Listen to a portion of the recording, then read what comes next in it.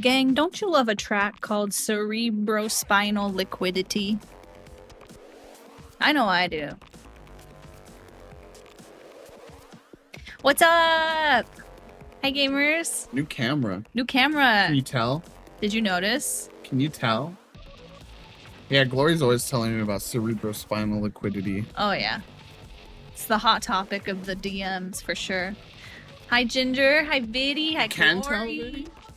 Wow. You can tell. Wow, are we? Our camera was that ass. Yes. The last camera was from like 2015. You're saying that because of when you make clips and you thing, and it's just because of the resolution we stream at, not the camera. It was a bad camera. It was. I'm telling It you. did its job. Sassy, Thank hello. you. I think I saw Fish was here, maybe, or I hallucinated that. Sassy with the I don't hydrate. think Fish has been in First chat. thing, I might have hallucinated that, or Yeah. maybe he said something in Discord, Fish is and not, I yeah. brought him here in my mind. He was one of those knocking on the door, and then he's not here. That is always him. Thank you. Shazame, okay, they're here but lurking. Fern's book club is back. It is so bad. I was gonna try to bring back the whole layout, but that would have been a lot of pre-stream stuff that we were already obviously late. Did we have a different layout for Fern's book club? Oh my gosh, bro! I You don't even straight up know. don't remember. There's literally, I made it for you. It was a whole thing, a whole stream layout. I know you made that, but I thought I only used that like when No. it was just me streaming. You've used it You like used that here for and all of here? Please Be Happy. Use it for. We'll see about that. I'll have to go back to the archives. It was a book club, and then there was a little frog on a bed. I know the frog. I know that frog. Go get up. Dang, we should have brought that back. What the heck? We were late because Phyllis was under the bed and didn't want to come out, and we had to. Yeah, that took a half hour. It did take a while. And then, you know, we were just getting promo out and stuff. But we are here. We are excited. We are fresh off of watching Neon Genesis Evangelion. Nate, it was a rewatch for Nate. It was the first time ever for me.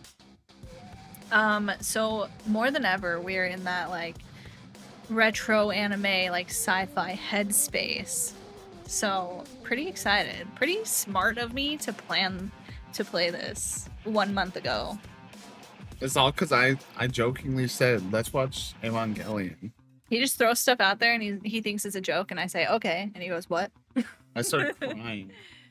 Yeah, he was weeping. I was like, I used to pray for moments like this. Ginger, one good thing about my injuries forcing me to slow down, I get to watch today's stream. Let's go. I really hope you're feeling okay. Injuries! And healing up well. That is such a bummer. But I'm glad you can be here. We always miss you when you're not here. So thanks for hanging out. That's all we do in chat. We're all just sitting around going, where's Ginger? Where's Ginger? Where is Ginger today?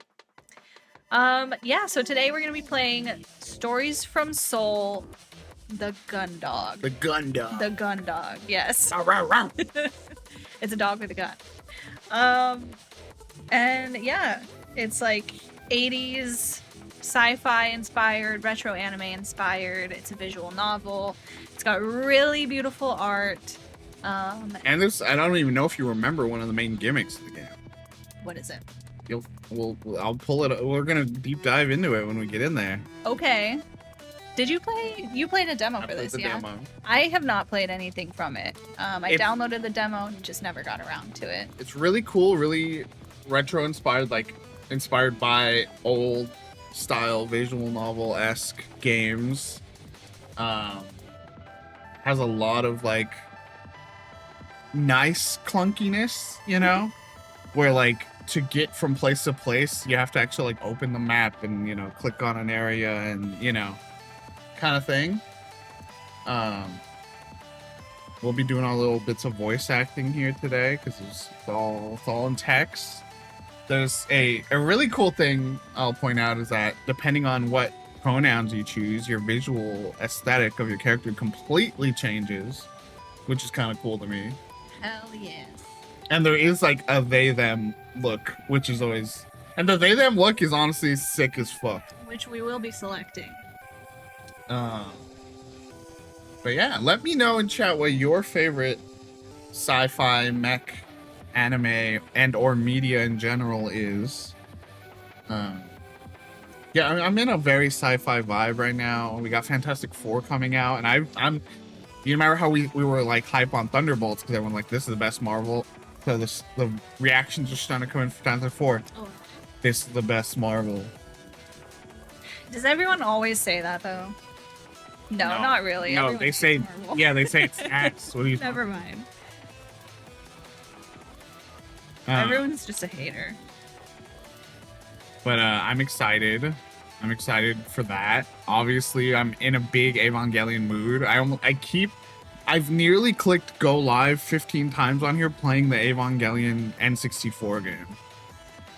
You've been playing it? No, I'm just saying like Oh. I've thought about going live Okay. just playing it.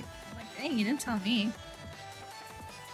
Ah, Never yes. really gotten into mechs, but I was there in the Voltron Legendary Defender days. The trench. I mean, that's mech. That's mech anime. It's the newest, iteration of that, but I've never really been big into mech media. I mean, there's not a lot of mechs necessarily in here, but Yeah. mech adjacent.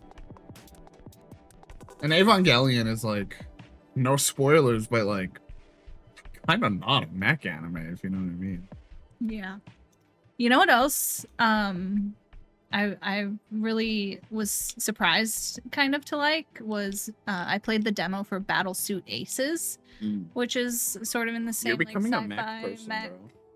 sphere, and I wasn't sure if I would like it. It's like turn-based card. It's like card. What do you call that? A deck builder. Deck builder. Well, not really, actually. That one's No, not yeah, really a it's deck. not. But It's more just like a Hearthstone kind of like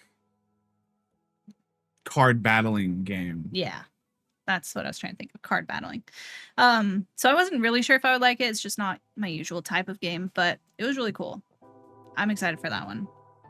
And that's from the Battle Chef Brigade. Yes. That's why you Yeah. were in from the start. Well, I was in from the start, but then I was like, I don't know though. Like, I love their work. Do I like cards? but do I like cards enough for this? But I do. I do. It was It's fun. really fun. It was a cool vibe. It's one of those games where it's like puzzle out the turn that will get you the best outcome. Mhm. It's got cool story stuff. I liked the world building and the voice acting and just everything. So pretty hype. All fandom, I mean, honestly, most fandoms are pretty rancid. It's just Fandom the way. be like that. Yeah. And Ginger, glad to hear that you're better, healing overall. Hope your hand heals up soon too. It doesn't have to be no, but them's the breaks. That's why we do VGG. We gotta fight back against it. Here at VGG, we're anti-fandom. Just kidding. Don't say that with the Just kidding. application I have out there. Real.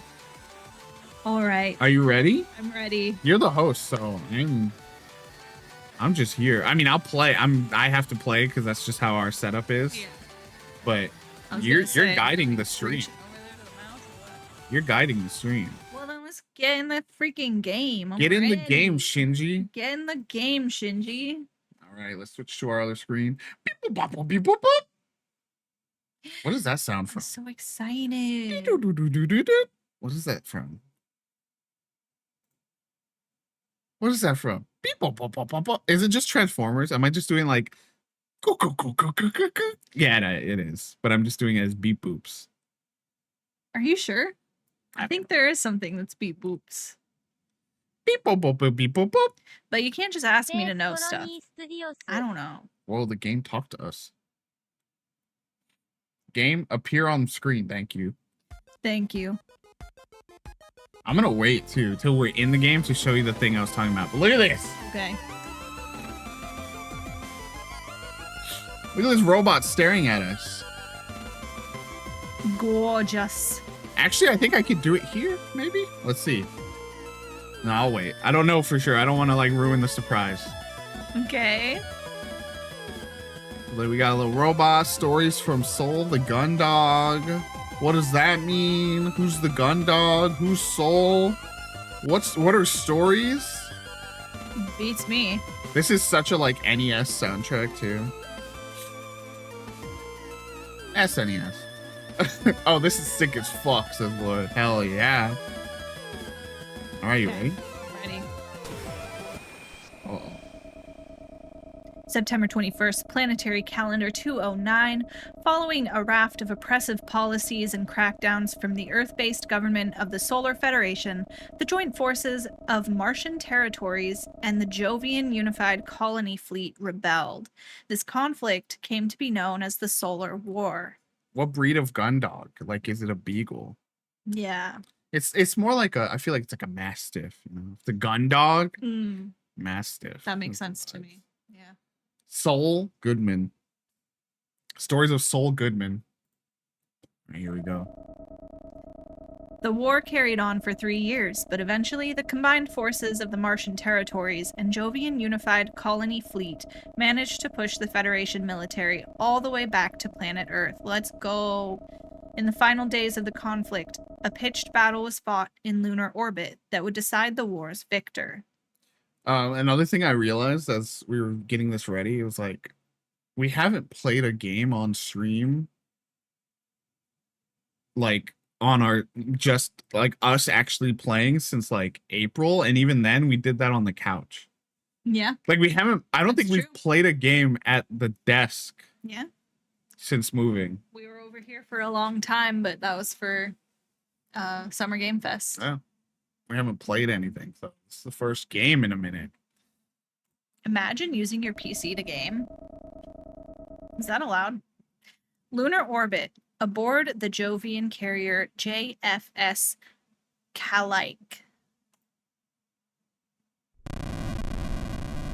You reflexively tighten your grip on your armored frame's twin flight sticks as another wave of vibrations reverberates through the cockpit. Look at this whole look, you know. I love the frame aesthetic. The creak of your new flight suit and your quickening breath are the only sounds that you hear above the gentle hum of the frame's subsystems. As you squeeze the controls tighter, their plastic casings creak under the pressure. You try and stay calm, knowing that these gentle vibrations are remnants of huge shock waves that are buffeting the Calaik, the carrier that you're stationed on. Each one is a near miss as an explosion tears through the space around the ship. You try to push the thought from your mind and focus on controlling your breathing, but you've already realized that their frequency means the Calaik must be approaching the front line. Uh-oh. Your squadron will be launching soon, and you'll be engaging in your first real sortie. Is that right? Yeah. Your first real flight, in fact. It's just like a military conflict. I don't know my military language. You feel your throat tighten. Simulations are as good as the real thing. That's what your trainer told all of you. BS. But you know that pilots are supposed to have hundreds of hours of live flights and training exercises in real armored frames before they're allowed anywhere near the front lines. Of course, that didn't happen. Command had told you that the modern simulators meant cadets could graduate without the need for these exercises. You'd overheard the rumors, though. The Jovian colony fleet had lost a lot of pilots, and still, wanting to keep pace with the Martian advance against Earth, had resorted to fielding anyone who could fight. Your whole squadron is just like you, freshly conscripted from Europa colony. You'd undergone basic training there, but almost all of your flight training had taken place on the cruiser's journey from Jovian space. You wonder how the others are feeling right now. Whether...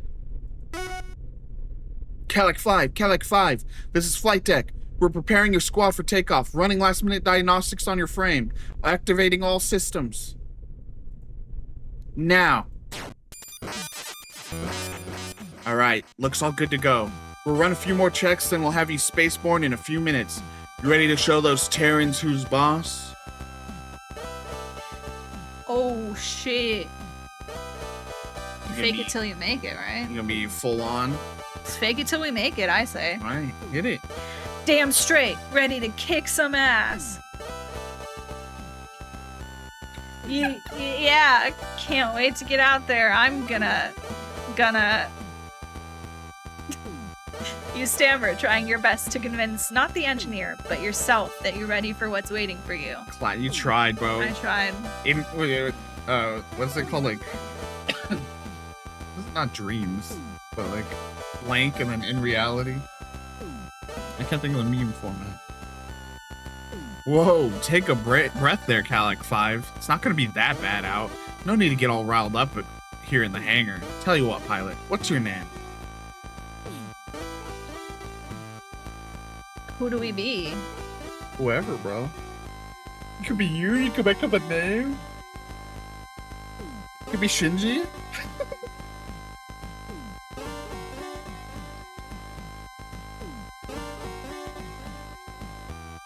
Oh, Ray.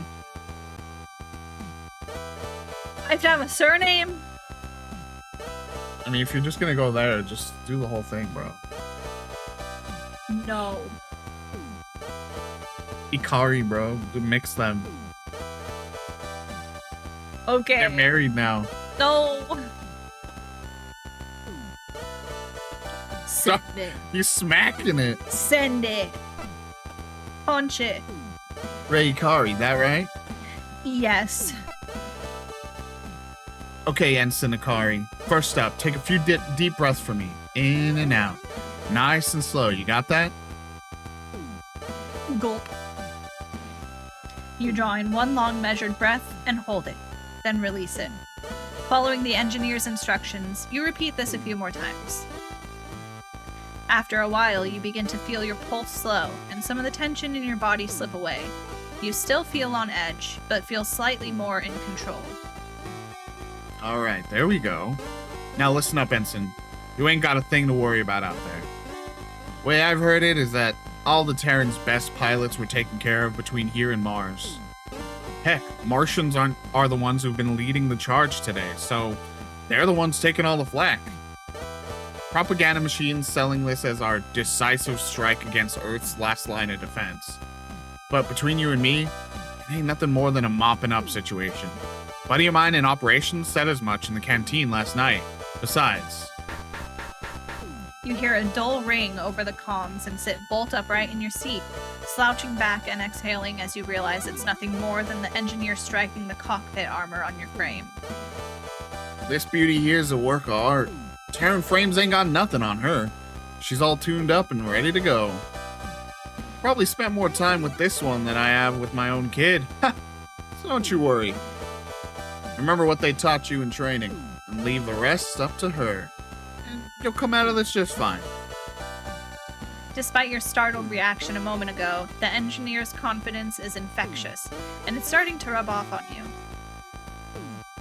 You adjust your position in your seat so that you're sat up straight, and the soft hum of the frame's system now seems more comforting than ominous. Just a mopping up operation, you think.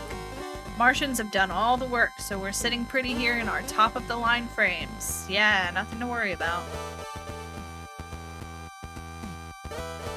So, Ensign Ikari, how you feeling about things now?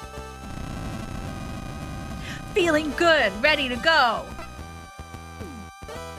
Yeah, I'm ready to get out there and kick some ass. You declare, channeling your newly tapped well of confidence. That's the spirit, Ensign. Now hang on to that, and we'll have you out of those hangar doors and kicking Terrans around in no time. Left alone with your thoughts, you tune back into the gentle hum of the frame. You watch the seconds tick away on the cockpit clock, whilst you wait for the order to launch. The wait seems to drag on and on. You carry out a few last-minute flight checks, but as you'd already completed them when you boarded, nothing has changed. Alright, pilots, listen up. This is Galak 1. We've been cleared for launch, so be ready for immediate action. All frames will be taken off in designation order. Attack formation. Sound off. Calag 2, ready. This is Calag 3, ready. Calag 4, here, ready for takeoff.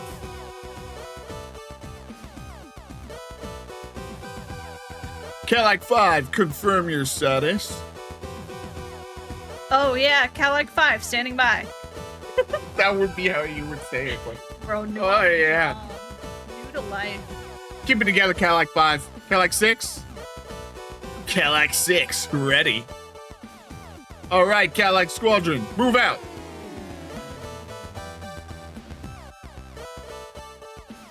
Calag 1 launching. Calag 2 launching. Calag 3 launched. Calag 4 moving out. Whoa, there they go.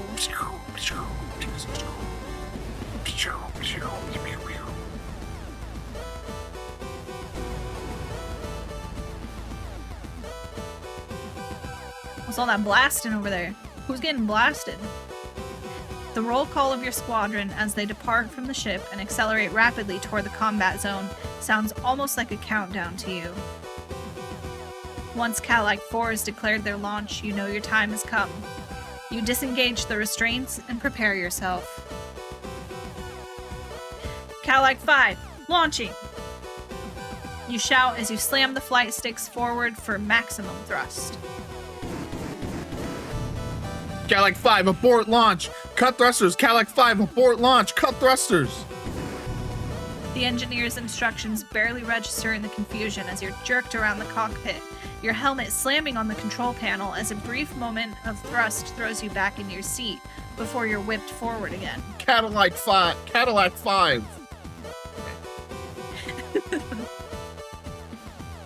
Warnings flash all over your monitors and sirens and alerts sound from all over the cockpit. Calag 5, abort launch! Abort launch and cut thrusters! It takes a few seconds for you to comprehend the engineer, but once you do, you quickly pull the flight sticks back to their neutral position. The roar of your frame's engine dies and your cockpit regains its previous stillness. You wince as the metallic taste of blood fills your mouth.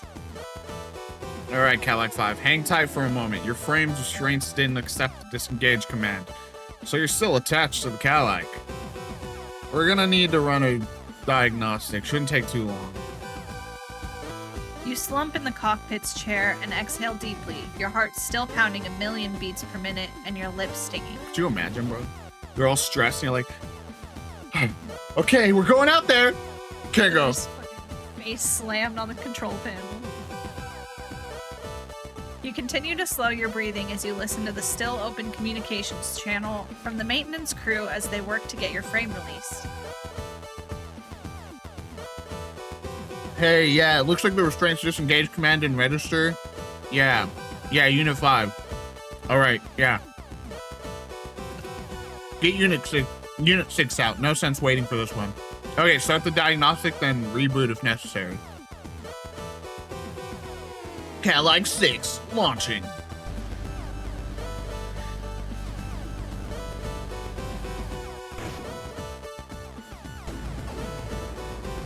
There they go. Whee! Time to go fight with my friends. What do you mean hardware fault? We've checked this like 10 times since Mars at least. Who was assigned Unit 5? Ugh. Oh, fine, right. Shut down systems and run the diagnostic again. I want this frame out there in the next 5 minutes. Calag 5, we're gonna shut down your frame systems for a moment so we can run diagnostics. Stay ready though, we'll have you launching soon. Calag 5, understood. Ready and waiting. They're all gonna die, survivor's guilt. That's what I was thinking. As your cockpit fades to darkness again, you release the flight sticks and suddenly realize just how long you've been clenching your fists around them. You flex your fingers and roll your shoulders, exhaling again as you begin to hear the muffled sounds of the engineers working on your frame's restraints. This is the pilot. Why are they doing that? Staring at the dead monitor, you slowly begin to smile. This was what you wanted, wasn't it? You'd spent so long worrying about this mission that you'd thrown up twice in the past 24 hours, and now it looks like that was all for nothing. You'd got what you wanted and you were safe. As safe as you can be, strapped to the outside of a military carrier in an inactive armored frame, anyway. Your smile widens inadvertently at that thought. Getting shot down in an inactive frame still in its restraints. You'd become a cautionary tale for engineers and pilots throughout the entire Jovian colony fleet. Your mind turns quickly to the rest of your squadron. When they returned, you'd be the laughingstock of the entire Calaik. The pilot who'd spent their entire first mission stuck in a dark cockpit. You'd dodged a bullet, but you'd never... This is Calaik 6! They've cut out the flight path. There's more. There's a whole squadron of carriers coming in from E-Field. Calaik 1! They're gonna cut you off from the fleet. Calaik 6's signal disappearing has you sit bolt upright as you begin pressing buttons, trying to activate your cockpit's main monitor so you can see what's going on. However, with your frame systems shut down remotely by the maintenance crew, you can do nothing but sit in the dark stillness and listen to the events unfold. Calaik 6, respond. Calaik 6, what's going on? How many carriers are coming in from E-Field? Ma'am, Calaik 6's signal has been lost. It's not responding. Ma'am, he's... Hold it together, Calaik 4. All units, form up defensive formation on me. I said all units, Calaik 2, don't break formation. Ma'am, they're firing on us. There's so many of them. Oh God. Ma'am, help. In an instant, your communications channel is flooded with cries of terror and panic. You hear your squad mates, your fellow pilots' exclamations of fear as this unexpected enemy force bears down on them. Screams and yelps, wails and howls fill your head as you sit powerless in the dark confines of your cockpit. Hey, who's out there? Engineering! Hey, get me ready, I can help! Get me ready to launch! Engineering! They're getting killed out there, I need to go now! You shout demands to get your frame ready for launch over the channel, but are met with no response. Ginger said, I'm summoning Ben. Get him here.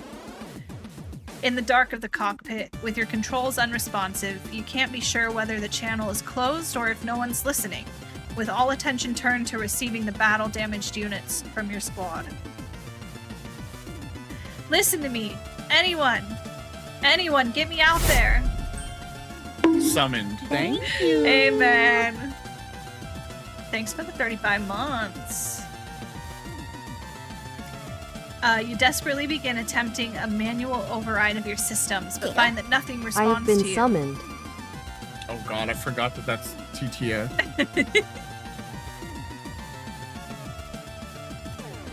The only spark of life that you can glean from your frames is the small diagnostics progress bar. I need to be out there. Anyone, hey! So we're in a giant mech. But we got stuck in our ship and our squad all left.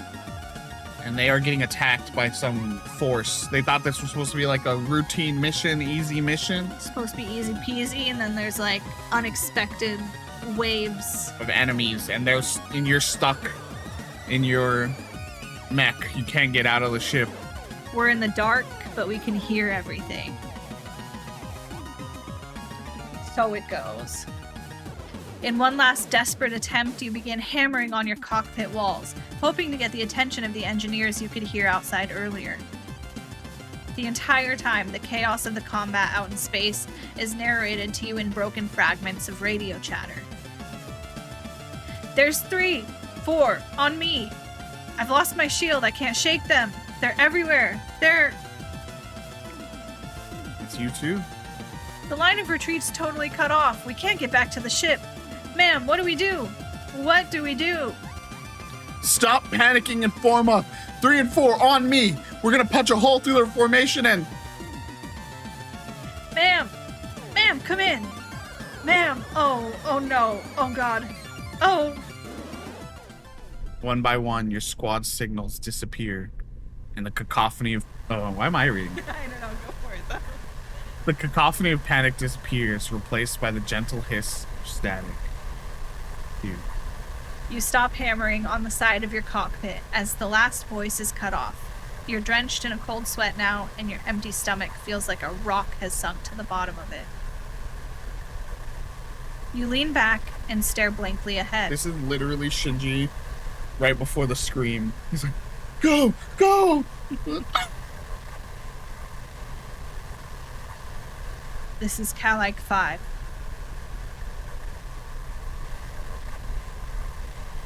Ready for takeoff. Vinny called it right away, dude. September 21st, Planetary Calendar 209. Despite last-minute reinforcements for the Solar Federation from their headquarters on Earth, the battle above Lunar is a victory for the joint Martian and Jovian forces. This would be the final battle of the Solar War. Having lost their last stronghold on Lunar, the Solar Federation would agree to a ceasefire and sign an armistice to end hostilities. An uneasy peace fills the solar system. With the conflict between the Solar Federation and the Martian-Jovian alliance concluded, the Calac and her crew soon returned to the Europa colony near Jupiter. April 19th, Planetary Calendar 214. What's it been? That's like 5 years ahead. The reduced need for pilots away from the delicate space between Earth and Mars saw Ensign Ikari reassigned to security detail aboard various Jovian ships. They're eventually promoted to lieutenant. 4 years have passed since the battle above Lunar. The Jovian colony fleet, fearing fresh aggression from Earth, has increased patrols near its colonies after picking up unusual signals coming from further out in the solar system. The patrol ship JFS Gundog is dispatched to support the JFS O'Brien in its investigation of these signals. Shotgun. Jovian space. Aboard the Jovian patrol ship JFS Gundog.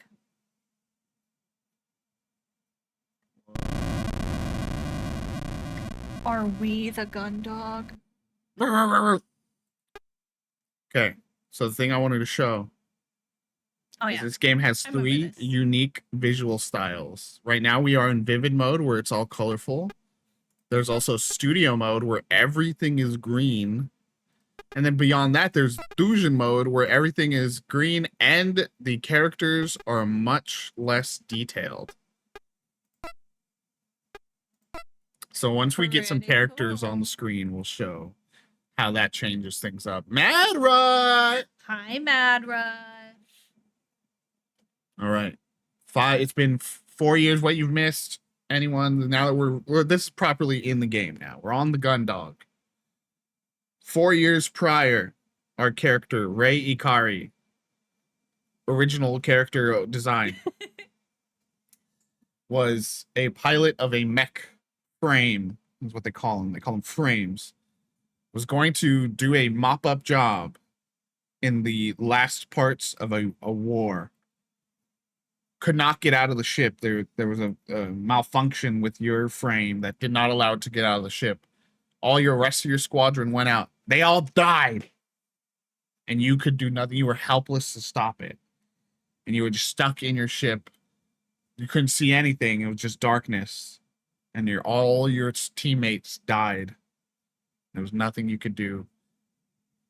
4 years later, we did security detail on various ships, got promoted, and now we're on the Gundog, assisting with a exploratory mission because of strange signals out in space.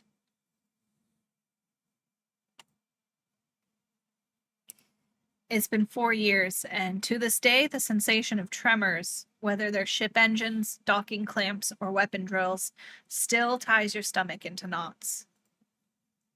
A bad trait for a ship's security. I was trying to make it go faster. You gotta stop doing that. You shake your head and exhale slowly, taking a moment before stowing the last of your possessions and pushing the drawer closed. You feel the click as it locks into place, and the exterior plastic paneling sits completely flush with its surroundings. Stepping back, you look around the room. You take another deep breath and hold it for a moment. Although this was far from your first posting as a security officer, you always felt the same sense of trepidation, if not anxiety. As similar as all the ships were, they all came with their own unique crews and personalities, and with those came unique problems. Breathing out, you take a look around the room, taking stock of your surroundings. Select the look button. Examine your surroundings by selecting items of interest. Select it again when you're done. Boop, we're in look mode. This lets me control the room's lighting from the bed. I keep my books here too. I'm currently reading the Tales of the Cosmic Champions series. Oh, there's always trauma in the games we play, Madra. Oh yeah. There is trauma aboard this ship. A standard cruise bunk. Once you've slept in one, you've slept in them all. Although, this is one of the nicer ones I've been assigned to. Lori asked earlier what breed the gun dog is. It's trauma breed. Yeah. So, like, a pug. The wall panel can be removed by jimmying it with a thin object, and crew members often stash contraband there. Looks like this one's not been touched, though. It's just a normal storage unit. I travel light, so mine only has clothes in it. This terminal lets me access the ship's computer. It's got a clock, a word processor, and even a calendar. Whoa, that's advanced. Calendar? That is advanced stuff. The gun dog has it all. But do they got games? I can also access records and my orders from here. But for anything else, I'd need to access the core, which is limited to those in operations or command.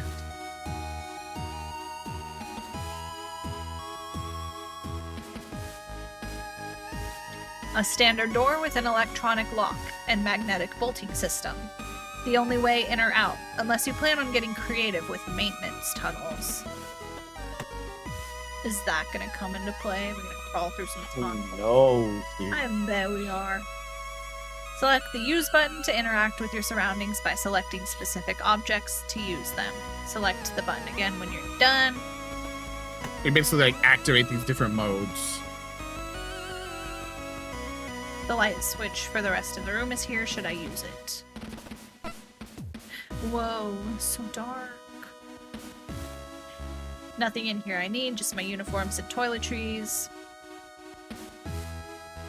Middle of the day based on Jovian Standard Time. Looks like I've been instructed to report to the bridge to meet the captain. I haven't met anyone yet since my transport to the spaceport ran late, and I just about made it on board before launch. Vinny, you called it. They all died. We were stuck in our ship, our frame, and all the squad died. And now we're traumatized, but we work security detail, and now we are a lieutenant. Oh, okay. Okay. They're just reporting their latest activity. Reporting in! Captain! Reporting in, back from Burger King. You step out into an empty corridor, and the door to your quarters gently hisses shut behind you. Its keypad gives a short series of beeps, and you hear the lock engage. Were you listening to the stream or to the microphone that you planted in our room? Yeah. Good Which question. one? Maybe both. The dull thrum of the ship's systems is barely audible, but otherwise you are stood in total silence. What burger did you get? The air is cooler outside of your quarters, and the corridor has a sterile lack of aroma. This has been the same on every ship you've been stationed on, and at this point, it doesn't surprise you. Okay, so this is a Swift-class patrol vessel, which means if I leave this quarters block, I'll be in the foreside thoroughfare. Ooh, cherry mellow yellow. Fancy. Oh, wait. One, to have mellow yellow. That's already rare enough. But then you flavor it? If I go right towards the aft, I'll arrive in the central hub, and then I can head to the bridge. So we want to head right. Let's look around. Okay. Hansen Cruise.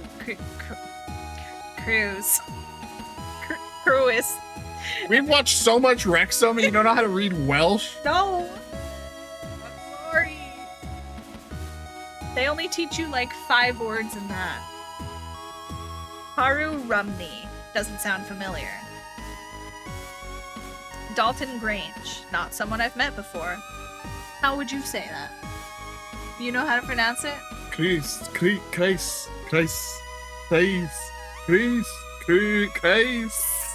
That's offensive. I'm trying. Dylan Is that offensive to try? Dylan Dees. What? Dees what? Can't say I've run into them on any other ship. You noticed something though. You noticed that? What? Oh, I don't know. Not familiar. Blah blah blah. Not familiar. Blah blah blah. Just dun dun dun. Uh-oh. All right. I guess we go to the Foreside Thoroughfare. You leave the crew block behind you and find yourself in a much larger corridor that stretches off to your left and with multiple smaller corridors leading from it. To your right, the corridor leads to a large plaza-like space. A very faint breeze coming from your left ruffles your hair and chills you slightly as you hear the sounds of human activity. Oh, people. I also get chills when I hear people nearby. People. From the right, you can hear the hum of the ship's engines more clearly now, as well as the occasional low, quiet whirring sound. Looks like I was right. This portion of the thoroughfare will let me access both sets of crew quarters, the mess hall, the hangar, and the central hub. From there, I can access the rest of the ship's areas. I should hurry up to meet the captain before I look around anywhere else. Make me. I wonder what could be down that way. Fire control, maybe? The mess hall. I don't imagine a ship this size has a cook, or even a kitchen, so it's probably just a vend-mate unit. Or only eating vending machine food? It's like sci-fi future. It's probably like Bro. ramen. They only have word processing and clocks on their computers. How futuristic is it? Calendars. And a They calendar. have calendars on this one, so they got the good food. The ship's hangar. Since I'm on security detail, the only time I should be spending there is when I'm carrying out my daily checks. On a larger ship, you'd see people coming and going constantly, so it's eerie how quiet this one is. They're just running Linux. As you enter the central hub, you hear a low whirring noise and the engines grow louder. You can see the readouts above one of the elevators change, letting you know someone is using it to travel to another part of the ship. Looking around, you see the entrances to both the fore and aft sides through aft side thoroughfares, as well as the corridor to the airlocks. These elevators will take me to the bridge where the captain will be. I shouldn't waste any more time. Knowing that you need to report to the captain, who at this point in the ship's journey should be stationed on a bridge, you make your way towards the elevators and press the call button. You step back and watch the indicators above each elevator, waiting for one to arrive. As you wait, your mind begins to wander, and you're caught unaware as you feel something suddenly jab into your back, and a voice from behind you declares, Yeah, see? Too busy. You gotta work. You gotta do your security job. You can't make food. "That's sad. Vending machines. So sad. It better be really good vending machines." Just got a gun to our I back. know. The gun dog. The gun to ruff. Voice behind you declares, hands in the air. Identify yourself. Your posture stiffens as you snap back to reality, caught completely off guard by the voice behind you. We're already in a fight, bro. Gotta roll for initiative. I'm just trying to take the elevator, man. Thoughts race through your mind as you try to figure out what's going on. Could there already be another security detail on board? That shouldn't be possible. As far as you knew, you were the only one. Unless... I said hands in the air, punk. You tentatively raise your hands, palms flat and facing forward, as whatever has been thrust into the small of your back is removed slowly, and you hear the person behind you take a step backwards. You exhale and begin to turn around. Lieutenant Ikari, Security Detail, ID SO254JFSG. I'm on my way to meet the captain to... Huh? Where you'd been expecting a gruff crew member, instead you're met with a bright and cheery officer waving a pen around with a large smile on her face. So here, now we can fully show you the 3 different art styles. So we got Let's Vivid, see it. we got Studio Mode, where it's just green, but then there's also Fusion Mode, which is just a less detailed version of the character. It's kind of fun. They all look really good. Yeah. I want to experience some of the other ones, but Maybe we'll switch it's around. hard to pick. Maybe we'll put a redeem in. Oh.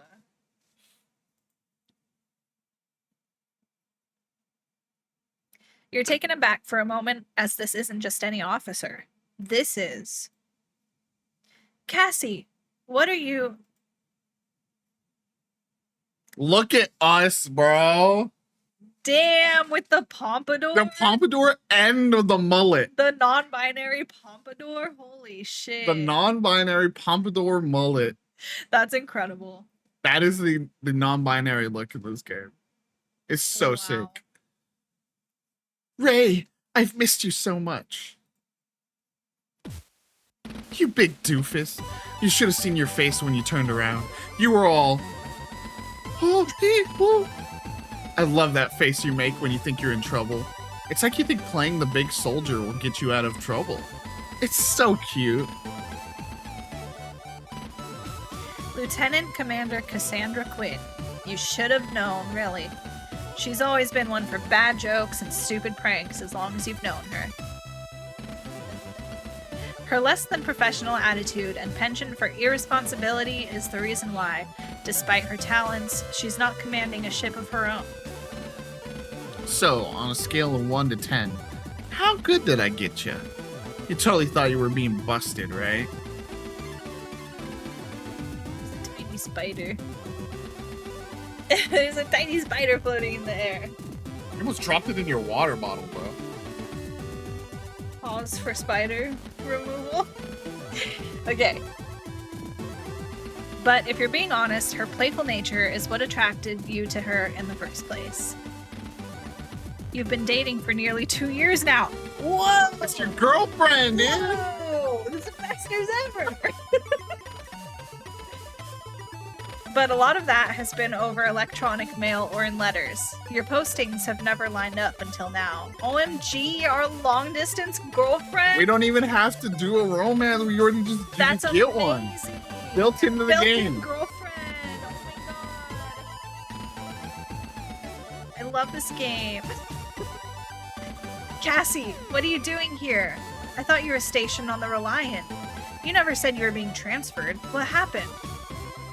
Well, the thing about that is, you might say that a disagreement with the head of operations on the Reliant led to a lateral trajectory for my career. Biddy, don't put that on us. I'll never let her go. Cassandra, please. That's you're calling her Cassie. This is Chance saying Angela. And Cassandra. Okay, so maybe when it came time to change the ship's cybersecurity passwords, I couldn't be bothered to spend all day sitting in the computer core, waiting for it to generate new codes.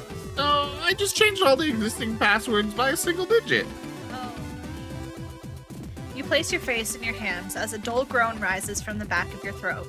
This isn't the first time you've heard a story like this.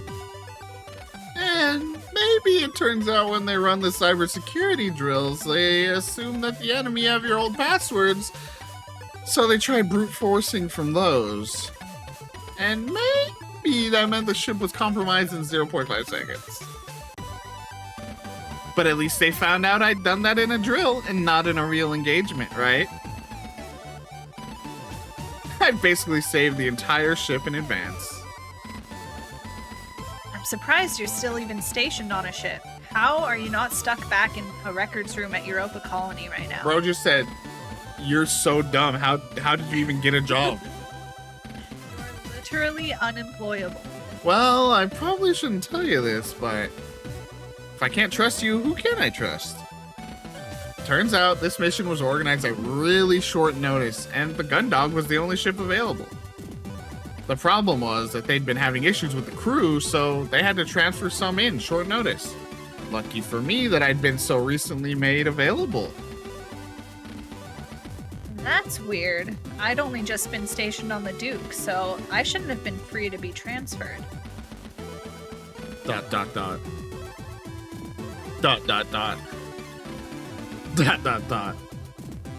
Okay, you figured it out. I may have used one of my contacts from the Academy who works in resource to transfer you over here. I'm pretty sure you know every regulation you broke by doing that. Wow, when your girlfriend wants to be with you so bad, she She breaks all the rules. breaks all the rules. Oh my God. She really likes us. Oh, what was I supposed to do? Get stationed to some tiny ship heading out to the middle of nowhere with no one I know on the crew? We haven't seen each other in months. Aren't you glad to see me? Of course I'm glad to see you. I've missed you too, you know. It's been a long time. Red flag. You don't become part of the Reliance Operations Department without some serious talent. I'm not going anywhere. Oh, you said you were on your way to see the captain, right? Have you had a chance to look around the ship yet? No, not yet. I was gonna... Great! I'll show you around. I've been here a few days, so I basically know the ship like the back of my hand. Where do you want to go first? I was on my way to see the captain. I felt the engines start up, so I know we're launching soon. And I thought that I should probably report in as soon as possible. Oh, don't worry about that. I've already logged you on board, so it's just a formality now. Besides, Captain Bartermuse isn't exactly a stickler for procedure, so he can check out anywhere you want before we head up there.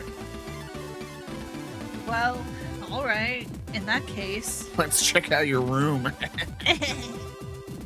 Gross. Great! Is what you meant. Mates only want one thing. Great is what you meant. This is gonna be the best tour you've ever been on. By the time it's over, you'll have seen every inch of this ship and met everyone on board.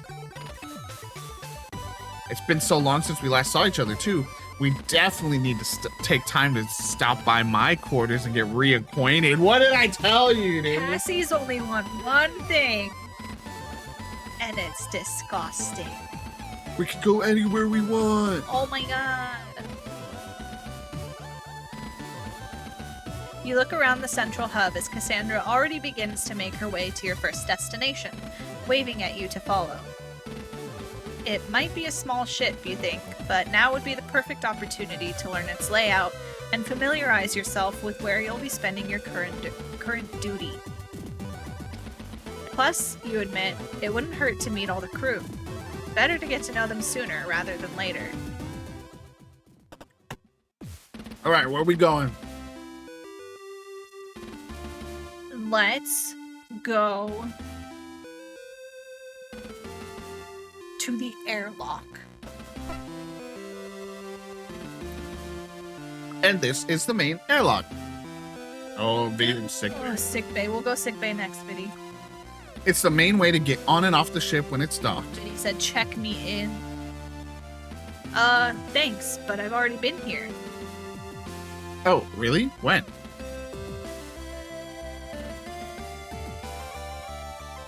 Actually, I think I'm confusing it with somewhere else. What else can you tell me?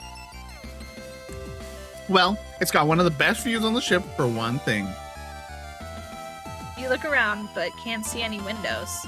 You wouldn't expect to on a military vessel where an inclusion like that could compromise the structure. here? Really? Yeah, really. Check it out. Cassandra strides over to the terminal set into the wall next to the airlock hatch and quickly begins typing commands into it. You hear a sequence of beeps, and she stands back, gesturing proudly to the screen. Not too bad, huh? You look at the screen, but all you can see is a dark display with a few errant pixels suspended on it. Is that working? Of course it's working. Look. You stare a little harder at the screen, and although it takes you a moment, you eventually realize. That's an external feed. That's right. Normally you can only see out of the gun dog from either the bridge or the hangar. But the ship's covered in smaller cameras for combat situations. You can access the feeds from the terminals around the ship. That's actually pretty cool. But isn't the view from the bridge or the hangar better? You know, because you're actually looking out. Well, maybe, but there's always someone else around. You never get the view to yourself. No one ever comes here and it's so quiet. It's almost like you're out there. I guess I can see what you mean. It's pretty quiet out this way, and with a fancy screen like that, it's basically the real view. I knew you'd understand. I'll add the command to your terminal access. That way you can come out here and see the stars whenever you want. Thanks.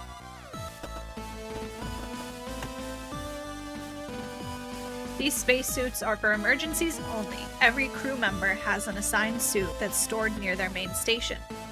These suits here are in case of evacuation, when those stations are inaccessible. This is the main crew airlock for crew use. It's used to load and offload basic supplies and equipment. Everything else is brought in through the hangar airlock. Aside from the fact it controls the airlock, it's a terminal like any other. Although, with the silence, I suppose this one's good for getting a relaxing view of the stars. Underneath that panel is the manual control for the external airlock hatch, just in case of mechanical or power failure. I've had to open one as part of a drill before, and it's not easy. Alright, sick bay. Sick bay, sick bay, sick bay! The elevator doors hiss open, and you both step out into a wide open room. This one's for S-Video Tech. This one goes out to all the sickos out there. You're immediately struck by the glare of high-powered lights that are set into the ceiling, and just as you regain your vision, the powerful aroma of clinical disinfectant burns at your nostrils. Looking around, you see the standard features of a sick bay, a set of beds that extrude from the wall on one side, and a large gallery window set into the wall on the other, indicating the presence of a surgery wing. The walls are lined with cupboards and cabinets containing medical supplies, and various devices sit on countertops. In the middle of the room is a large desk set to face the entrance. On the side closest to you are 2 chairs, and on the other side sits a figure that you almost mistake for a piece of medical equipment until they look up. Miss Quinn, excellent timing. I've just finished the analysis of your... Hey, Doc, don't worry about that right now. I'm giving a tour to our new security officer. Very good, Miss Quinn. Hello, Lieutenant Ikari. I'm the ship's doctor, Cypher Rosario. I reviewed your file already, so please feel free to stop by with any complaints. But since you're here, Miss Quinn, I'd really like to talk about your gastro... Honestly, Doctor, it's fine. We can talk about it... Intestinal. Doctor, later! Distress. Okay, Doctor, a moment, please. Honey, if you could just give me a few minutes with the doctor. Yeah, no problem. Man, hot girls really do have IBS. Real. Cassandra grabs the doctor by his sleeve and drags him over to the surgery wing, yanking him through behind her. Once the door closes, you can't hear them, but you can still see the two through the gallery window. This is why Viddy wanted to come here, bro. Wanted to find out about the gastrointestinal issues. Of course. You decide to turn your attention away and examine a nearby poster on space illnesses. Da-da-da. Da-da-da. Whatever happened to doctor-patient confidentiality, huh? Just going right into it. Yes, thank you, doctor. I understand. So that includes any synthetic meats or carbohydrates. Understood. But as I've explained, I've got a full supply of NutriShake powders that should serve as a balanced replacement for the meals from the food vendor and should alleviate your doctor.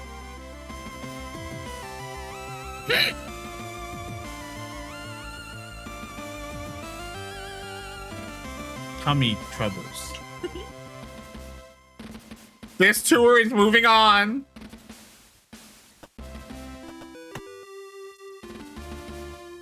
Those beds are for patients who need to stay in sickbay for whatever reason. All the monitors behind them are to display patients' vital statistics. It's rare you'll see one used. All those cupboards and cabinets are jam-packed with different medical supplies, tools, nutritional supplements, and so on. I guess it's good to have it all on hand. That portion of the sickbay is separated off for surgical procedures. It has its own separate environmental controls and is completely sealed from the rest of the ship when in use. Do you think she went in there because she had to let one loose? Yeah. She's like, doctor, come here. It also contains robotic assistant units. It's state-of-the-art, but you'd still never want to end up in there. Where to? Where to? You decide, bro. Fine. I mean, we have to go back to these thoroughfares. I forget which one's which, but... Me too. Let's go for side. We're back. As you head away from the central hub, the noise from the engine becomes quieter, and the ambient temperature feels noticeably cooler. Thoroughfare stretches out in front of you with doorways leading to other areas of the ship visible in the distance. And here we are in the...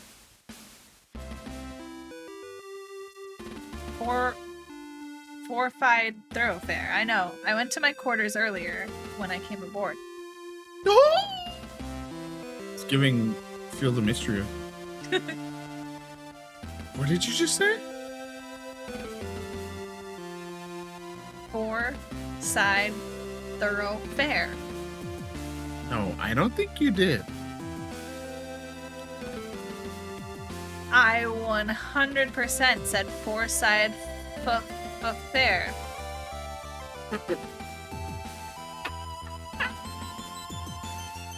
It's a tricky thing to say. You try saying it quickly. Forsyth Thoroughfare. Forsyth Thoroughfare. Forsyth Thoroughfare. Aha, yourself. We'll call this one a Drawley. Okay, where are we going? We were in corridor 1, I think. See the other side. Let's go corridor 2. And this is the second set of crew quarters where operation staff, that's me and Vanessa, the department heads, and the captain have their quarters. Makes sense. Of course, it's obvious why you'd come this way so soon after finding out I was part of the crew. What do you mean? I'm supposed to be meeting the captain soon. I know. And despite that, you've let your libido guide you to my quarters. You animal. Oh my goodness. Let's maybe save that for later, okay? You tease. I love her. Let's go. Let's go, dude.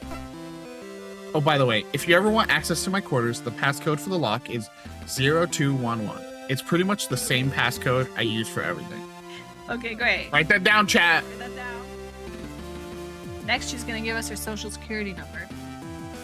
0211. Got it. That's low, dude.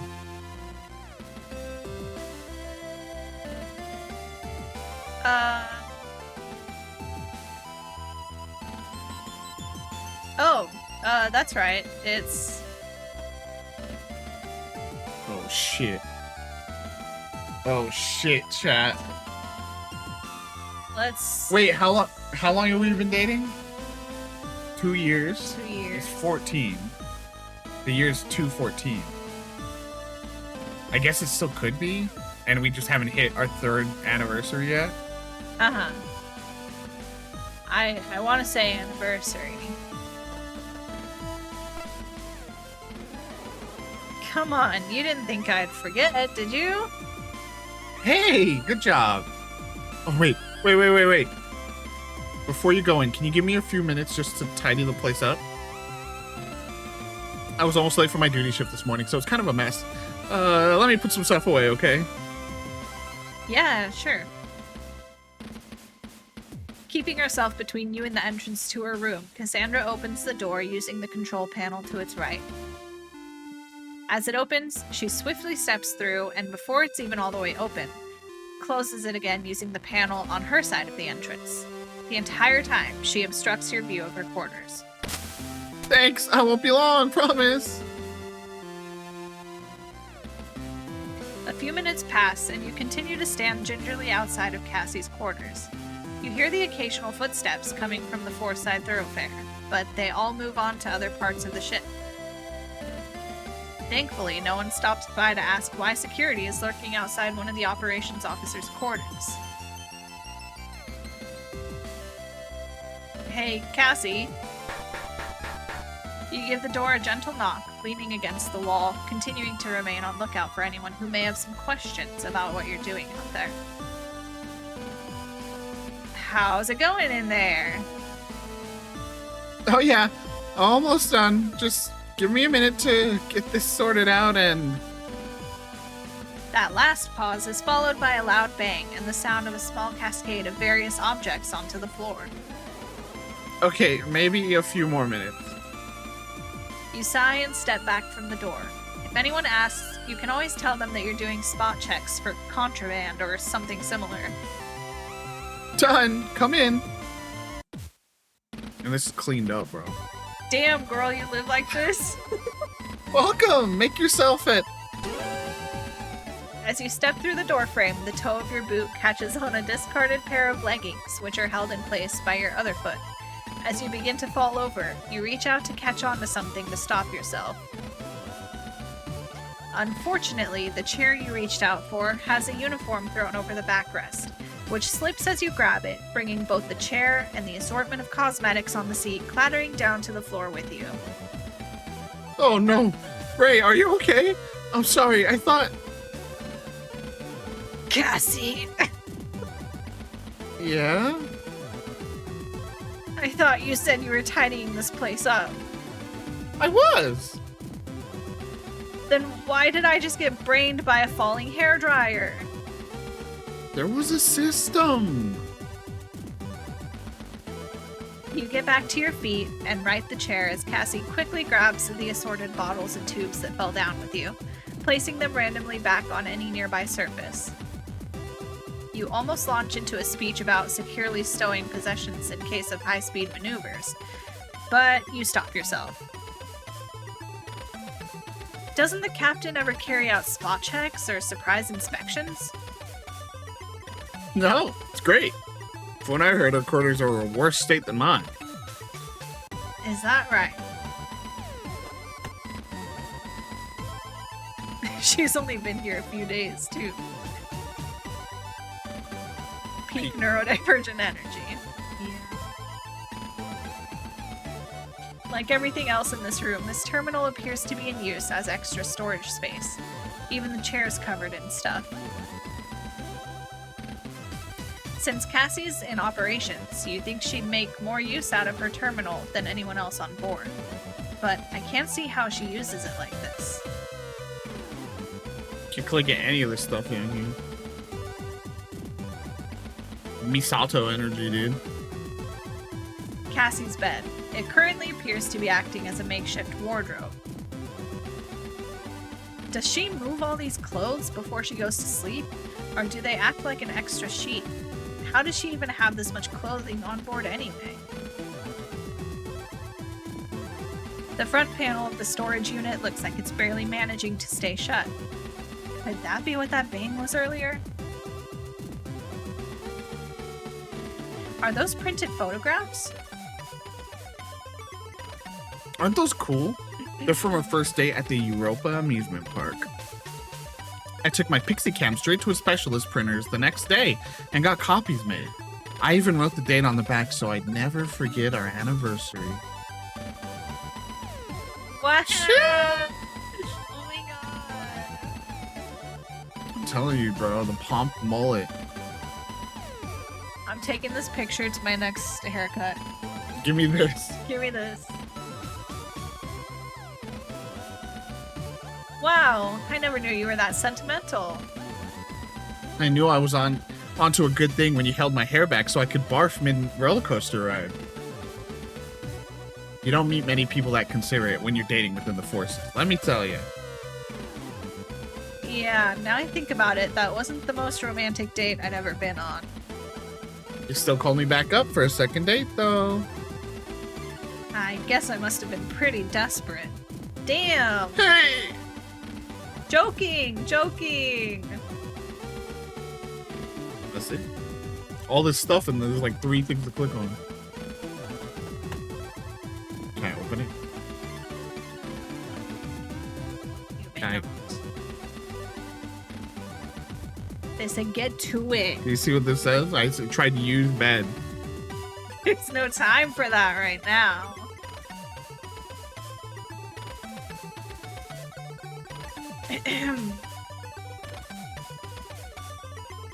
Wow. 2/11, 2/11. Oh, it's freaking Europe, Fitty, so it's not even February 11th. It's Europe numbers, bro. I forgot Europe exists.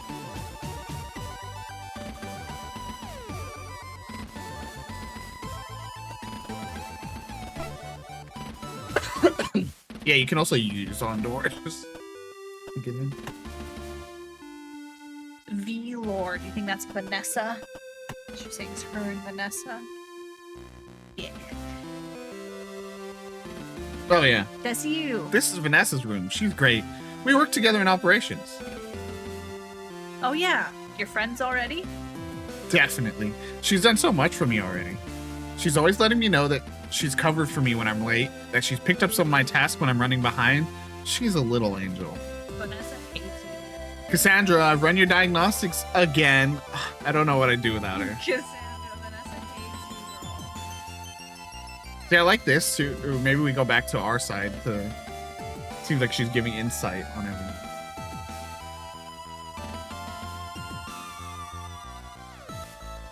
Have you met the chief yet? Chief? Do you mean Mackenzie Cathays? No, I haven't. She's cool, but she can be pretty scary sometimes. Scary. Yeah, she takes the role really seriously, so you don't want to get on the wrong side of her. Hey, you! Get out of my engine room and back on the bridge where you belong. Stop goofing off and playing around in the hangar's low gravity, or I'll open the doors and throw you out into space.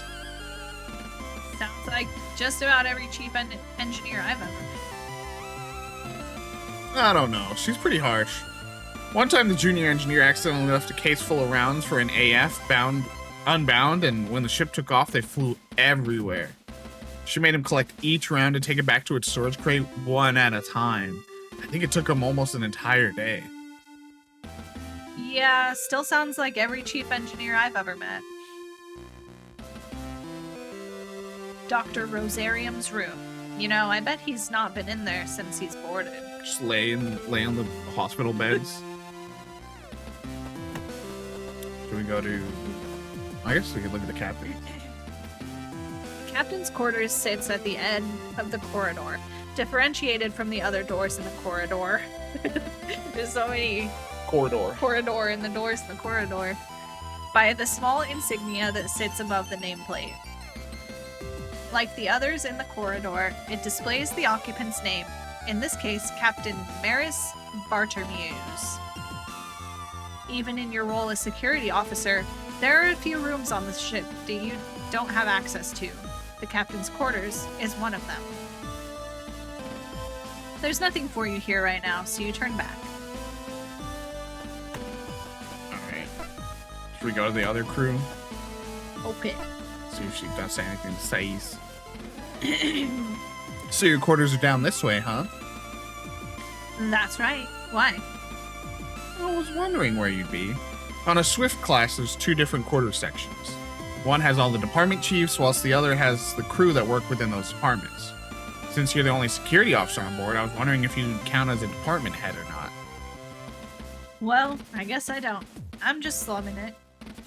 Oh, that's not... What I meant was that, I'm messing with you. Don't worry about it. The head of security is typically under the captain's instruction anyway, so it makes sense that my quarters are down this way. I guess so, when you put it like that. So, have you met any of your neighbors yet? Let's see. Hanson Cruz, Chris. Yeah, I know this guy. Oh, you've met him already? Not on the gun dog. I knew him back on the Cowlike. Oh. Is he the guy you've told me about? Uh-oh. That's right. Not what you'd call my biggest fan. Oh, honey. I'm sorry. What's that about? So someone from the trauma? From the past life. Haru Rumney. Nope, not met them yet either. I haven't spent much time with Haru. They're the second AF pilot on board the Gundog. As far as I know, they're a pretty good pilot, but that's only from what they say, so I can't say for sure if it's true or not. Haru spends all their time hanging out with Hanson, and the two of them swagger around like they own the place. Spends a lot of time with Hanson, huh? Guess that tells me something. Dalton Grange. Haven't run into him yet. Dalton's such a sweetie. Is that right? Yeah, he's the junior engineer. He's actually just a student working towards his degree in naval engineering on a JCF scholarship, so he's still really eager to please. You can watch him bounce around the hangar like a pinball, trying to get everything the chief tells him to do as quickly as possible. Sounds like he's a little bit highly strung. You bet. He's right at the start of his training, so he'll jump the second you tell him to. He can go into the hangar and shout, "Dalton!" and he's there in a second. The other day, the chief told him to find her a left-handed wrench, and he was tearing the hangar apart trying to find him. Poor kid. Oh, he's okay. The chief was only busting his chops.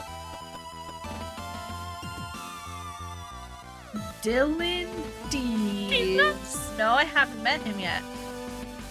He's a ship's gunner. Bit of a weird guy. You're more likely to find him in the fire control than you ever will in his quarters. Oh, yeah? Yeah, he brought tons of cassettes with him, and day or night you'll find him listening to them one after the other. Jam. He's always sat staring out in space or air drumming along. He doesn't really talk to anyone. At least he's always at his post. That sounds like the one we gotta befriend. Very well. Let's go. What are you listening to, Dylan? Moving beyond the mess hall and the hangar access, the two of you continue to the furthest end of the four-side thoroughfare.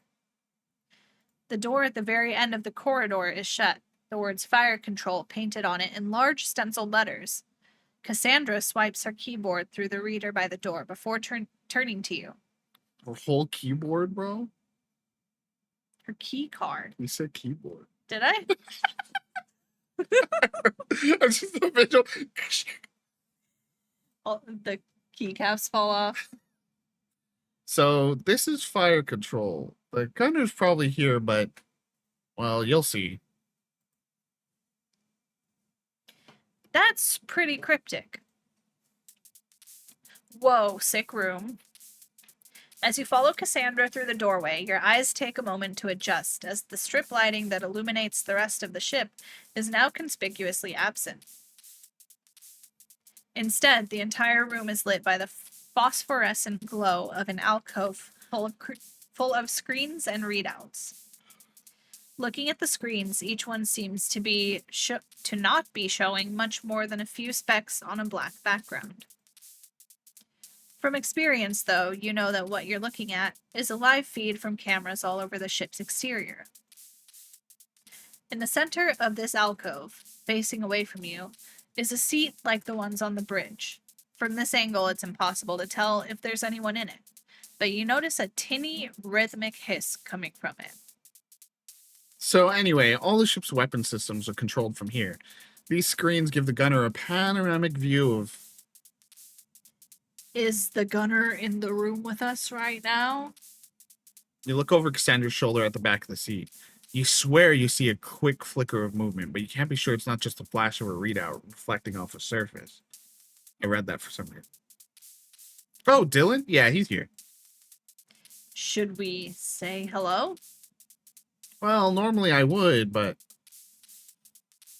Cassandra leans back slowly, as if trying to surreptitiously sneak a peek at what's on the other side of the chair without it noticing her. She quickly turns back to you after a moment's pause. He just looks so in the zone, you know? It seems a shame to interrupt him. Interrupt what? Cassandra leans back again, and after a moment, quietly gestures for you to come take a look. I like this kid. Sat in the chair is a man who looks a little bit older than you. His eyes are closed and his face a picture of absolute serenity. Over his ears is possibly the single largest pair of headphones you've seen in your life. As he sits there, oblivious to your presence, his right leg bounces up and down and his wrists flick constantly. You wonder for a moment if he's okay, before spying a cassette player poking out of his jacket pocket. You realize that the hiss you hear is the slightest whisper of the music that he's listening to, escaping from those substantial headphones. Is this okay? Shouldn't he be a bit more attentive? Don't worry, it's fine. He's not even on duty. Yeah, but what if there's an alert? Let's find out. Cassandra moves over to a panel just before the monitor laid in an alcove and takes the receiver off the wall and enters a few numbers into the keypad. Hi, Vanessa. Yeah, it's Cassie. Can we test the alert system in fire control? No, I know it's not scheduled. It's a spot check. Yeah, random testing, you know, Chief's orders. Of course she asked. Why would I be asking for a spot test of the alert in fire control if Chief didn't ask? You're a darling. Thanks. Okay, 3, 2, 1. Loud! In an instant, you see the figure in the chair bolt upright, yank his headphones off, and lay his hands on the fire control systems, his head snapping back and forth as he rapidly surveys the walls of monitors. False alarm. Hey, Dylan, don't mind us. Just had to do a spot check on the alarm system. Chief's orders. Oh, hey, Quinn. No problem. Who's this? Lieutenant Ray Ikari, ship's security. Oh, hey. Warrant Officer Dylan Dees, gunner. Welcome aboard. Thanks. Well, let me know if you guys need anything. That alert totally got in the way of an awesome solo, so I'm gonna rewind and pick back up where I left off. Good to meet you. Don't stop the music. That's right, Betty. That's right. Every single one of these screens is linked to a camera on the ship's hull. Although it doesn't look like it, this actually represents a 360-degree view of around the gun dock. Worm! Are we time chat? Every single one of these screens. Oh, that's the thing. Why Is the that heck all is you can separate? click on? I've never been on a ship as small as the gun dog, Worm! but the controls for the ship's weaponry don't look anything like they do on a bigger ship. They look more like they belong in an office or something.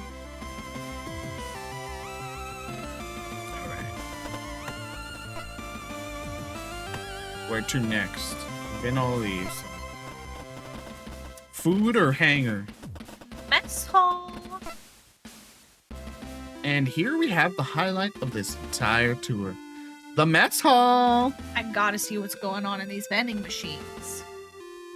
Cassandra's face is radiating happiness as she gestures through the double doorway they are stood by, into the mess hall. Looking inside, you see a canteen like any other. Tables, chairs, vending machines, it's all here. This is the highlight?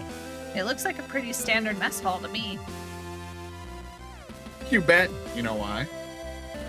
Tell me. Because they got both of the different kinds of vending machines.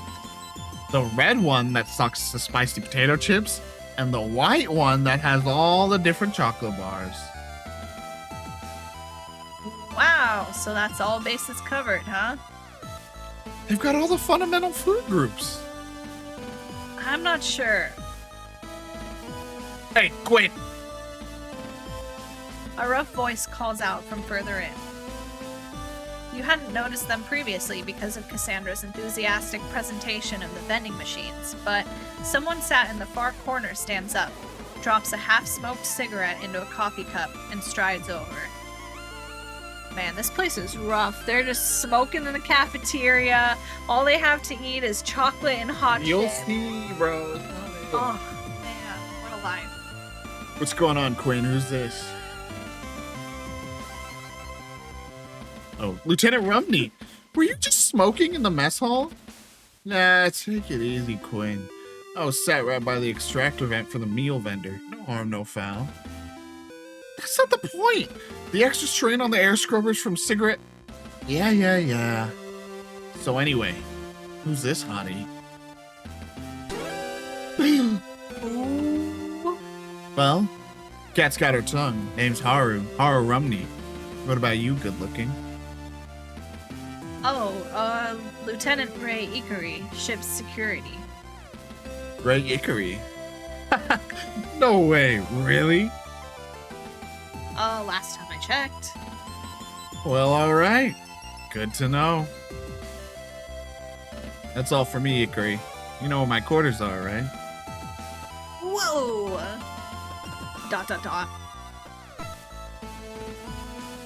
Well, you're lost, Lieutenant. Catch you nerds later.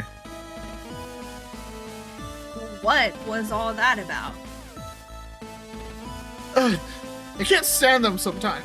They swag around the ship like they own the place just because they're one of the only 2 pilots on board.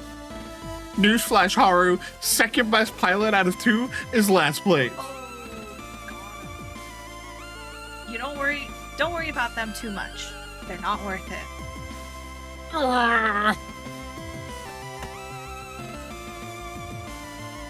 Putting out your half-smoked cigarette and your half-drunk coffee. Pretty gross. I don't know why smoking on a ship hasn't been banned yet. That's right, brother. That's right. See, there's this. A standard food vendor unit installed in all JCF ships. It's half robotic chef, half vending machine. You select what you want and it prepares it for you. So it's not just vending machines. They got a little robot chef. The ingredients are almost all long-life synthetic reproductions, but it's pretty convincing. When you're done, you can slot the plate back in for cleaning.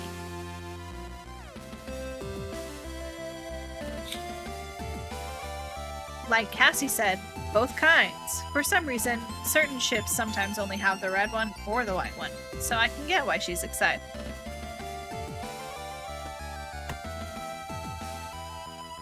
Cassie, shall we get some chips or something? Maybe we should wait till we explored a bit more of the ship before we take time off for a snack break. Not like you to pass up a snack break, but sure. Hey Cassie, have you had lunch yet? Should we get something from the vendor?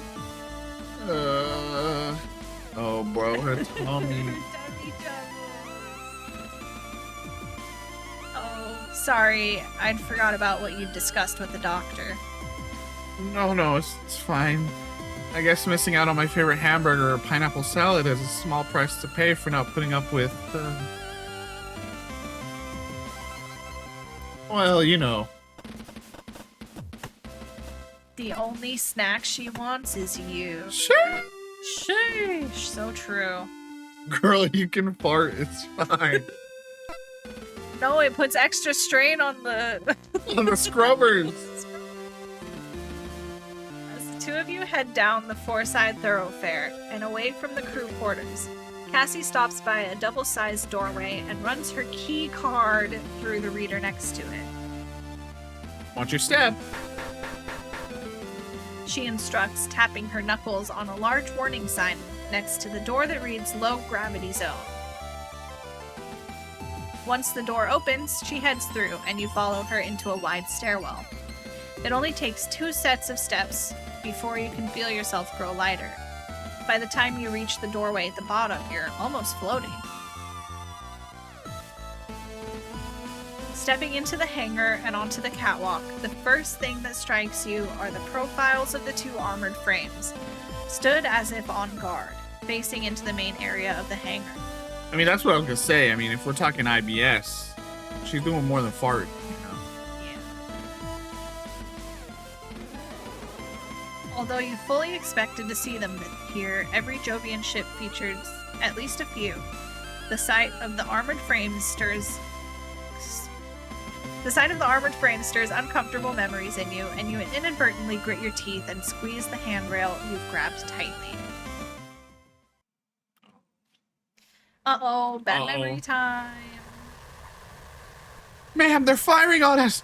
There's so many of them. Oh God, man. The line of retreat's totally cut off. We can't get back to the ship, man. What do we do? What do we do? Climb down now. Stop panicking and form up 3 and 4 on me.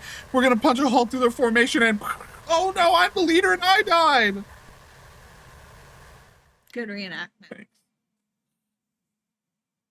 Hey, are you okay? Yeah, I'm fine. I think it's just the change in gravity level. Left me a little bit queasy. I know how you feel. I was late for a hangar audit once and rushed down straight after a big lunch. I was moving so fast that with the gravity shifts, my stomach contents couldn't keep up. Gross. Tell me about it. I did everything I could to keep my mouth shut. Oh God. You just had vomit in your mouth, bro? You know the rule for low gravity zones. What you spew is left up to you. I wasn't gonna be late and on cleanup duty. Thank you. Fish. Fish is here for the vomit talk. For the vomit moment. She really does have like lifelong tummy trouble. Coming out of both ends, bro. First date, she threw up. That's true. Here, she threw up. Speaking of duties, shouldn't there be someone around here? Dalton should be around here somewhere. If you're feeling funny, stay here for a moment and I'll go see if I can find him. Sure.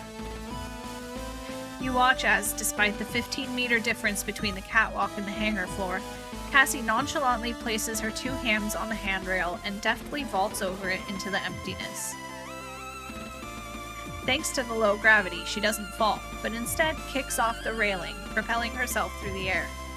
Can you imagine how cool that would be? I feel weird. I think that would be so cool. It'd be like, but then as soon as you're like in free space, you know, you're like, oh. If you get like, if your momentum stops, do you just have to like swim? You have to like... Probably. Does that even work? Or is that just in the shows? As Cassandra drifts off, eventually catching on to one of the armored frame's legs and using it to swing herself around to flow in a different direction, you place your elbow on the railing and your head in your hand. You turn your attention back to the stoic features on the armored frame's heads and sigh deeply. I want to see something. I think this can be played with controller. Nice.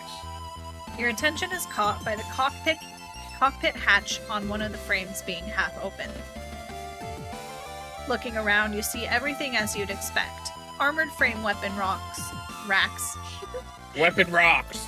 storage containers, various equipment, all of it restrained appropriately and fastidiously arranged. The cockpit hatch is the only thing that breaks that pattern. It's weird. I can't find him anywhere. No, it's definitely a shift right now, so He should be around somewhere. Looking past Cassandra at the armored frame with the ajar cockpit hatch, a thought strikes you. I think I might have an idea. Follow me. You carry out the same vaulting maneuver that Cassie had performed and kick off toward the huge machine's cockpit. Once close enough, you grab a hold of its arm and pull yourself up toward the open hatch. A few seconds later, Cassie appears beside you, and you both notice the sound of gentle snoring coming from within the cockpit. Take a little nip nap. Well, Lieutenant Commander, I think this is an operations issue, so I'll let you handle it. Leaving the discipline up to me again, huh? Whoa! Whoa! Whoa! Hey! What is that in reference to? Cassandra nimbly clambers up the armored frame, positioning herself right above the cockpit. Bracing herself on the machine's chest, she brings her heel down sharply and repeatedly on the armor. Cadet Grange! Attention! You hear a muffled scream from within the cockpit, followed by a dull thud, Oh, fuck! a string of muttered curses, and Oh. finally a figure emerges from the cockpit. Fucking head! Oh, ma'am! I was just checking the calibrations! The calibrations on the AF! I got some feedback that... Oh, it's just you, Commander Quinn. Excuse me? Just? Is that how you address a superior officer, Cadet? Oh, ma'am! No, ma'am! I wasn't expecting to see you in the hangar! Ow! Ow, fuck! Okay, you can tone it down a bit, Dalton. That's too... Call me ma'am 15 times. Oh, yes, ma'am. Good enough, I suppose. Anyway, Cadet, this is Lieutenant Ikari, ship's security officer. Lieutenant, Cadet Dalton Grange, junior engineer. Good to meet you, Cadet. Looks like they've got you working hard. Looks like. Oh, no, Lieutenant. Well, that is, yes, Lieutenant, but not so hard I'm falling asleep. No, Lieutenant. I was recalibrating the sensor array on the... Take it easy, Cadet. We've all taken a nap in a cockpit in our lives. Oh, fuck. Well... Of course, we never took cockpit naps with the chief giving us our orders, so you probably need to get back on with whatever you were doing, huh? I totally forgot. She's gonna kill me. Good kid, right? I feel sorry for him already. Oh, yeah, and I don't have to go finding things. I can just scroll. Oh, that's the, student kid. Yeah. It's The junior engineer that's it's all tightly wound. Most of these crates contain mechanical supplies, spare parts, tools, etc. There's a few that contain all the long life ingredients for the bendmate in the mess hall, and then some that contain various essentials for the crew. On a ship like this, it's operations duty to act like a quartermaster, but I've been on some ships where if you're friendly with the hangar crew, they can sneak you out the good stuff. the weed. Not that I condone that kind of behavior, obviously. Yeah, I got pee. The hangar is also used to store the various tools and equipment that the engineering team used throughout the ship. A lot of the machinery is used for moving freight or AF equipment around. I don't know what he already clicked on, gang. I wasn't looking. The main hangar door is typically only used when the ship is docked to bring on board large containers or equipment. On a ship like this, the AFs launch from smaller hatches underneath them. There's also a maintenance airlock somewhere, so that the whole hangar doesn't need to be depressurized if there's work to be done outside.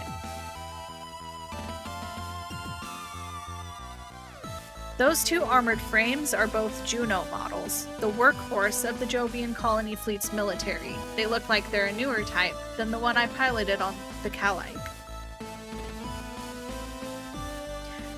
Almost piloted. Was that like our one time in one of them. I mean, it makes sense if they, you know, had that experience and just never got back in one. Okay, same thing for that one. Did the door... I think he did both of these.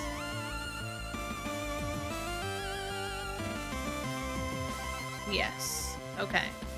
I think that's everything in this room. Wait, how do I get back to the menu? Oh, okay. Oh wait, did you hit use on anything? We probably don't need to.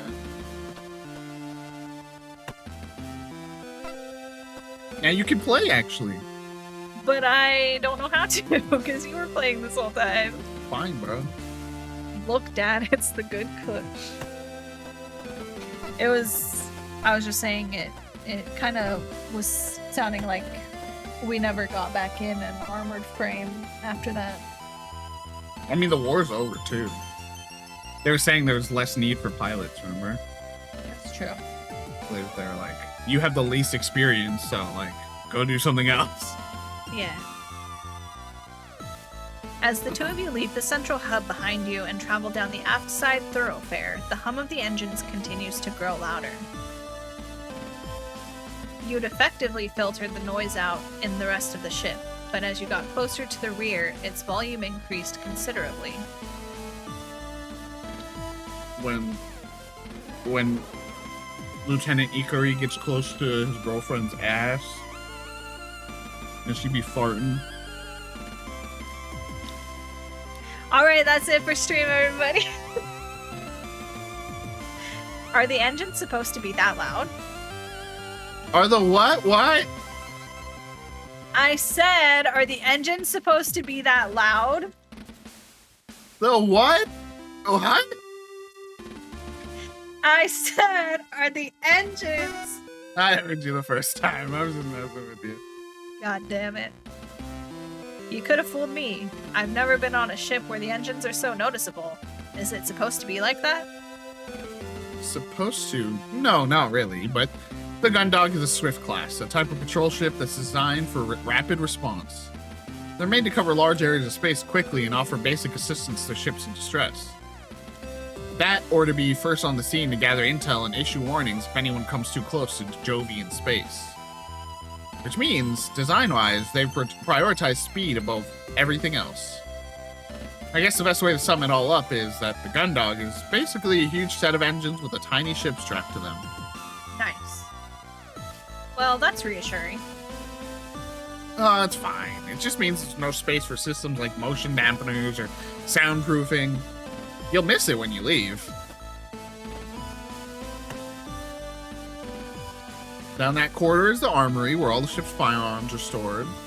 Normally, access has to be granted from the bridge, but since you're the security officer, you've got access coded into your keycard. That's our one little room. It's our special room. Every other room's like, you know, for other people, really. That's our room. That way leads to the engineering block. From there, you can access the engine room, the main computer, and most of the ship's systems. Although you won't be going anywhere near those systems if the chief has anything to say about it. Little scratch in the face, anime. You swipe... Excuse me. I'm sorry. You swipe your keycard through the card reader set into the terminal by the armory's door. Instead of the door opening, as you would expect, you hear a harsh tone from the terminal. Looking at its screen, you see a message displayed in large flashing letters.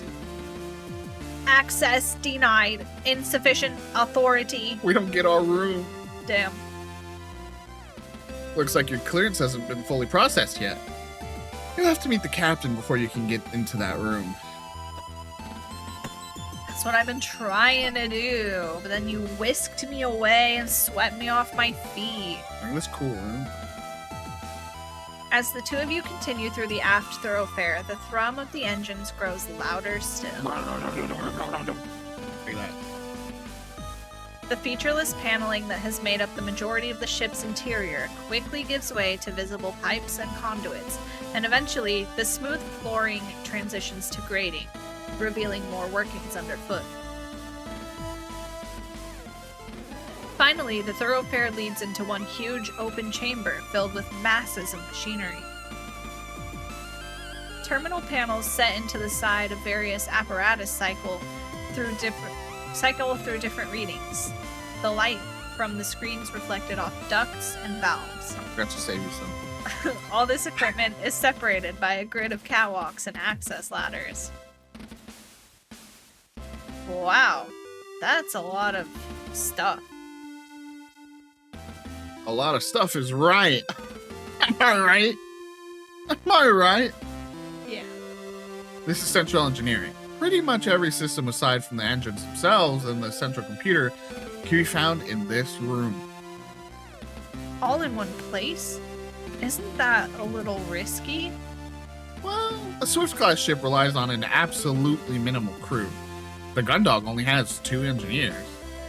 I think they figured it'd be easier on them if everything that was important was kept in one place. That way they don't have to run from one end of the ship to another to get all their repairs done if something goes wrong. Huh. You certainly know a lot about ship engineering. What can I say? I'm a pretty talented individual. Oh, yeah? Whilst we're here, you can share some of that knowledge. What's that over there? That's the Hellenic conversion unit. Man, how did I get here? How do I get out? There you go. And what's that? Oh, that's the omni-faceted wane shaft. Right. Uh-huh. What about that? That's the turbo encapsulator. Every day's a school day. I'm head of operations, not chief engineer, okay? I don't need to know what. Hey. Oh, you want to be? Oh, I don't know. Go ahead.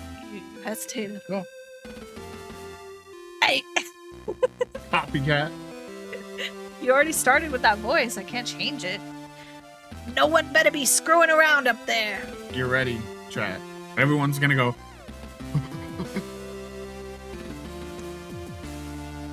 You both jump as a stern voice barks at you from below.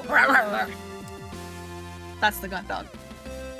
Looking down, you see through the grating that there's another catwalk situated below the one you're stood on, with a crew member moving at speed towards the ladder that joins the 2 walkways. I swear, if I find so much as a single terminal readout out of place, I'm stuffing the 2 of you into the organics processing system. If I have to retrieve one more pen from behind the compressors. The crew member continues to grumble as they ascend.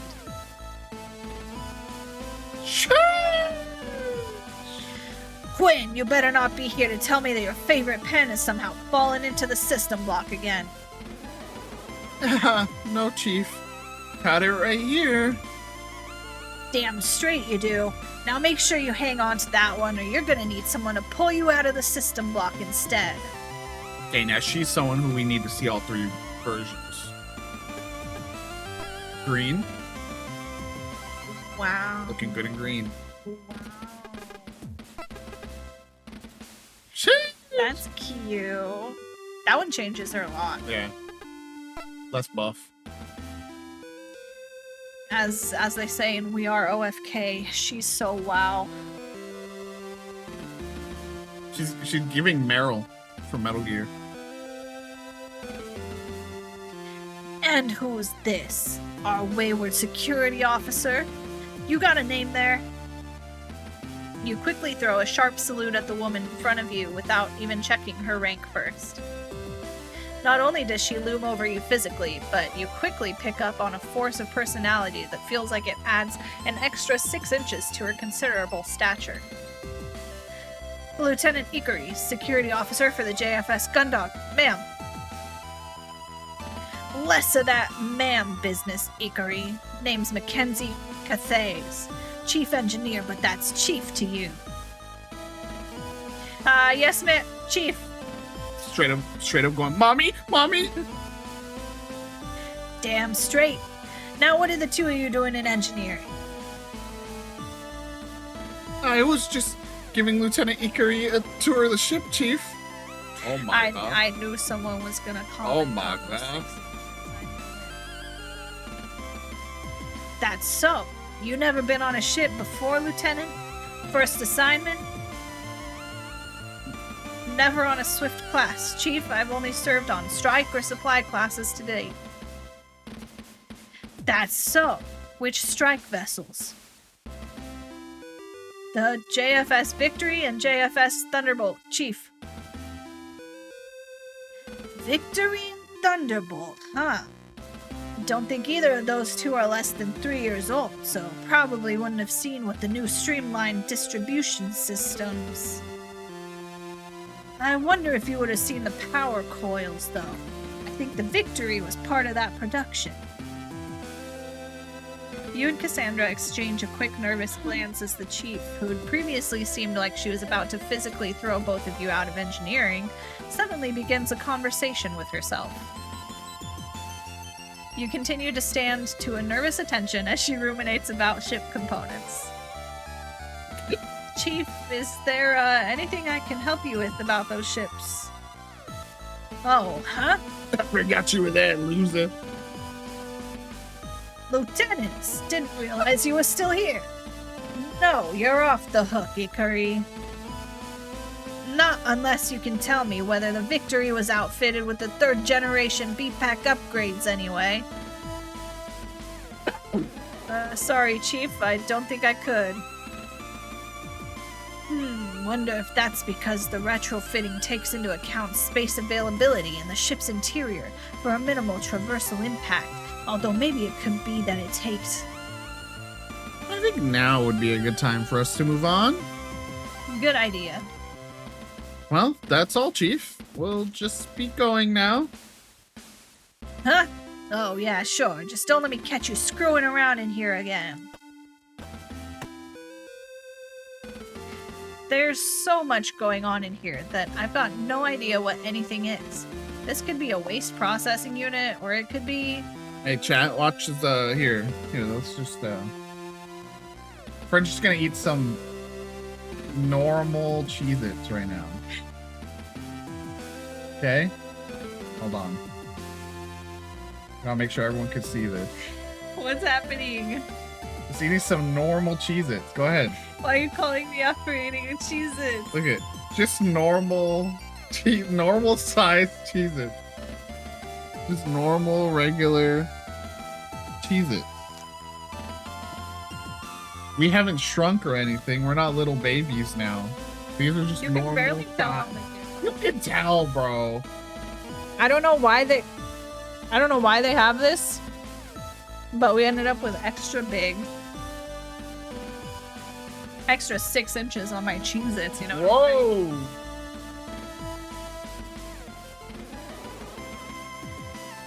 The reason I was gonna do that bit, bro, and then you started trying to eat them, so I was like, well, I gotta do it now, I guess.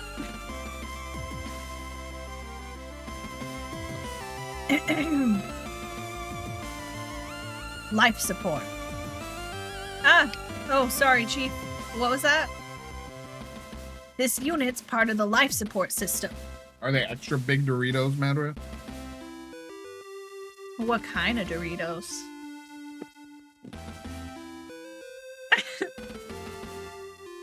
I was gonna snack on the cheese. Okay, let me get some. Yeah.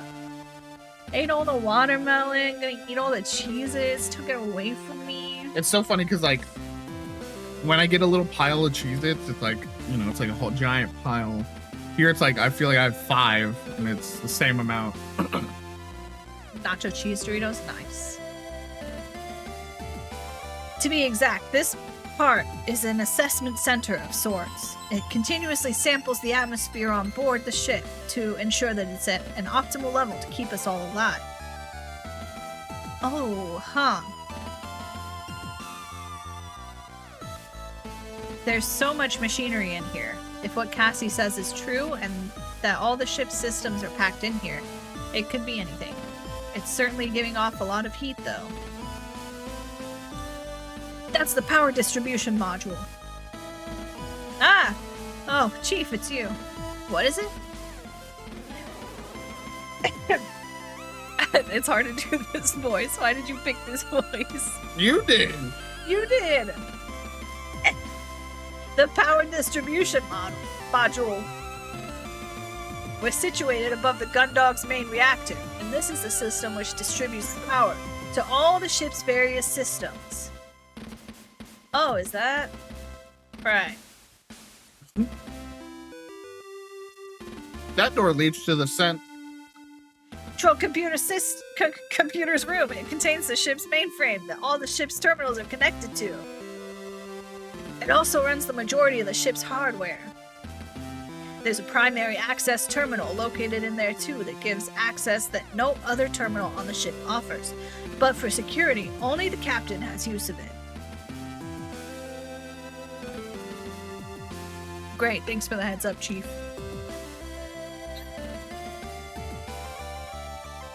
Got them Ritz toasted chips, yum. What I'm a flavor, fan. bro? That door leads to one of the ships. Engine rooms. There's another engine room on the other side of the ship. It's not exactly an efficient layout when you're running tests on the systems, but it's what they thought would work best in terms of keeping a swift compact. Oh, thanks, Chief.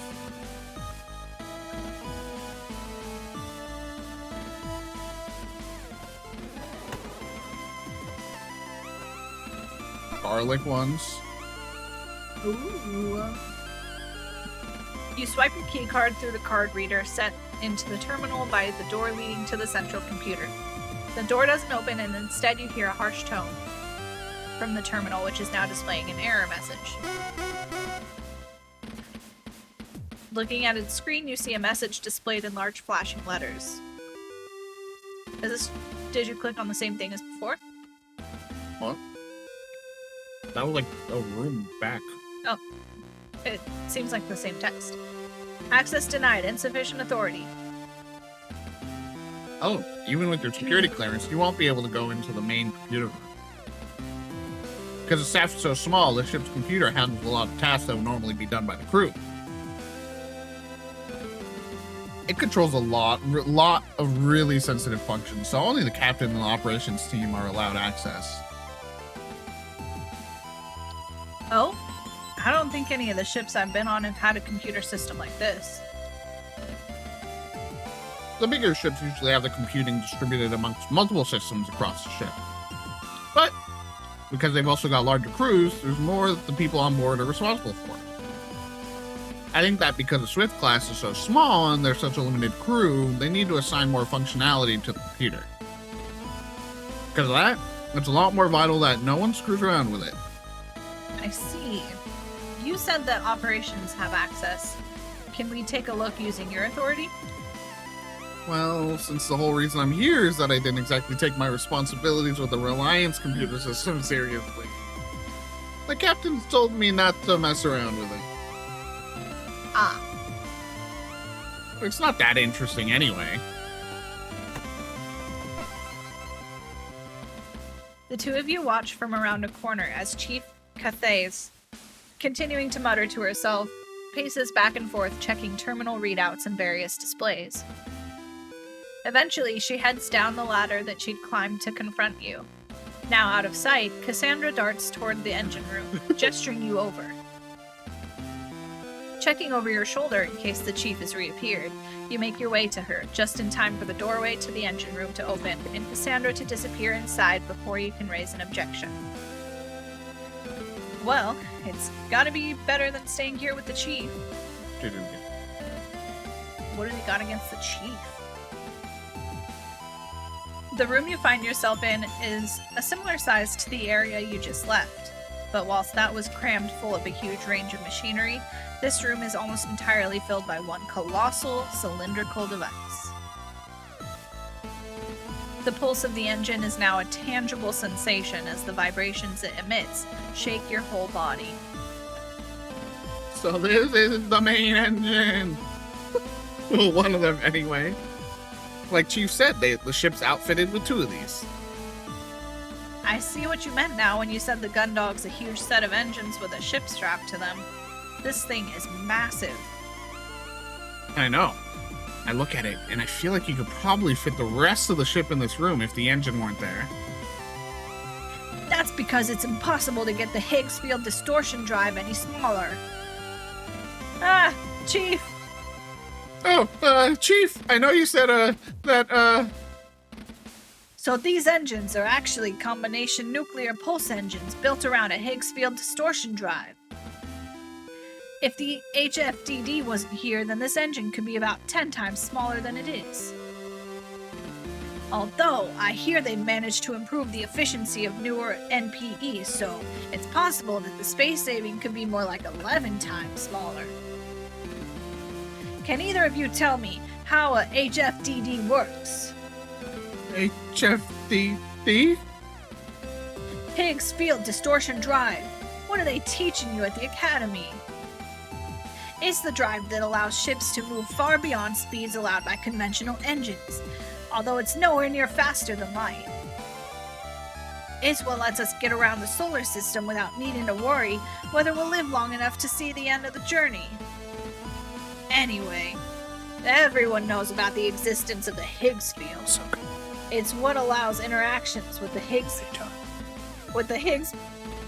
boson that gives particles their mass. Oh, right. So, what the drive does is both the fields relative You to chose the ship wrong person to voice. and goes on board.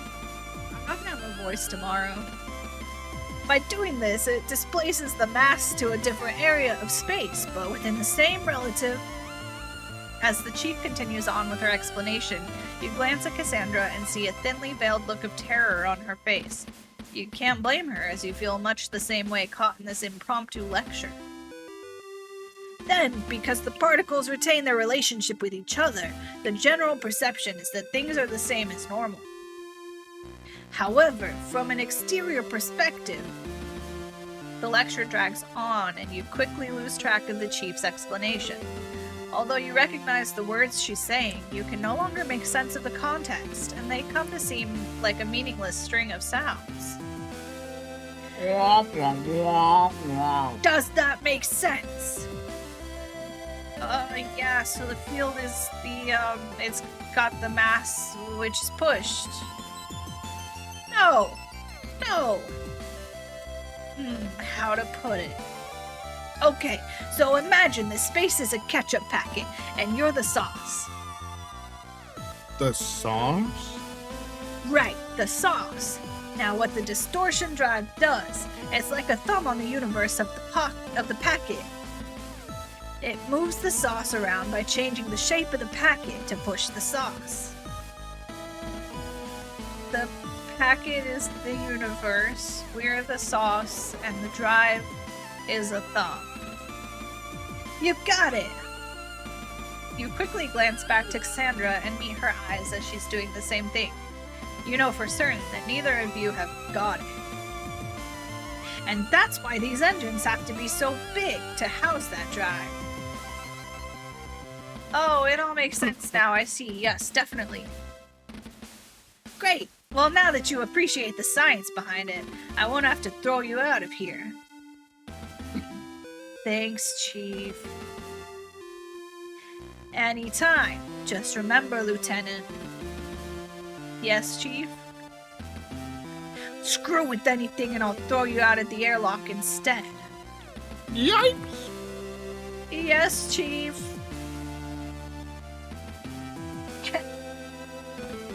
Aw.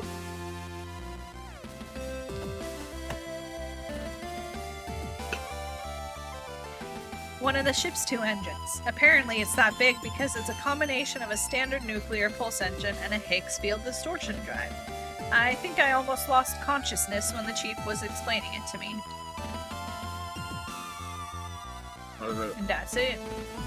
Because that's all there's room for. Alright, is that everything? I think so, right? I think, yeah. We're in here. Did all these. Did the airlock, we did that, we did that.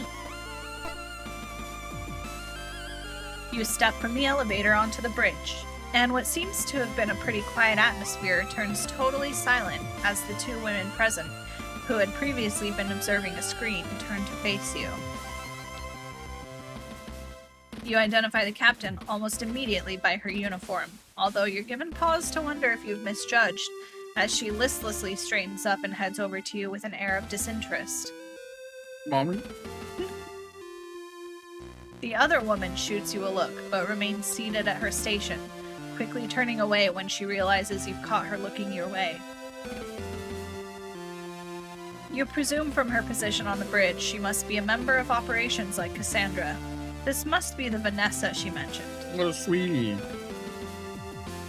Lieutenant Ray Ikari, entering the bridge and reporting for formal assignment. You declare, throwing a sharp salute with Cassandra quickly following suit. Lieutenant Commander Cassandra Quinn, entering the bridge in accompaniment of Lieutenant Ikari. You're taken aback slightly as you realize that you've hardly ever seen Cassie be serious about anything, even her position. When you see your friend at work. When they got their customer service voice. Whenever she's had to talk about her assignments, it's always been dismissive or in a joking way. You're caught so off guard that you almost miss the captain addressing you. At ease, Lieutenant Commander. You and Cassie both lower your salutes and loosen your posture slightly. There's a slight pause, which you can tell is the captain sizing you up. You good now? This informal assessment lasts a little bit longer than you're comfortable with, until the captain releases a heavy sigh. Welcome aboard, Lieutenant. I was beginning to get worried that the notification we'd had that you'd come aboard had been a system issue. I trust that you haven't had too hard a time finding your way to the bridge to introduce yourself. No, ma'am, I was just... You glance over to Cassandra, who is maintaining a completely straight face. We can check out anywhere you want before we head up there. Yeah, right. You fix your gaze straight ahead. This wouldn't be the first time that Cassandra's lackadaisical attitude had got you in trouble with higher-ups. I was just familiarizing myself with the ship in case I came up with any questions that I could field to you. It's query. Oh, is that so? Well, anything you'd like to ask? No, ma'am. Very good. Well, I'm glad you could make it. Eventually. Yipes! This mission is an urgent one, which is why we departed as soon as you came aboard without a formal reception. Thinking about it, it was unusual that there hadn't been a formal onboarding process beyond the dock staff, checking your ID and guiding you onto the gun dock. You'd not realized in your rush, but now it was obvious. But it did make sense that if this was an urgent dispatch, the ship would launch as soon as all of its crew were on board. My apologies, ma'am. My transport was... Running late. Yes, we'd been sent word. That wouldn't have had anything to do with you, would it? No, ma'am. There was a breakdown on the...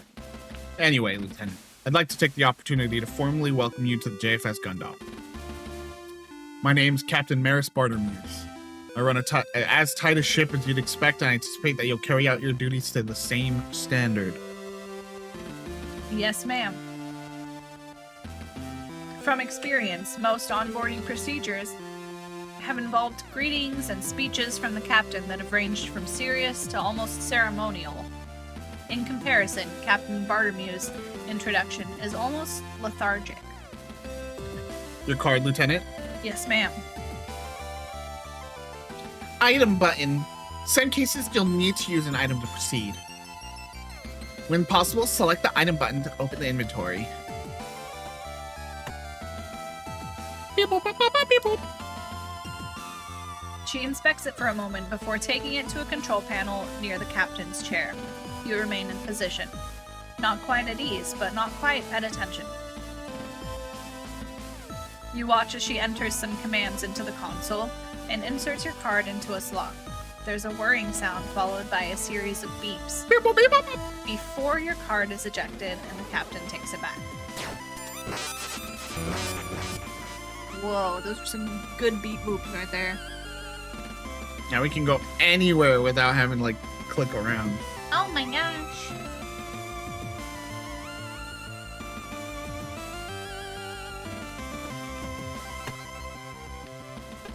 Got our tasks. Okay. Gotta get our gun. We gotta go make out with Cassandra. Hell yeah. We gotta show Cassandra our quarters. Fine, what for? This Hey. UI so good. Nice. Yeah. Welcome. Good to see you. How's your Little- weekend going? Little, glossary of terms.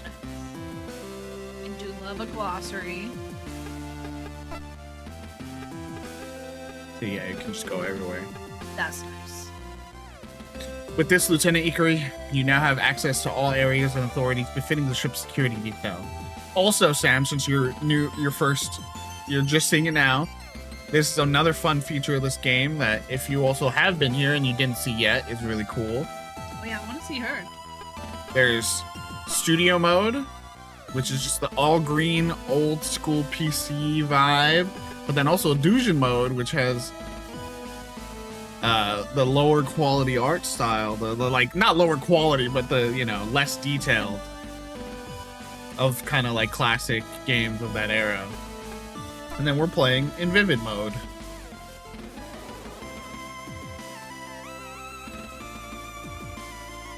Your responsibilities begin with immediate effect.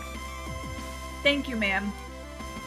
You're also now authorized to take an appropriate electroshock weapon from the armory. If you have any further questions, you know where to find me. Dismiss!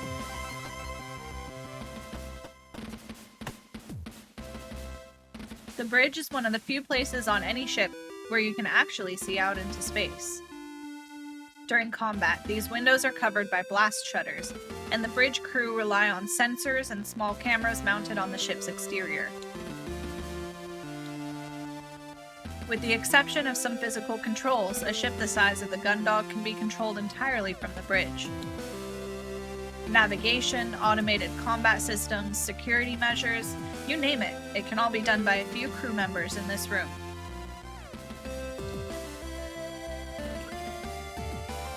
Same thing. That's the captain's chair.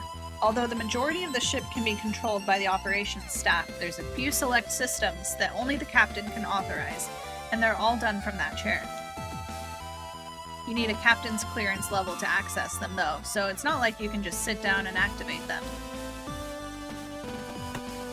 It's where you meet Vanessa. Vanessa. Excuse me, Lieutenant. I'm currently on duty, so I would appreciate if you did not disturb me. Lieutenant Lord! Lieutenant Ikari is the ship's head of security. Since I'm here, you can take the time to introduce yourself formally. Great! I've got this. See you in 5. So you're the security officer that Cassandra's been going on about. That's right, Lieutenant Ray Ikari. Pleased to meet you. Well, I'm Vanessa Lord. I serve on the bridge as part of operations. Cassandra's told me a lot about you. Is that right? What kind of... I'm disappointed that you're nowhere near as attractive as she made you out to be. Sheesh! But also, aw. Aw, is she talking about it? She says I'm so hot. Oh, is that right? I thought it was too good to be true that some dashing officer would be transferred here at the last moment. Instead, we just got another lump. Jesus. Also, I noticed you went very chosen with this voice. It's what she's giving, I don't know. Well, how was it you even got transferred here on such short notice? I was looking over your records earlier, and you were mid-assignment on the Duke, so why would they transfer you instead of... Whoa, hey, look at the time. I think your break's over. Lieutenant Commander Quinn, I think Vanessa needs to get back to her station. Of course. I hope this is the start of a productive working relationship between the two of you. Vanessa, I'll catch up with you later, girlie, okay? Alright, what's our last tasks? Gotta get our gun and we gotta go make out with our girlfriend in both our rooms. I forgot we could just do this.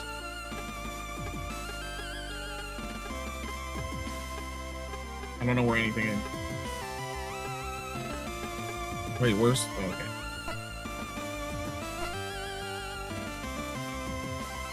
You swipe your key card through the card reader set into the terminal by the armory's door. There's a slight delay, but quickly enough the terminal flashes the message. Access granted, and the door slides open. The first thing you notice about the armory is that the benches and lockers remind you of the changing rooms from the training center back at the military academy on Europa colony. As you walk past them, you take a closer look and realize they're the same kind of benches used on the larger ships you've been stationed on. The ones with sports facilities and changing rooms on board. Instead of sports clothing and equipment, these lockers are filled with a selection of combat gear, from body armor or electroshock weapons to a variety of small and light weapons. You know, this is the first time I've ever actually been inside a ship's armor. That's not really surprising. It's only the security detail that would have access. Even in a situation where a ship's expecting to encounter a boarding party, it's security's responsibility to distribute weaponry to the crew in advance. It's to ensure there's no panic and that crew don't get a hold of weaponry they're not trained to use. Huh. That's standard regulation. You should know that. Well... all I remember from my firearm training was when I dropped my electroshock weapon and accidentally zapped one of the other girls from operations, huh? Oh, Cassie. Our trainer made me use a hand-cranked battery charger to recharge all the power packs as punishment. That must have taken forever. You bet. But you should have seen my gun show afterwards. Nice. Which reminds me, the captain said I was authorized to collect my sidearm. I should get it whilst I'm here. The spacesuits in here are for the ship's security detail. They're a little bit more robust than the suits handed out to the rest of the crew for obvious reasons. But aside from that, they don't offer much of a tactical advantage. This locker contains electroshock weapons. They're non-lethal and intended to be used for crew control in case of a mutiny or violence that breaks out for some other reason. This locker contains a variety of small arms and light weapons. They're only for use against external hostile forces. Even then, their stopping power is relatively low because of the dangers of using live rounds inside a ship.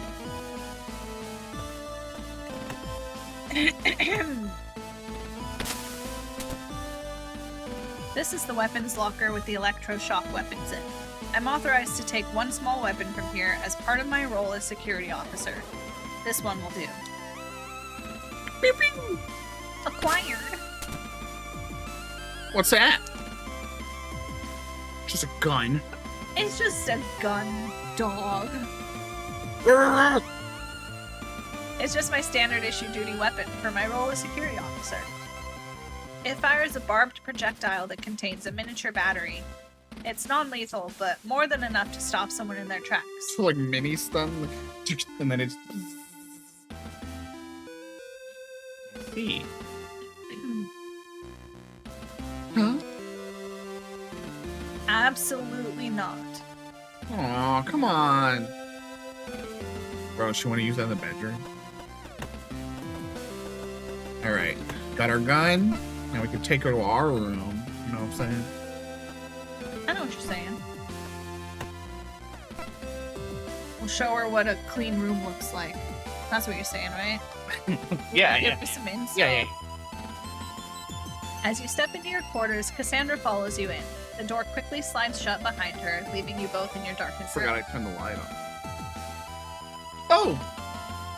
What's up? It's a little bit dark in here. Oh yeah, I turned the light off before I left. So now we're just gonna hang out in the dark? Oh, well, Nice try. I know what you're up to. No, that's not it. I just turned the light off before I went to... Sure you did. It's just a coincidence we wind up back in your darkened quarters, huh? No, I didn't. Get those lights back on, Lieutenant. Defeated, you head over to your bunk and, letting out a small, exasperated sigh, turn the lights back on. That's better. I can get a good look at your quarters now. Aren't all crew quarters identical? Yeah, but this one's yours. Uh-huh. Wow, you really like to keep it tidy, don't you? I've only just got here. That's not a lot of time to make a mess. Are you kidding? I'm pretty sure my bag exploded the moment I stepped into my quarters. Yeah, we can tell. Jovian military supplies just aren't what they used to be. Or maybe it was operator error? And what's that supposed to mean, Lieutenant? Nothing. Just considering all possibilities. Babe, it's nothing. Babe, chill. Wait, is that What? Lieutenant Ikari? Don't tell me that. What? What is it? Your chair. It's not perfectly aligned with the terminal. I guess nobody's perfect, huh? I would have made more of an effort if I knew the officer doing spot checks was such a stickler. I suppose I won't have to report you to the captain this time, Lieutenant. But I'll have to punish you. Oh my. Right, back to her room. Right, that was the other one, right? Yeah. It was on the other side.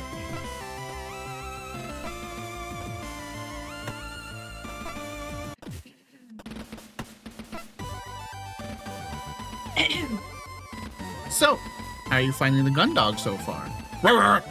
Enjoying the tour? The ship's pretty much the same as every other one I've ever been stationed on. The tour's first class, though.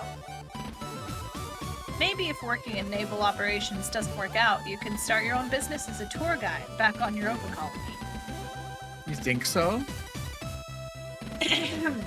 Definitely. You seem to have all the insider knowledge already, and you've only been stationed here a few days. Imagine all the insider knowledge you could share about Europa colony. Yeah, you're right. And over here, we have the statue of the workers who built this colony. If you sneak around the back, you can get inside the plinth and hide from colony security if they catch you and your friends hanging out in the park after it's shut. Then again, You don't think that's the kind of thing people would want to know? maybe a bit more about the workers first. Anyway, What do you want to ask? um, What do you want to ask our girlfriend? Our girlfriend, comrade. let's just go, how are you finding it? So, you've been on the ship a few days now. How are you finding it? Well, it's not too bad. Obviously, it's not like being stationed on the Reliant. It's a whole lot smaller and there's way less people. And there's also a lot less to do, so you get much more free time. Captain Bartermuse is pretty lax compared to Captain Singh. But then I get the impression that this whole crew is a bunch of burnouts. I get that impression too. Except for us. Except for us. I obviously didn't mean that about you. So, about your transfer from the Reliant. I know. We don't need to have this conversation. I've already had it from Captain Singh in my dismissal and from one of the senior resource officers. You're wasting your potential. You would make an excellent captain if you took your duties seriously. Your academy scores were excellent. I wasn't gonna give you the speech. One of the only good things about not having parents is that I don't have to hear it from them too. Hey, Cassie. And it's the absolute worst hearing it from you, because I know that out of everyone, you're probably the only person that really cares. I wasn't gonna give you the big speech about it. I figured you'd already had it from everyone else. I just wanted to make sure you were okay. I figured you were feeling worse than you let on. It's gonna be okay, you know?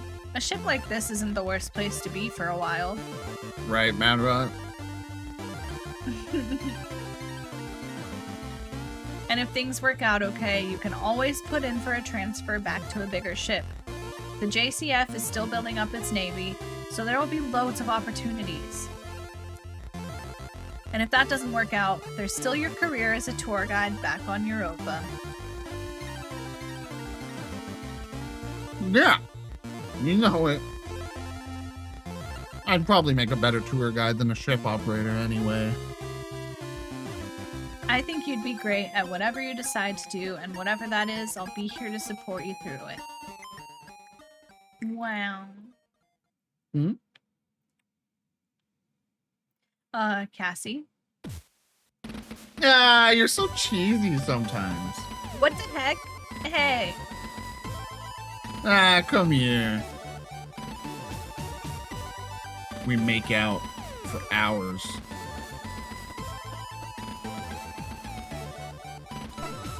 So now that we're on the same ship, our shore leave will line up. Do you have anywhere you want to go? Anything you want to do? I hadn't thought about it. I guess this means we'll be able to go on a lot more dates now. Oh, I know. Did you hear about that new colony they've added to the Europa cluster? It's got an ultra-efficient water handling plant, and the planners have included a water park. OMG. Let's go. We should go as soon as it opens. A water park? What's that? You've never heard of a water park? Never. They're one of the coolest new features on the new colonies they're building. They're like lots of big swimming pools with slides and rivers and all sorts. All the e-magazines are saying they're going to be the coolest things to do on the colonies once they're open. Pools and slides into pools? But like really exciting. Huh. Okay. I guess when we're next docked, I'll see if I can book us some tickets. Awesome! Chat, when was the last time you went to a water park? For me, I think it was like... I was probably like 12. You want to know the truth? I don't think I've ever been. Really? Because I don't really know how to swim that good. Yeah. So. They were fun. I will say, when I was a kid, they were fun as hell. I don't think I could ever go back, though. Now you're like, it's too gross. All the germs there. I don't know. I think it lost its magic. I love a water slide. I do love a water slide. With Cassandra leading the way, the two of you leave Cassandra's quarters behind you and step into the crew quarters corridor 2. Cassandra pauses for a moment, looking left then right before turning back to face you with a smile on her face. Well, that's it, Ray. Consider yourself officially acquainted with all there is to be acquainted with on board the one and only JFS Gundog. I hope you enjoyed the tour. I did. It's probably up there in my top 5 ship orientations. Top 5? Okay, you're right. Top 10. Top 3. What? Maybe a triple shift to start your time aboard the Gundog is more to your taste. Well, that did happen to me on board the Thunderbolt. So, if that didn't happen, I guess it'd definitely be my favorite orientation ever. What a coincidence. It looks like your schedule is clear until tomorrow morning. Whoa! In that case, 5 stars. Great tour, especially the guide.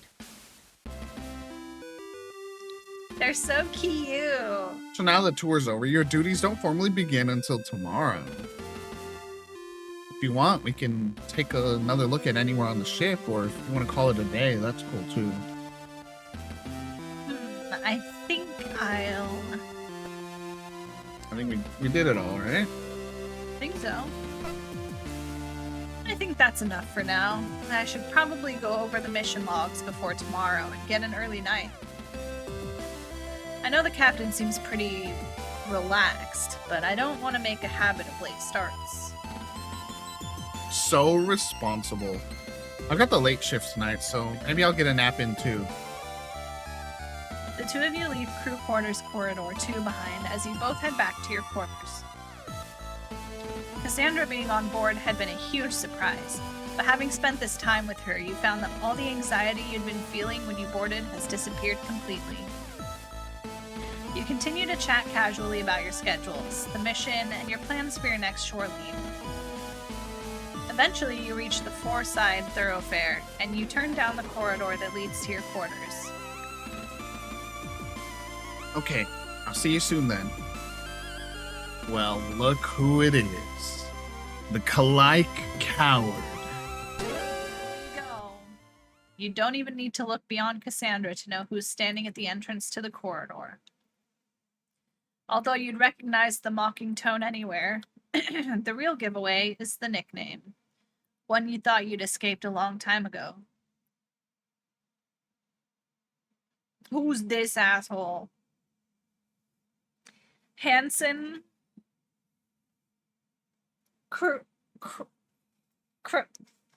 Just say Cruz. Cruz. Or as you knew him, Cowlike 3. Whoa. He didn't die. Whoa. One of them lived. Of the members of the Cowlike squadron who'd taken part in the battle, he'd been the only one to return. Here's what I'm going to say just out the gate. Guy calling you the Kalike Coward, and somehow he's the only one who survived. Kind of feels like he ran from the fight. Yeah. Just saying.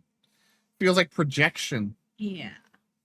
I bet he pushed someone else in front of him and left, you know? Damn, bro. And he's full projecting. The most annoying one had to be the survivor, yeah. Even then, that had only been after the ceasefire had been signed, a full 13 hours after he'd launched.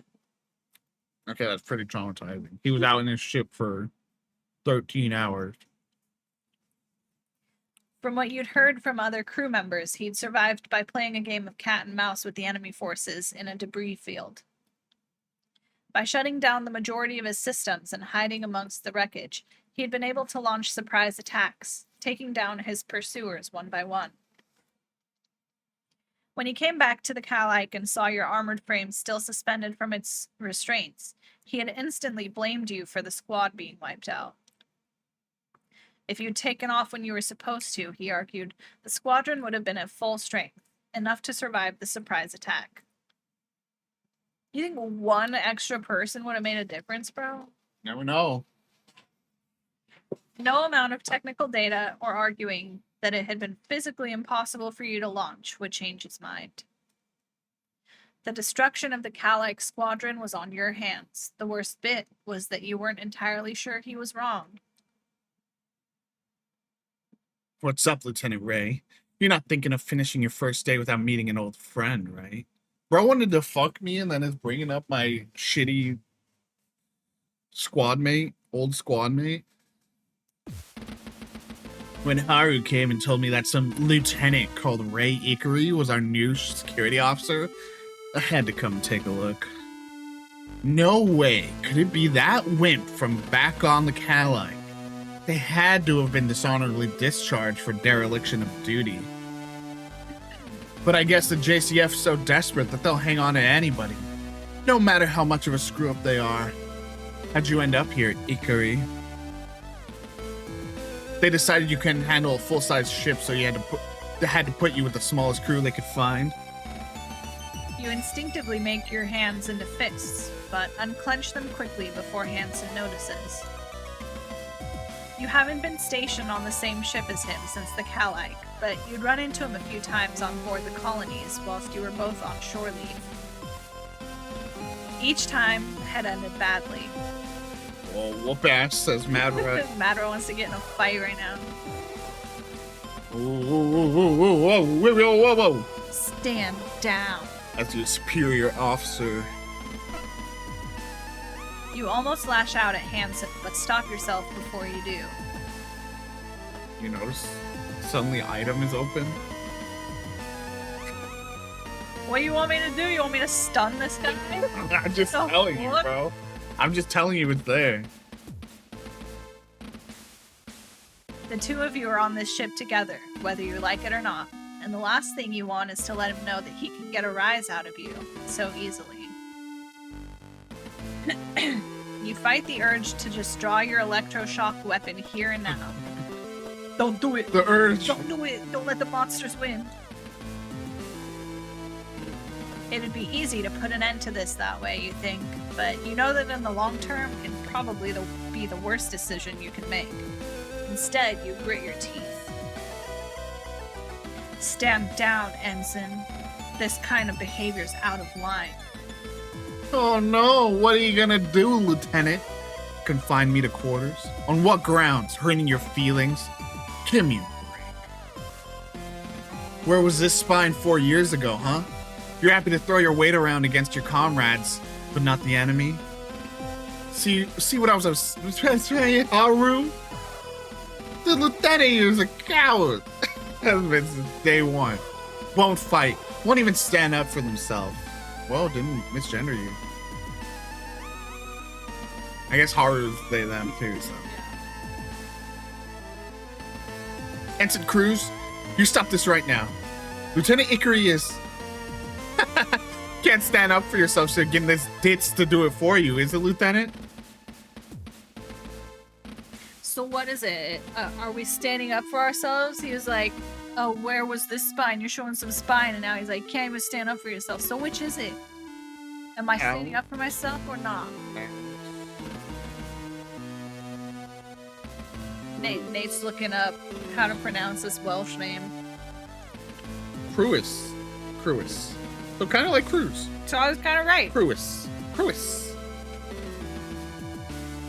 You stop this right now and apologize, or I'll order Lieutenant Ikari to throw you into solitary and write you up myself.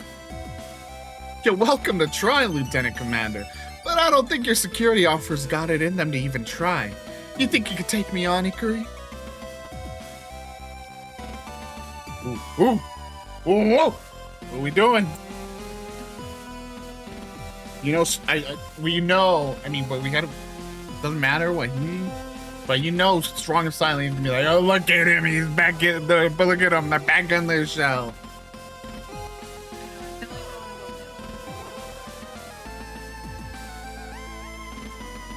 We're going? Because I think the last one's probably the electroshock, right? Cat! Hi, Cat! Hi, gamer. How's your day going? What are you up to? You step up to Hansen and place your hands on your hips, squaring directly up to him. You look into his eyes and wait for him to blink. Say, you're in trouble! A few 10 seconds pass, but eventually he blinks first. Ha! Got him! Can't win a staring contest. What a Then we shoot him. Whoever Loser! the contest gets electroshock. You hold on to the sigh of relief for now. I saw Kat and Yama were climbing, bro. Climbing? What'd that mean? Rock climbing. You were? Not real rock. Rock climbing gym. Not climbing a mountain over Why there. is that not real rock? I'm saying like not like outdoor rock climbing, bro. It's still rock climbing. That's cool. Y'all get buff as hell climbing. Cat, quick recap. We were a pilot in a war. We were in our little mech suit. We were in a big battle. It was actually supposed to be like a routine mission, just a simple mission. It was gonna be our first time seeing active combat.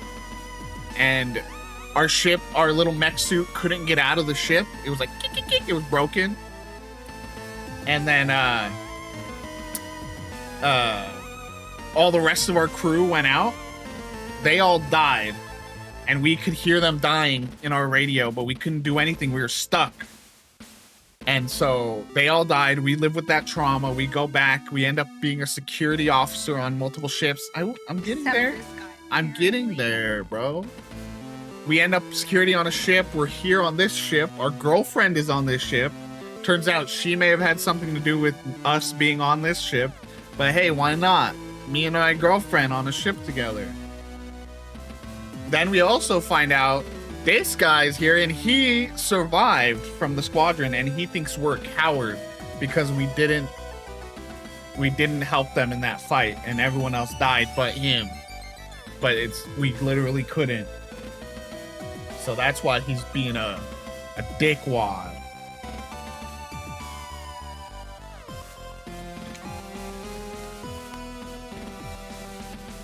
Ensign Cruis, that's a request from a senior officer. I suggest that you don't force the lieutenant commander to make it an order. You're so close that you can feel Hansen's hot breath on your face as he exhales. This is like a nose. big. Why is that? Worried about what you'd have to do when I disobey it? Come on then, Lieutenant. What's it gonna be? You gonna show me who's boss on board this ship? You gonna make me obey that order? You wanna think long and hard about what you're gonna do, Lieutenant. Never know when you're gonna need a friend like me. You're not my friend, Beach. I mean, we're all crewmates here, right? I'm not heartless. I'll even help losers like you out if you've done me a solid or two. So maybe you should act like a professional for once? Or are you gonna do something stupid and show the lieutenant commander that you're just as much a screw up as she is? Bro, he's coming for our girlfriend, bro. He's gonna fucking get it right now. You take a deep breath and... Stand up to him. I kiss him deeply. He's got a hankering. With Hansen's breath hot on your face, you do everything you can to not bat an eye at that last comment. But despite your best effort, your hands are clenched into fists. As much as you'd like to put 50,000 volts through him for insubordination and insulting a senior officer, you know that would be letting him win. Instead, you glare into the ensign's eyes for a few more seconds. You can almost feel Hansen's hatred for you radiating from him, like an aura, and it takes all the bravado you can muster not to step down. Bro, he's got aura and Riz. Bro, where's the Riz? I haven't seen any. Leather jacket's pretty Riz with the pop collar. The two of you stand like this for longer than you'd like until... You kiss. Would you two knock it off already?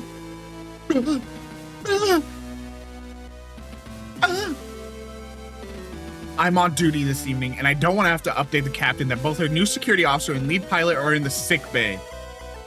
All because their egos are too big to be on the same ship together. So both of you stand down. That's in order. Both you and Hansen are taken aback for a moment, like two school children who've been caught in a playground squabble. But Mommy... You turn from Cassie to Hansen and back, trying to come up with something to say. Similarly, Hansen's air of machismo has been dented by the surprise outburst.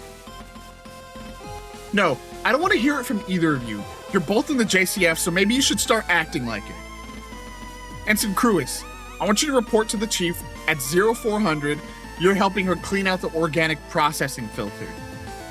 As for you, Lieutenant Ikari, we'll discuss this later. Hey, whoa, you can't. Oh, grease lightning.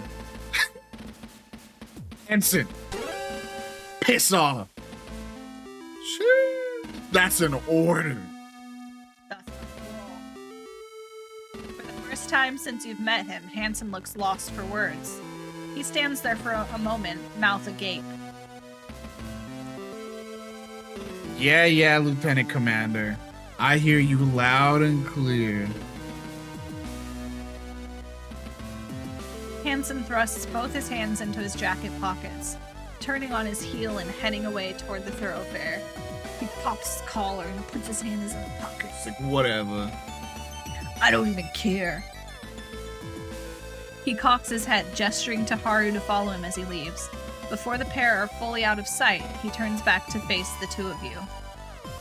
Good thing someone on this crew's able to keep everyone in line. Doesn't seem like our security officer's up to the best. With this parting shot fired between Haru and Hansen, Fired With this both. parting shot fired, both Haru and Hansen disappear around a corner. You and Cassie stand there watching the space where they've been. Cassie crosses her arms as she taps her foot furiously. What an absolute dick. I told you, he's a real... And you! What was that performance all about? I've told you about him. He doesn't back down. You've got to... No, I know, but you can't let him get to you like that. Otherwise, he'll just keep coming time and after time until one of you does something they regret. You pause for a moment and feel your cheeks grow flush. You're suddenly filled with a sense of shame for being caught out, acting so childishly. Hey, don't worry about it. I know what the two of you have been through, and to be honest, I figured he was a real asshole from the moment I met him. Plus, he's gonna be busy helping the chief clean out those filters for the next month, so don't worry too much about running into him much anytime soon. Still feeling a bit sheepish about your behavior in front of Cassie, you manage a smirk. Thanks for stepping in there. I shouldn't have stooped to his level. Don't worry about it. Just take it easy and don't let what he said get to you. I'm gonna get ready for my shift, so I'll see you soon. Sure, I guess I'll catch you in the morning. Sounds good. Oh, one more thing? What's that? Cassie steps forward, places her hands on your waist, and stands on tiptoes, raising her face up to yours. You close your eyes and tilt your head slightly in response. At the moment that her lips meet yours, you forget everything that just happened. All you can focus on is the softness and delicate warmth. After a moment, Cassie slowly moves back, and you open your eyes to find her gazing at you contentedly. You both share the same gentle smile before she steps away. Wow. Cute! Sleep well, Ray. I'd give it all up for her. Hey, whoa, hey! As Cassie walks away, she spins on her heels, gives you a quick wave, and then turns back, heading further down the corridor. As you step into your quarters and head over to your bunk, the door hisses shut behind you. You stand there for a moment with the smile still on your face before you let out a sigh and sit down. Staring at nothing in particular, you mull over the day's events and Cassie's words from earlier. Big day ahead tomorrow, huh? You sigh. We'll see. April 23rd, planetary calendar 214. 4 days have passed since the JFS Gundog departed on its mission to rendezvous with the JFS O'Brien. In that time, her crew, including Lieutenant Ray Ikari, have fallen into the easy rhythm of life aboard the ship. You were about to say Lieutenant Lay Ikari, dude. Say it again. Even as the Gundog enters the outer limits of Jovian space and is due to meet the O'Brien, there is little for the crew to do, and a general sense of routine permeates the atmosphere. Outer Jovian space, aboard the Jovian patrol ship JFS Gundog.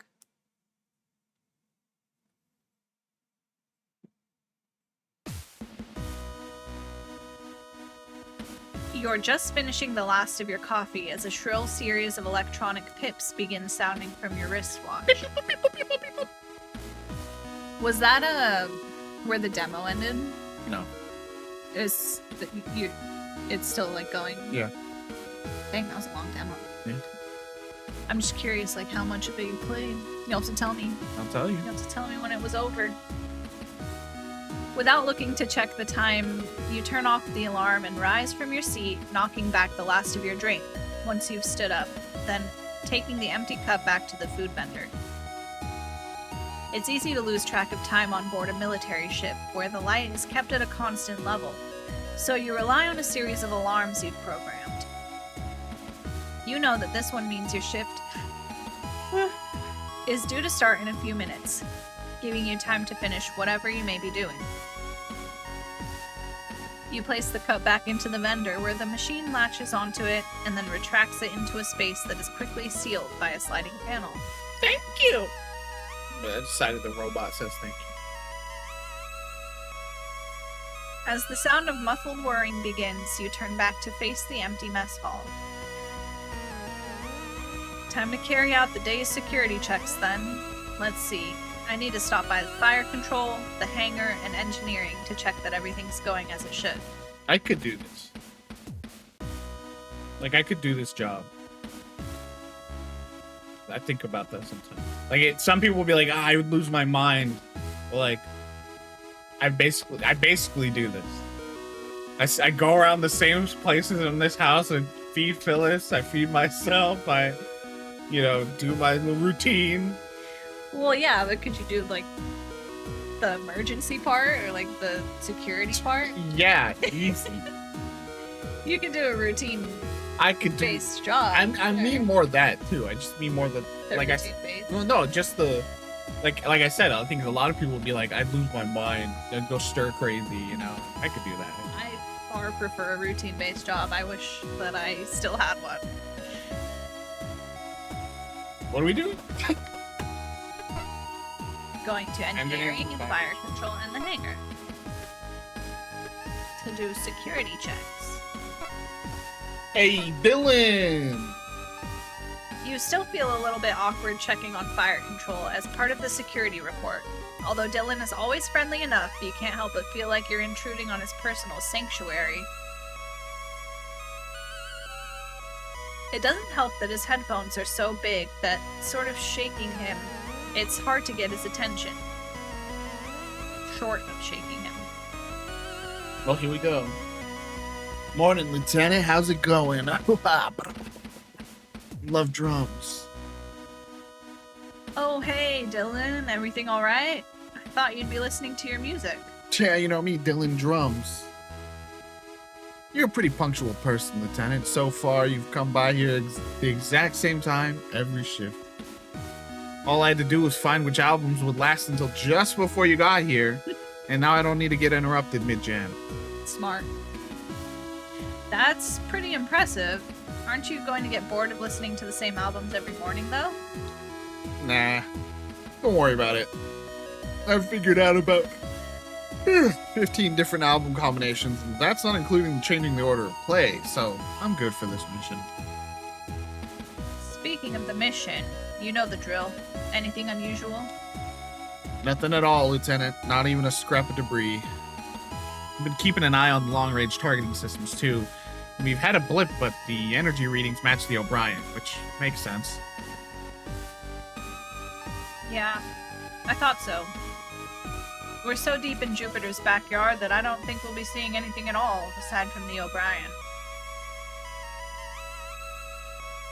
Pausing for a moment as you idly shift your focus from one screen to another, a flicker on one screen catches your attention. What was that? What was that? You're chewing, bro. You would make me read that? Lieutenant? This screen here, it just flickered.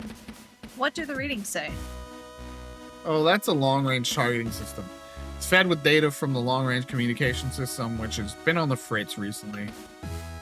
Chief's been working on it, trying to figure out where all the feedback's coming from.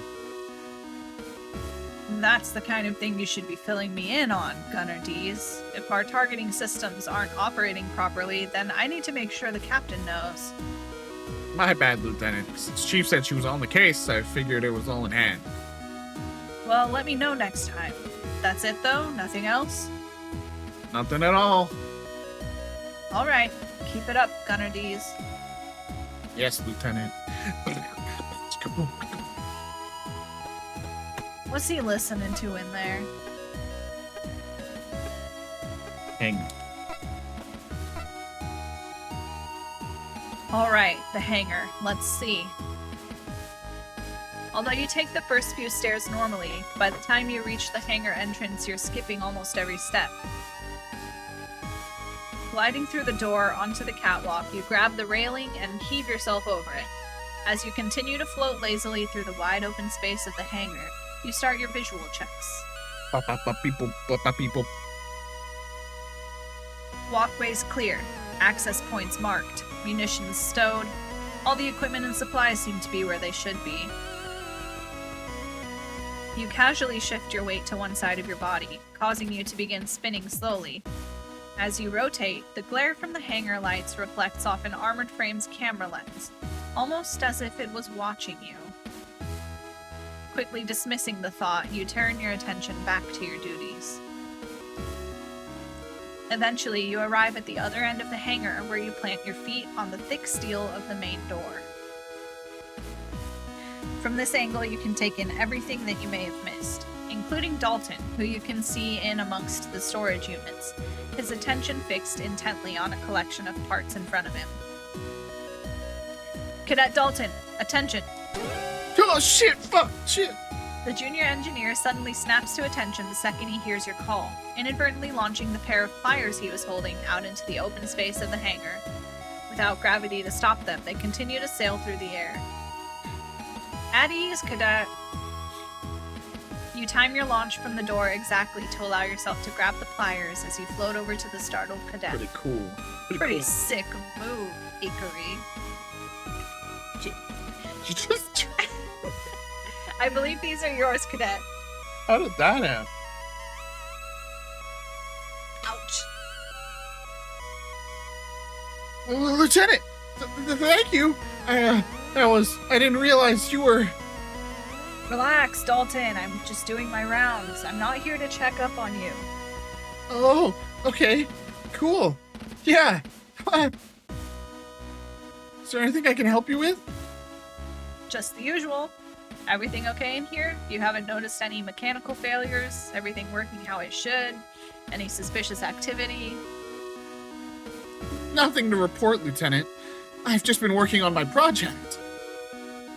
Ever since Lieutenant Commander Quinn assigned Ensign Cruis to the filter cleaning, it's given me a bit of extra time to finish things up. Oh yeah? That's your high-density foam that sets rock hard, right? How's that going? That's right. It's, good. It's good. I'm hoping to get the chance to test it soon. These containers are full of the compound. I'm just about to try transferring it into some empty training rounds. You know, the ones normally filled with paint. The ones that the armored frame pilots use in practice combat to show when they've hit each other? Uh-huh.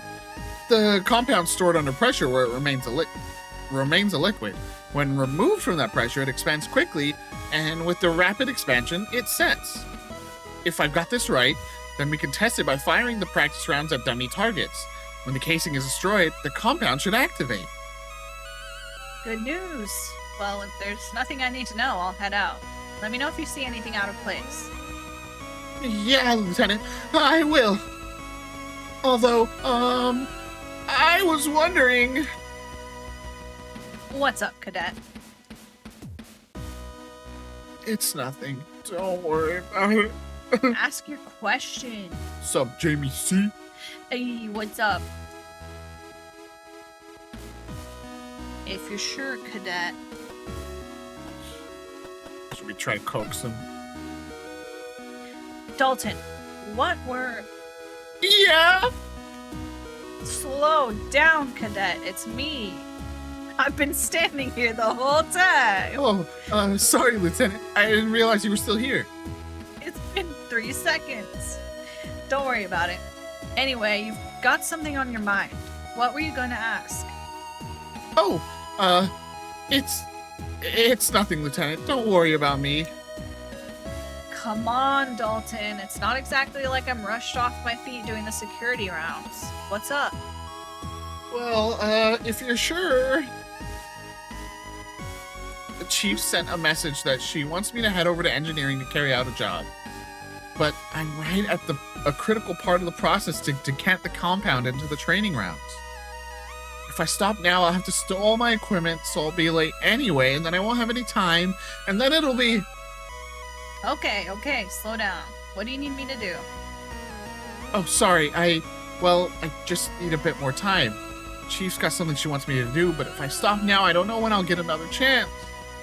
Is there any way you could cover for me? I'll help, Dalton. Say no more. I'll take care of it. Go to the chief. Yeah. Whoa. I mean, are you sure, Lieutenant? Don't even worry about it. If it's something I can help with, then I'll lend a hand. If I can, well, I'll cover for you. Don't sweat it. Thank you, Lieutenant. With the extra time, I should be able to get these rounds ready for testing before the next AF drill. Thank you. No problem. Now, get back to it. If the chief thinks you've slacked off for nothing, then you'll know about it. Thank you, Lieutenant. I'll get right on it. This poor kid's doing the work of the whole ship, I feel like. This poor intern.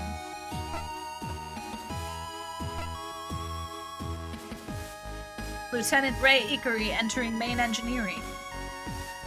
You declare to the cavernous expanse of machinery and access ways that makes up the engineering section. It's very funny for this to be so anime coded, and then everyone's just like, except for Haru, everyone's like British seeming, just in the writing and everything else. And then we're here, we're like, Ray Ikari. You'd been instructed to announce your arrival by the chief, and since the last time you didn't, she'd nearly dropped a filtration unit on you to prove a point you made sure not to forget. Accessways clear, no visible detritus. Detritus. That's what I thought, and then I was like, that's probably wrong. Nothing seems to be malfunctioning. You stop midway through your visual checks. And no one's throwing heavy machinery off the higher levels to teach me a lesson in proper conduct. It doesn't take long for you to finish your daily checklist. The chief runs such a tight ship that you don't really expect anything less. Now that you think about it though, she hasn't given you your daily grilling about how insulting it is that you think these daily checks are necessary in the first place. Chief? You here? Up here, Lieutenant. Do you want to do their voice? Because it really made my voice tired. Damn it, Lieutenant, I'm up here. That's weird. It's not like the chief to not be at her assigned duty station. I'll have to tell the captain. Damn it, Lieutenant, I'm up here. Look up, you idiot. Looking up, you see the chief engineer leaning dangerously across the safety rail of a walkway a few levels above you. Behind her is a mass of cabling that's pouring out of an empty panel above her. Oh, Chief, good morning. Good morning yourself. I've been calling back to you this whole time. You forget to clean out your ears or something? Sorry, Chief, it's pretty loud in here. Nothing in here is running above a safe decibel limit, and if you tell me otherwise, I'll come down there and recalibrate your ears.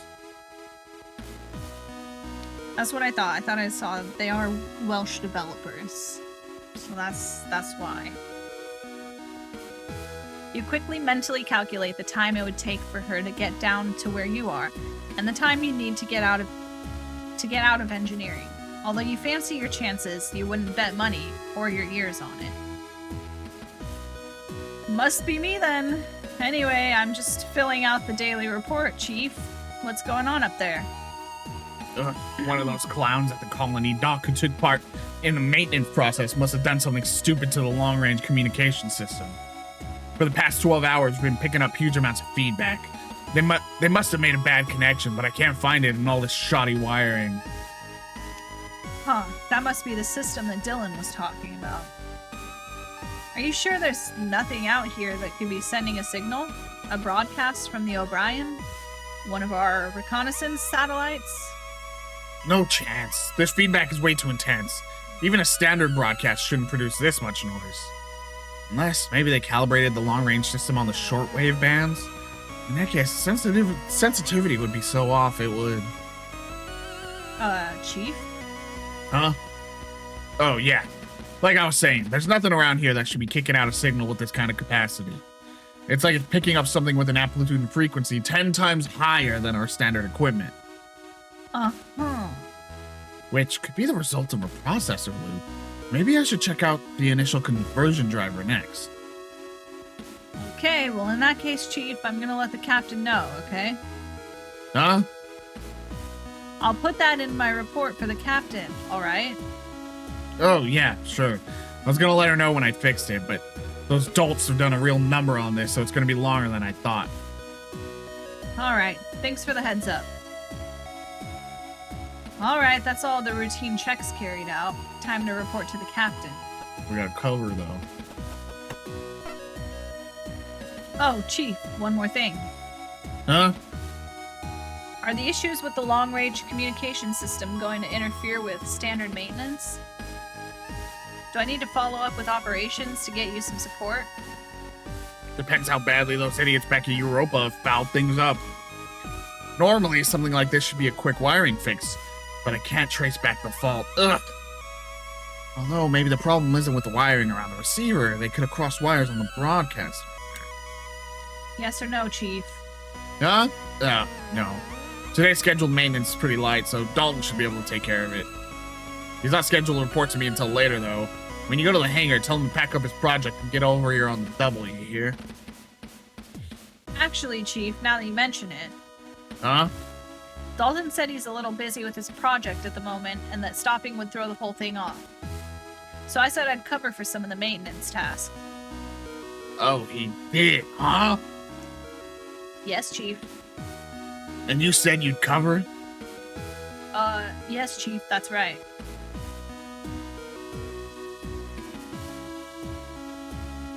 As the silence between you and the Chief drags on, you begin to regret offering to do Dalton a favor. Now that you think about it, what exactly do you know about maintenance? Not only is the Chief gonna give Dalton grief for passing off his workload, you're gonna get it in the neck for... Well, if he says he's at an important stage in his work, I'm not gonna drag him away. Kid's been slaving over that project night and day. Gotta admire his love for the craft. You let yourself relax. Thankfully, it looks like the Chief's got something of a soft side after all. I'll be able to pick things up here, but I've got one of his jobs that you can do for me. What do you need? The Chief turns away from you and squats down, rummaging around in her tool pack for something. The batteries in the emergency spacesuit radio packs in the airlock are due for replacement. Take these and switch them out for the old ones, okay? She casually tosses 2 battery packs toward you, which you just about catch, surprised by their heft. You got the charged batteries. Roger that, Chief. Once you got the old ones, bring them back here and plug them into the power distribution module. After that, you're free to go. Swap out the batteries in the emergency spacesuits in the airlock, then bring the old ones back here to recharge. Simple. As long as you don't run into the monster. What monster? Oh, don't worry about it. There a monster on this ship? I was just joking, bro. It's like a bit. They got aliens?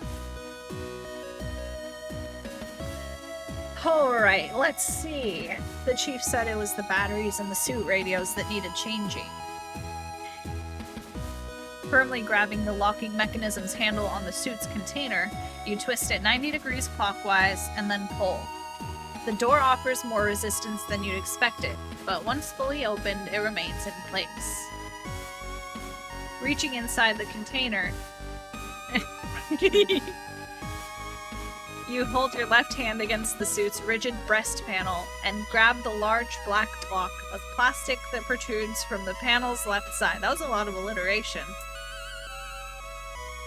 With a tug, the block pulls away, trailing a curling cable that keeps it connected to the suit.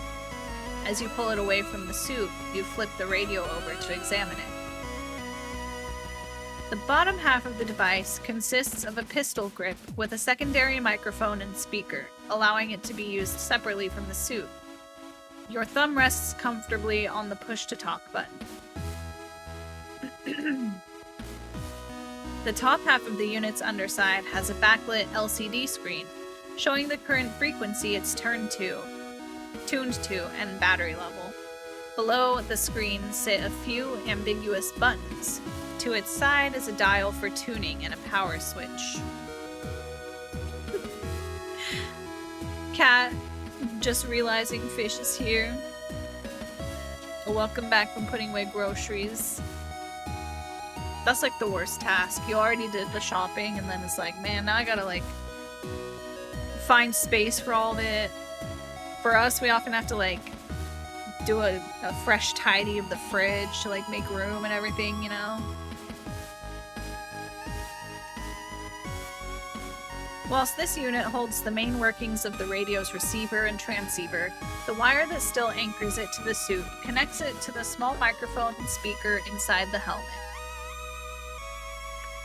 Flipping the whole unit around to look at its underside, you see a small latch set into a recess, which you pull down on with your thumb, releasing the cover and letting the old battery slide out into your palm.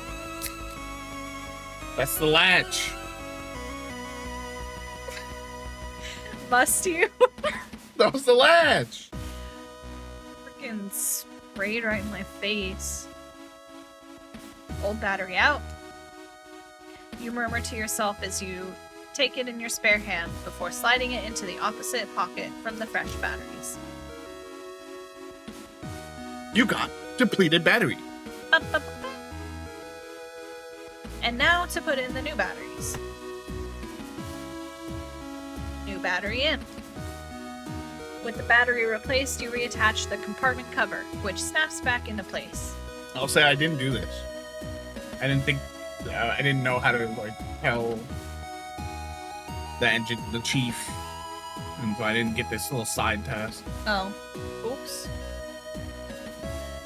Once you set the radio onto its mount on the suit's breast panel, you step back, close the suit's container's door, and twist the locking mechanism 90 degrees counterclockwise. With one down, you move to the other storage unit and repeat the process of unlocking the container, taking the suit's radio, swapping out the batteries, and then replacing everything as you found it. Great, all done. Let's go get these back and charging and engineering.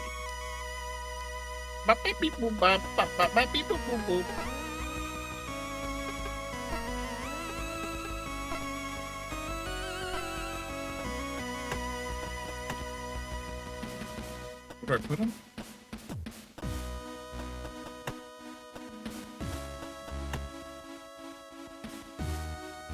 Oh. Huh? Right here? Oh, yeah. Alright, here we go. You take each battery that you'd removed from the suit's radio and place them in the charging ports on the side of the power distribution module. They slide in and lock into place with a satisfying clunk, and a red light right above the port lights up with an amber glow. Great, a job well done. We did it! Extra credit helped Dalton. Alright, Captain. Come.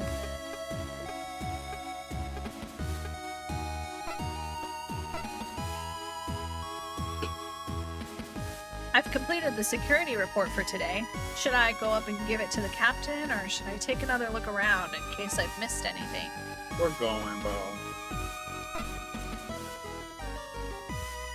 Alright then, no sense in delaying seeing Captain Bartermuse. Lieutenant Ray Hickory, entering the bridge. You declare, stepping from the elevator and throwing a salute. Looking around the room, you see Vanessa, who remains focused at her station, not paying you the slightest bit of attention, and Cassie, who stands from her station and comes over to you, a wide smile on her face. Oh my god, hi! As you remain at attention, you notice that the captain's chair is empty. At ease, Lieutenant. Captain Bartermuse is with us, so I'm in charge of you today. A small tut comes from Vanessa. If Cassie heard it, she doesn't show it. Oh, is that right? I've come to make my report. That's right. Dr. Rosarium advised me that she'd suddenly taken ill. Vanessa makes another, louder tutting noise. Cassie pauses for a split second, but quickly carries on. So he's ordered her to quarters for some bed rest. We're due to enter communications range with the O'Brien any moment now, and from there it's just a matter of coordinating our patrol paths. Nothing I can't handle. Ahem. Oh wait, that was you. Whoa! Right. The security report, Lieutenant? Oh, yeah, of course. You clear your throat, feeling a bit awkward. Although you'd been on the ship together for the past few days, you'd mainly seen each other between shifts, where rank really didn't mean much. Chat, this is our girlfriend, by the way, if you didn't know.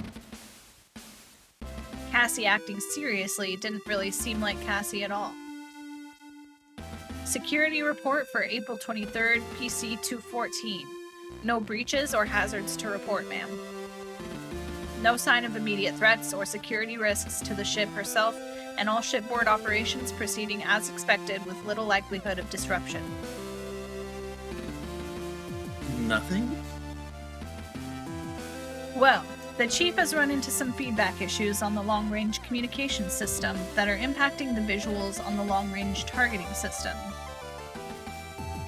It doesn't seem to be enough to stop normal operations, though, and she's in the process of isolating the problem area to start repairs. Cadet Grange has also completed the system to load the high-density foam he's developed into training rounds for the Juno's weapons. I have a giant beard. I have so much hair. I just noticed that on the can. I know, I keep asking you if you need a haircut because it's so freaking hot every day. Yeah, I know, I'm so hot. I'm sorry. He's scheduled to have produced enough rounds for tests in time for the next training exercises. Oh, that's great. Good for him. But that's about it. Business as usual.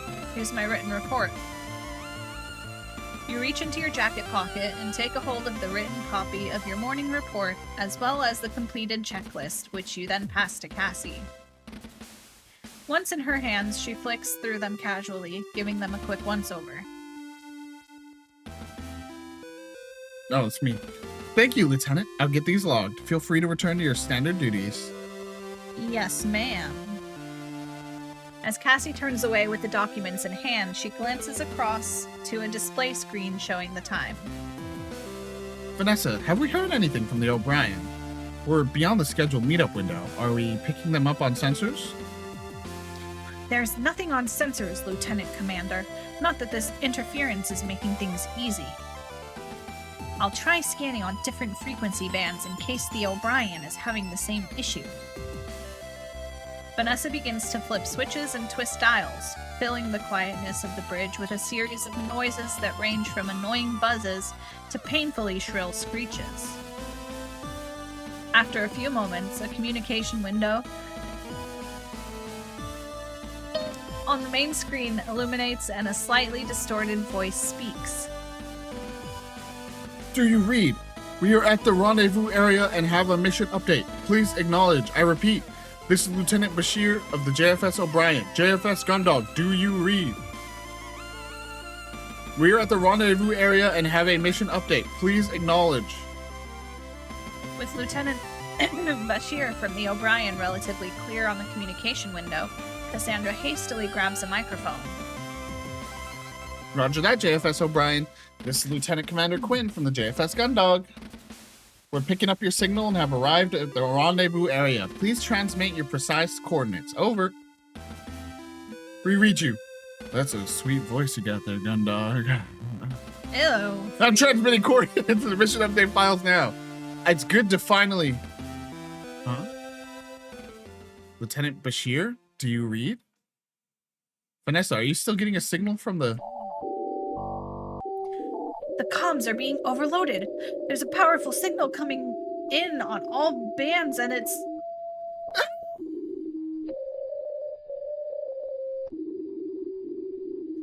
What the hell just happened? Is everyone okay? Commander Quinn? Commander Quinn? Cassie?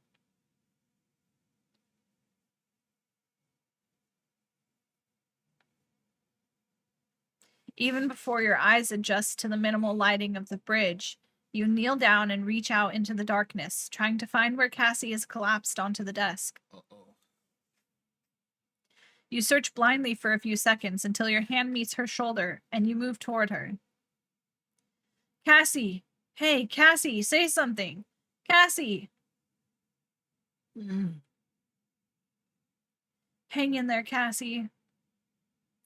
Lieutenant Lord, call sick bay and get the doctor up here right now. I can't. Why not? The ship's entire system has been knocked offline. Even the emergency backup systems. It's all offline. Oh, guys. Shit's getting Uh-oh. wacky. We don't have time for this. Get it back online. You rise quickly and dash over to the elevator, slamming your hand into the call button.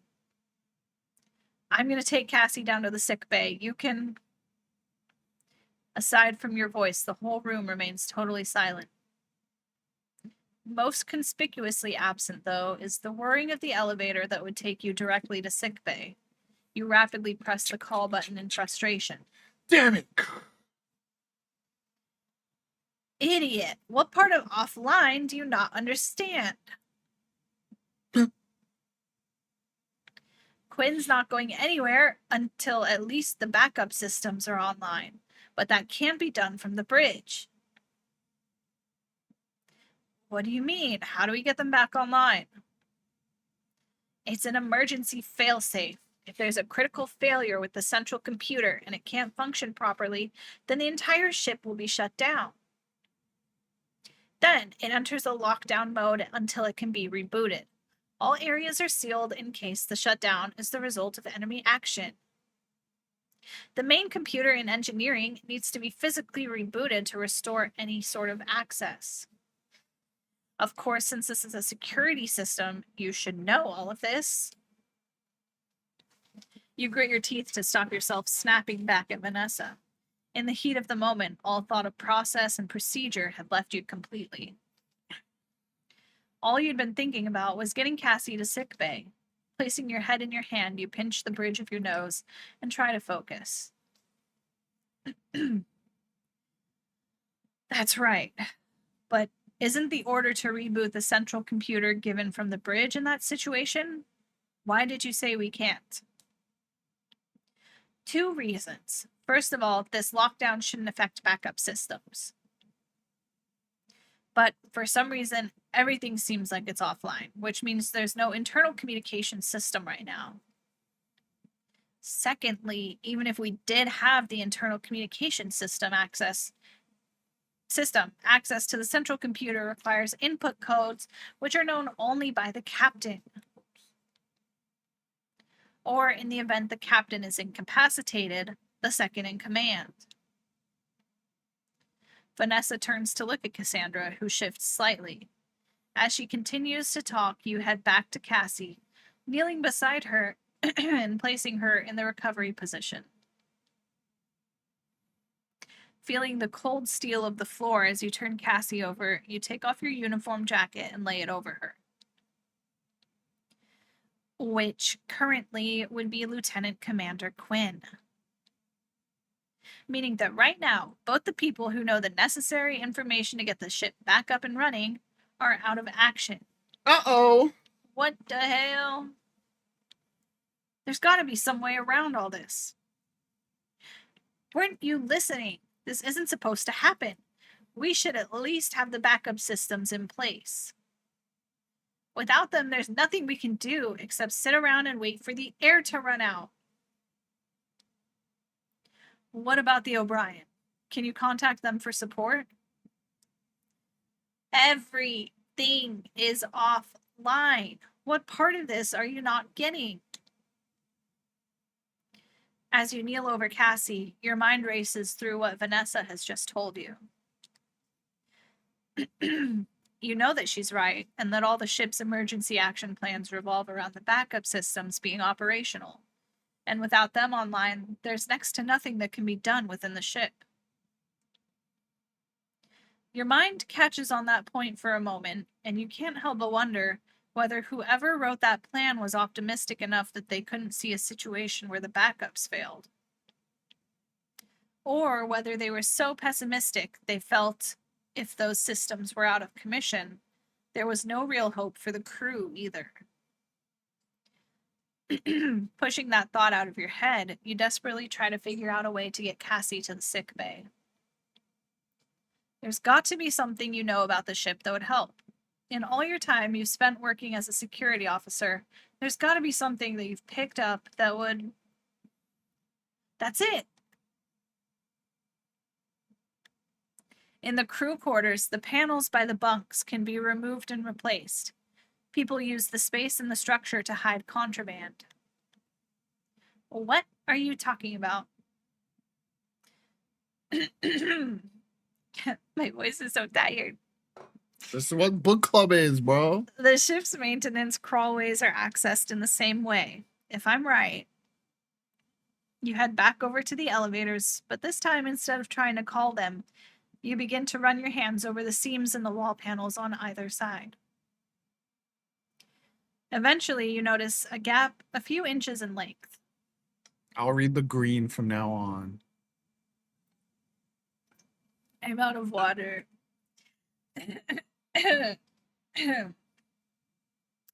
Normally, maintenance would have a special tool to access this, but you can do the same thing with... Yeah. What? You said you're out of water. I know I've got it on me somewhere. Where is it? Your water is also empty. There's I water. can feel it.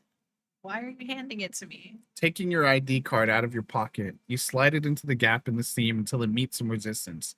When it's about halfway in, you slide it up and down a few times until you feel it stick on something, at which point you push harder. Suddenly, you hear the sound of multiple catches disengaging and the panel falls toward you. Taking the wall panel in both hands, you place it to the side of where it used to be attached. Now, instead of solid wall, you can just about make out an absence large enough for someone to fit inside, with a series of rungs heading downwards into a darkness which opens up once they pass by where the elevator currently sits. It's so eerie with the, like, all the sounds and music turned off. How did you know to do this? This is one of the first tricks you learn as a security officer. Ship crews get very creative with where they stash things. With these panels, it makes sense that the maintenance crawlways are accessed in a similar way. Well, great. Now you can crawl around the walls in the dark. Very helpful. You grit your teeth and breathe. You hadn't talked to Vanessa much since you first met, but you were beginning to understand why she always ate alone in the mess hall. Dang. If I can get in up here, it means that I can get out down in the central hub. From there, I can see if I can get the emergency input codes from the captain and make contact with the chief in engineering. Do you really think you can solve this by clambering around inside the walls? Even if you can make it to the central hub, the rest of the ship will... Lieutenant Lord, would you? Please keep your opinion to yourself. Dude. No, I'm a professional. Thank you, Lieutenant Lord. You snap back, barely suppressing your anger at her constant pessimism. But right now, I don't see many other options except for this one. And for all we know, we're the only people on the entire ship who might be able to do something. I'm not about to sit around and let everyone down. Not this time. Ooh. So I'm going to leave you here to look after Lieutenant Commander Quinn, unless you have anything you want to try that you think might help. Vanessa stares at you for a moment, as if weighing up what the best put down for the current situation is. Instead, she heads back to her station and starts flicking switches and pressing buttons on her control panel. All right, you do that. I'll try to get the internal communication system working. Since the backups should work in a situation like this, maybe there's a way to get them back online. Get moving, or are you going to stand around and gawk whilst I get everything done myself? You inadvertently sigh loudly as you turn around and reach out into the crawl space, grabbing a run and then placing your foot on one lower down. Hopefully I can get things back online with the chief and captain's help. Just look after Lieutenant Commander Quinn until then, all right? Vanessa turns away from you, continuing to adjust the inputs on the communication system. Yeah, sure. With that, you lower yourself into the darkness, taking it one rung at a time. Once you're past the stationary elevator, you can feel the space you're in open up around you. Carrying on downwards, you reach behind you every so often to see if you can feel the catch system that would keep an access panel attached. After a few attempts, you find it. Your fingers eventually brush over a catch, and with some coercion, you manage to get it to release, causing the whole panel to fall off the wall behind you and clatter onto the floor of the central hub. As you step out into the crawlway, a loud banging starts from nearby. You immediately reorientate yourself to face the room, placing your hand on your electroshock weapon just in case. As you scan the room in the dim lighting, the banging continues, and you realize it's not coming from anywhere in the central hub, but one of the elevators. With your hand still hovering over your weapon, you slowly move towards the noise, trying to make as little sound as possible, hoping that whoever or whatever is making it doesn't know you're there. Despite the darkness, you can see that the elevator doors are open slightly, It's the monster. with an inch or so gap between the two doors. As you angle yourself to try and see what's inside, your question is answered. You're right. I told you. I told you. It's the monster. Hey, who's out there? Whoever you are, help me get these stupid doors open. Whole thing's jammed. You pause for a moment. You haven't seen Hanson since the other day outside your quarters. I know you're out there. I heard you. Get over here and help me get these doors open. Hey, what are you waiting around for? As Hanson continues to call out, you size up the situation.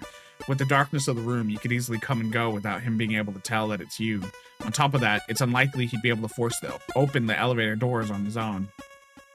Hey, come on! This isn't funny. Who's out there? Stop jerking me around. It's petty, but part of you almost relishes the idea of Hanson seeing how it feels to be trapped and unable to do anything. Yeah. Haru, if you're messing with me, I'll kick your ass. Still, he's a member of the crew, and as a security officer, it's your role to keep them all safe, regardless of how much of a dick they might be. You take a deep breath and... Help him open the doors. hold it for a second before releasing one long constant sigh. Hey, I heard you. I know you're there. Get me out. All right, Ensign. I'll take the door on the right. You take the door on the left. On the count of 3, we pull. Great. Everyone on board, and it's the Kalite Coward. Figured you'd stop by here, find a little nice space to crawl up and hide in. Helping me out so we could trade places and you could ride it out until the action's over. You immediately begin to regret your decision. Cruis, do you want to get out of there or not? Whatever. We should leave it this. We should. Well? All right, here we go. 1, 2, 3. You let go and his hand gets squished. The two of you both heave against the elevator's doors, which shift slightly, but not enough for Hanson to get out. Okay, again. 1, 2, 3. This time, the doors yield a little more to your efforts. After they open a few more inches, you step back to catch your breath and watch as Hanson sticks his arm through the gap, but struggles to get any further than that. Once more, and we should have you out of there. Shame your girlfriend isn't here. At least she's got a backbone she could be putting into this. You freeze for a moment, as all of your muscles stiffen reflexively and a wave of anger flows through you. Excuse me, Ensign? You heard me. She's the one of you two with any stones. If she hadn't been there to save you the other day, You'd have what? I'd have... Think hard about your answer, Ensign. Give me the wrong answer and you can try and squeeze that thick skull of yours through that gap without any more of my help. He starts whimpering. Forget it. That's what I thought. Now get ready. All right, here we go. 1, 2, 3. It takes the two of you a few attempts, but finally you manage to push the doors open to the point where Hanson can make his way through the gap between the two of them. Free of the elevator, Hanson dusts himself down and looks around while adjusting his jacket. So what the hell's going on? What happened to the ship? Why has everything stopped working? There should be backups or something, right? You pause for a moment. Despite having been on the bridge when everything went wrong, you probably have as much of an idea as Hanson would. Honestly, we've got no idea. I was on the bridge when it all happened. We made contact with the O'Brien. There was this flash. Then Commander Quinn had been knocked out. All the systems were offline, even the backups. I managed to get off the bridge using the maintenance crawlway. Now we're trying to figure out a way to reboot the computer to get everything back online. Just great. I knew this ship was a piece of junk the moment I stepped on board. You said you guys had a plan to get things up and running, yeah? Yeah, kinda. Great. You can handle that. I'm gonna go check on the crew. Have you seen Haru? No, I haven't run into them. Okay then, I'll try their quarters. With that, Hanson heads into the darkness towards a four-side thoroughfare. He stops briefly, turning to face you. Lieutenant. Thanks, or whatever. Yeah, you better be grateful. The pilot quickly turns on his heels and disappears in the darkness. Don't mention it.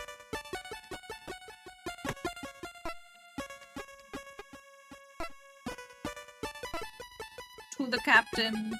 Standing in front of the door to Captain Barnumew's quarters, you instinctively straighten up, sticking your chest out and your shoulders back. You know that your access code doesn't have the encoded permission to allow you to access the captain's quarters, and even if it did, the terminal to the side of the door is as lifeless as the rest of the ship. Instead, you bang forcefully on the captain's door and shout. Captain Barnumew's, it's Lieutenant Ikari. There's been a system failure, and Commander Quinn is incapacitated. We need you to give the emergency input codes to restart the ship's central computer. After waiting for a few moments, you press your ear up against the door, seeing if you can hear any signs of life. From experience, you know that the crew quarters doors aren't as substantial as some of the other doors on the ship. It's not uncommon to know the exact schedules of other crew members based on sound alone. Captain, it's an emergency. You wait a little while longer, but still don't hear anything. Ugh, damn it. Slamming your fist on the captain's door in frustration, you turn back. You'll have to figure something else out.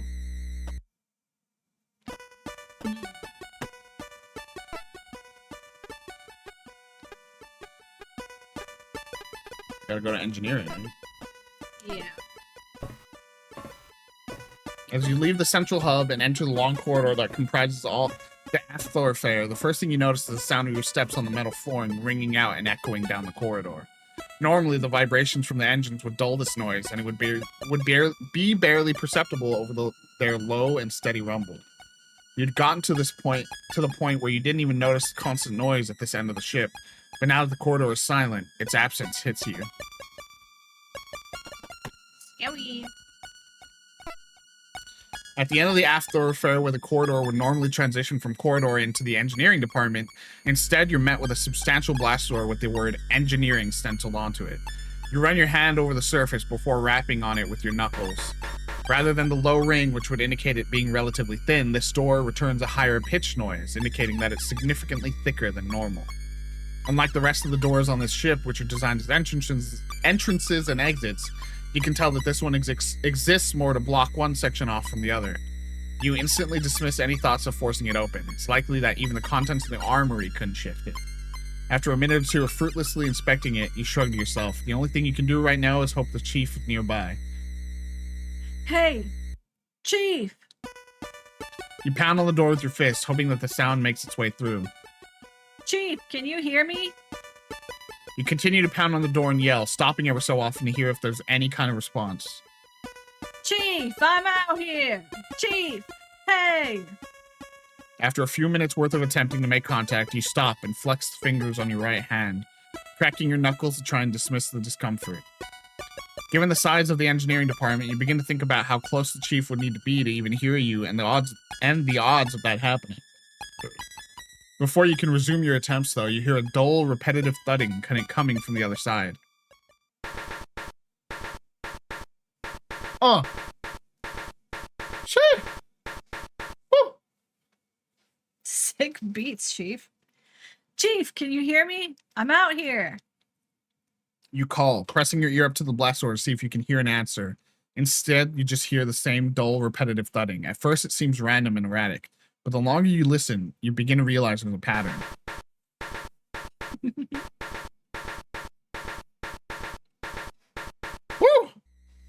That's gas, bro. Ugh. That's great, but what does it mean? In defeat, you slam your fists against the door one more time. Chief, I don't know if you can hear me, but I'll try and find a way to get in there with you. At least I know someone's in there. There's got to be some way I can get in touch with them. Send them a signal. Maybe there's something I haven't thought of yet. An emergency communication system? Something that's not tied into the ship?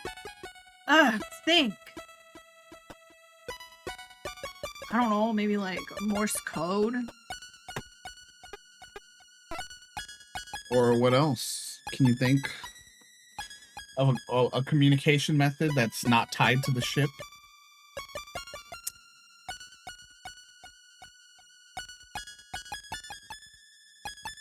No. What have we been... think about what we've been up to.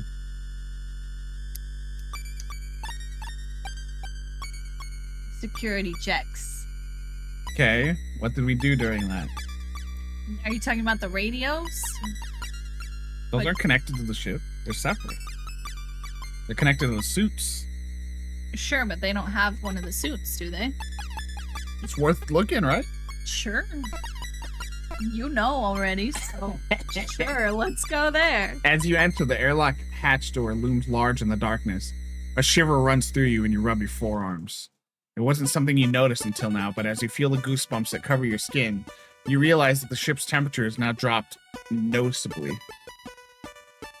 I've got to find a way to get things up and running again. Emergency spacesuits for use in the event of ship depressurization, failure with the life support systems, or if the crew have to abandon ship. Hopefully I can get this solved without needing the extra air supply.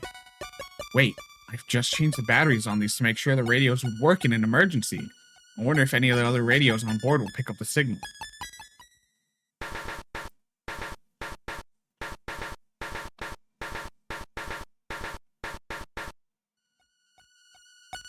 Ha! I bet that's what the chief was trying to tell me. Of course she'd come up with a plan like this before anyone else. Now let's see if I can reach her. You grab the handle on the suit's container and twist. The metal in your hand is noticeably colder to the touch than it was the last time you were here. Once the lock is undone, you open the door and, bracing the suit with your left hand, grab the radio with your right. As you disconnect the radio unit from the brass panel, the spiraling plastic card that connects it to the suit comes with it. Turning the radio in your hand, you find where the cord connects and unscrew the attachment point, allowing the cable to spring back towards the suit. You quickly extend the telescoping antenna and flick the power switch, which causes the sound of whining static to fill the previously silent room. You slowly rotate the tuning dial, working your way through the frequencies until a familiar voice comes out from the tinny speaker. An emergency broadcast. Look, little baby. With a big long neck. From Chief Engineer Mackenzie Cathays on the JFS Gundog to any JFS Gundog crew members or any JCF ships nearby. The Gundog has suffered a complete systems failure and assistance is needed to get them back online. I repeat, this is an emergency broadcast from Chief Engineer Mackenzie Cathays on the JFS Gundog to any JFS Gundog crew members or any JCF ships nearby. The Gundog has suffered... Yeah, we get it. We get it. Chief, this is Lieutenant Ikari reading you loud and clear. I've managed to get an emergency radio from one of the suits in the airlock. I'm able to get around the thoroughfares and to the bridge, but I can't get anywhere else. It took you long enough. What the hell's everybody been doing this whole time? You're just about to push the button to send your response, but the chief cuts in. Anyway, you're in touch now. That's what counts. You said you can get to the bridge. Is that right? That's right. Then get back up there and get the captain to give me the input codes to access the main computer so I can get the ship running again.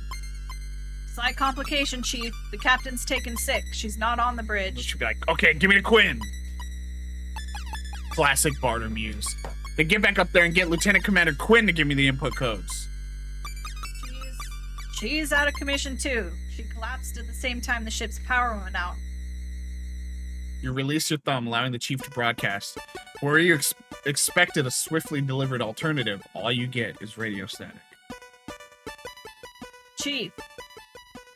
Nothing's ever easy, huh, Lieutenant? Who's currently on the bridge, then? That'd be Lieutenant Lord. Well, she's the commanding officer on board right now, I guess. You're gonna want to get up there. Got an idea, but it's not something I can authorize. Your grip on the radio tightens as a sense of apprehension grows within you.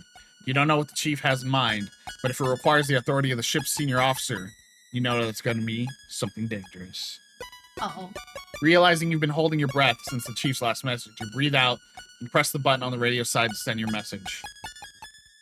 Copy that, Chief. Heading up there now. I really like the design of the radios. Like a pistol handle. Radio in hand, you quickly make your way back from the airlock into the central hub and then head straight for the maintenance crawlway. It only takes you a moment of groping around in the darkness to find a ladder rung before you're on your way back up to the bridge. As you climb, each rung that you grip is cold to the touch and the air that you breathe has a brisk chill to it. You know what this means, but for the time being, decide to push that thought out of your head. You've got other things to focus on. The climb up seems a lot shorter than your original climb down, and as soon as you emerge back on the bridge, Vanessa swivels in her chair and paces over to you. So, did you get in touch with anyone? Kind of. You bring the radio up to your face so that the microphone's level with your mouth, and press the push to talk button with your thumb. Chief, I'm back on the bridge with Lieutenant Lord. Releasing the button, you walk past Vanessa, handing the radio over to her before heading towards Cassie. Vanessa looks from you to the radio with mild bewilderment before the chief's voice sounds out from the speaker. Lieutenant Lord, this is Chief Engineer Cathays. Do you read? As you kneel down by Cassie to check her pulse and temperatures, and as well as doing your best to tuck your jacket around her, the way the chief addresses Vanessa catches your attention. You hadn't heard the chief being that deferential towards anyone, even the captain. I hear you, Chief Cathays. Captain Bartomuse and Commander Quinn are both incapacitated, so I'm in command of the Gundog until such a time as they can return to duty. Understood? You frown slightly hearing Vanessa assert her position over the chief like that.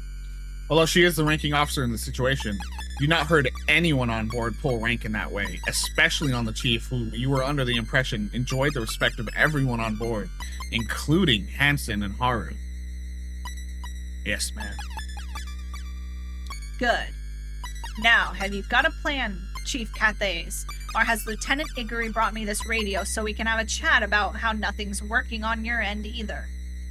As you stand and turn to face Vanessa, you catch the last few moments of a distasteful look she'd been making at you whilst your back was turned, and do your best to bite your tongue. Yes, ma'am. Lieutenant Iggory has explained to me that both the captain and Commander Quinn are out of action. So I'm aware neither one of them will be able to give me the input codes required to reactivate the central computer. We know that, Cathays. What's the solution?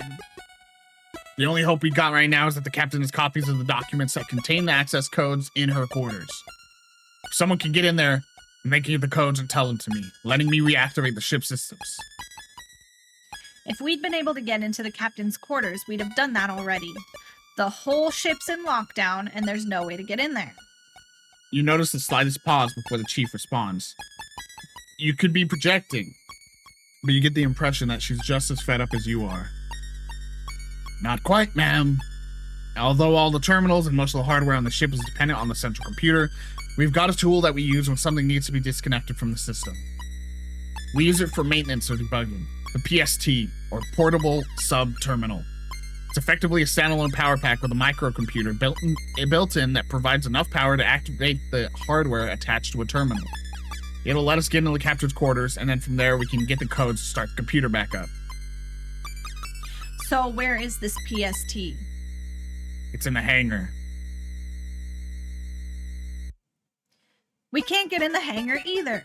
I know you're stuck in engineering, Cathays, but the story's the same for the entire ship. Another silence follows, longer this time. That's true, if you're trying to get to the hangar from inside the ship, ma'am. But the Gundog has two entrances that can be activated entirely manually.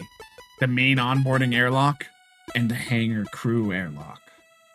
If someone left the ship via the onboarding airlock, they can make their way to the crew airlock for the hangar and re-enter there. Gotta go outside? Then they could get the PST and make their way through the ship as normal. I see.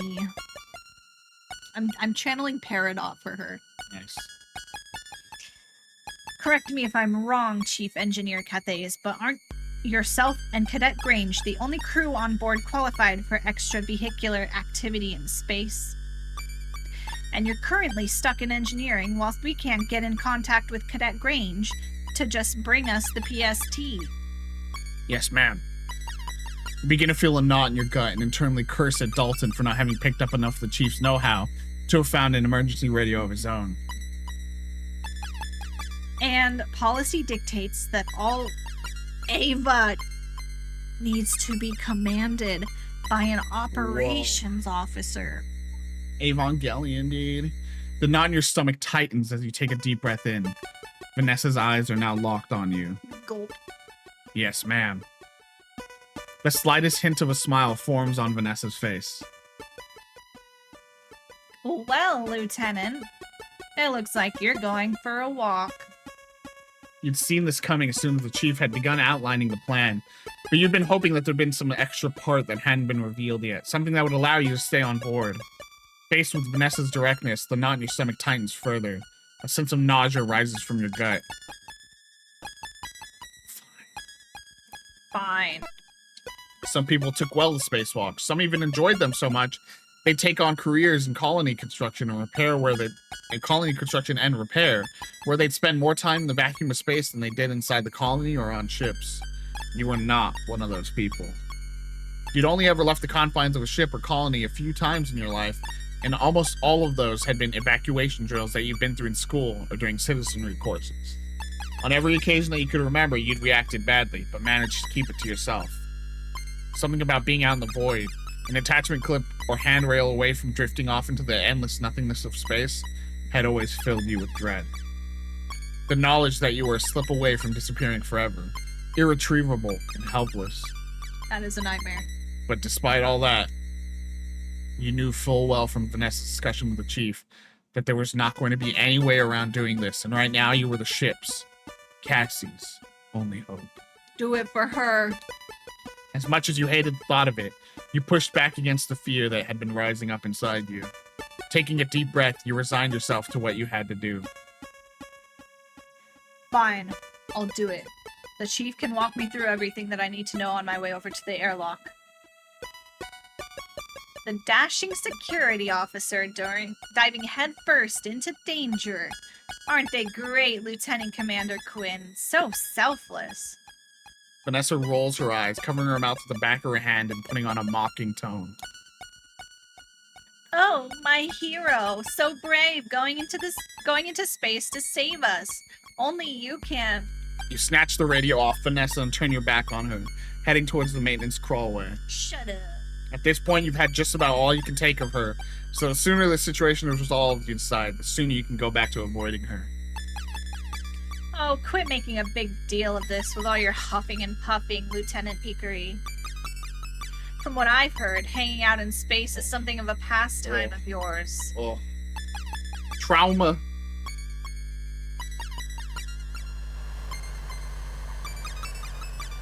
They decided to put, like, all the worst personalities onto one little ship. It's like a social experiment. With that comment, you feel like your heart's dropped out of your chest. You quickly spin back to face Vanessa. Lieutenant.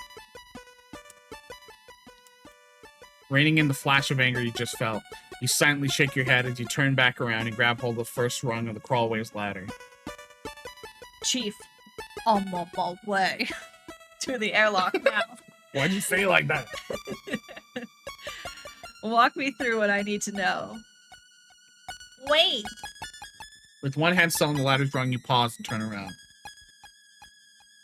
Yes, Lieutenant Lord. You just about manage to ask through gritted teeth. Don't you think you're forgetting something? Doing your best to suppress the urge to scream that you feel building inside your chest. You pause for a moment and stare at Lieutenant Lord, trying to puzzle out what kind of game she's playing. Lieutenant Lord, if there's... Before you finish, Vanessa rolls her eyes and turns on her heels, walking back over to Cassandra and squatting down. You almost yell out when Vanessa lays her hand on Cassie's hip, but you stop when you see her withdraw a key card from Cassie's skirt pocket. Holding it between her thumb and forefinger with a flourish, she waves at you as she stands up and walks back over to you. The central computer can only be accessed by the captain or members of operations. Good luck getting in there without this. Vanessa casually tosses you the card, which you grab out of the air. You got Cassandra's key card. You turn the card over in your hand a few times before pocketing it. But the chief said that the PST used its battery power to open. I can see what you and her see in each other. As if hooking a battery up to a door would get you around the ship's security systems. You're still going to need to have the right authority levels to get through. Honestly. These little... At this point, your jaws clench so hard it feels like your teeth may crack at any second. But with the cold chill of the ladder rung reminding you just how dire the situation is, you turn back around. Thank you, Lieutenant. You just about manage. Still there, Chief. I'm heading to the airlock now. Have you got the radio coming through the helmet speakers, Lieutenant? The Chief's voice fills your helmet. The sound quality somehow worse than the speaker on the main radio unit itself. Loud and clear, Chief. You respond, securing the radio onto the suit's breast panel. You got the emergency suit on and sealed? Yeah, currently breathing in the suit's oxygen supply. What now? Do you see the access panel next to the internal airlock hatch? The spacesuit's helmet is attached to the rest of the suit in a fixed position, so although you turn your head to check, all you can see is the helmet's interior. You turn your whole body in an exaggerated motion to look for the emergency access panel and spot it on the other side of the hatch. I see it, Chief. I'm heading over now. Alright, you'll need to remove the panel in the same way that you did the one on the bridge. Once you've got it off, you'll see a large handle. Cranking that lever operates the manual override that will open the hatch to the airlock. Understood. Although you had to learn to operate the airlock manually in basic training, you didn't feel that now was the time to dismiss the chief and act like a know-it-all. She was likely getting her fill of that from Lieutenant Lord. You kneel down by the panel and attempt to find the gap between its edge and the surrounding wall. This is made a lot harder by the thick material of your suit. After a few attempts, you find it. The tips of your gloves catch in the recess. You work your digits in more until you find a catch that you can squeeze. The panel falls away from the wall, and you take hold of it, placing it to the side. Underneath is a long handle marked emergency use only. All right, that's the access panel out of the way. I see the handle.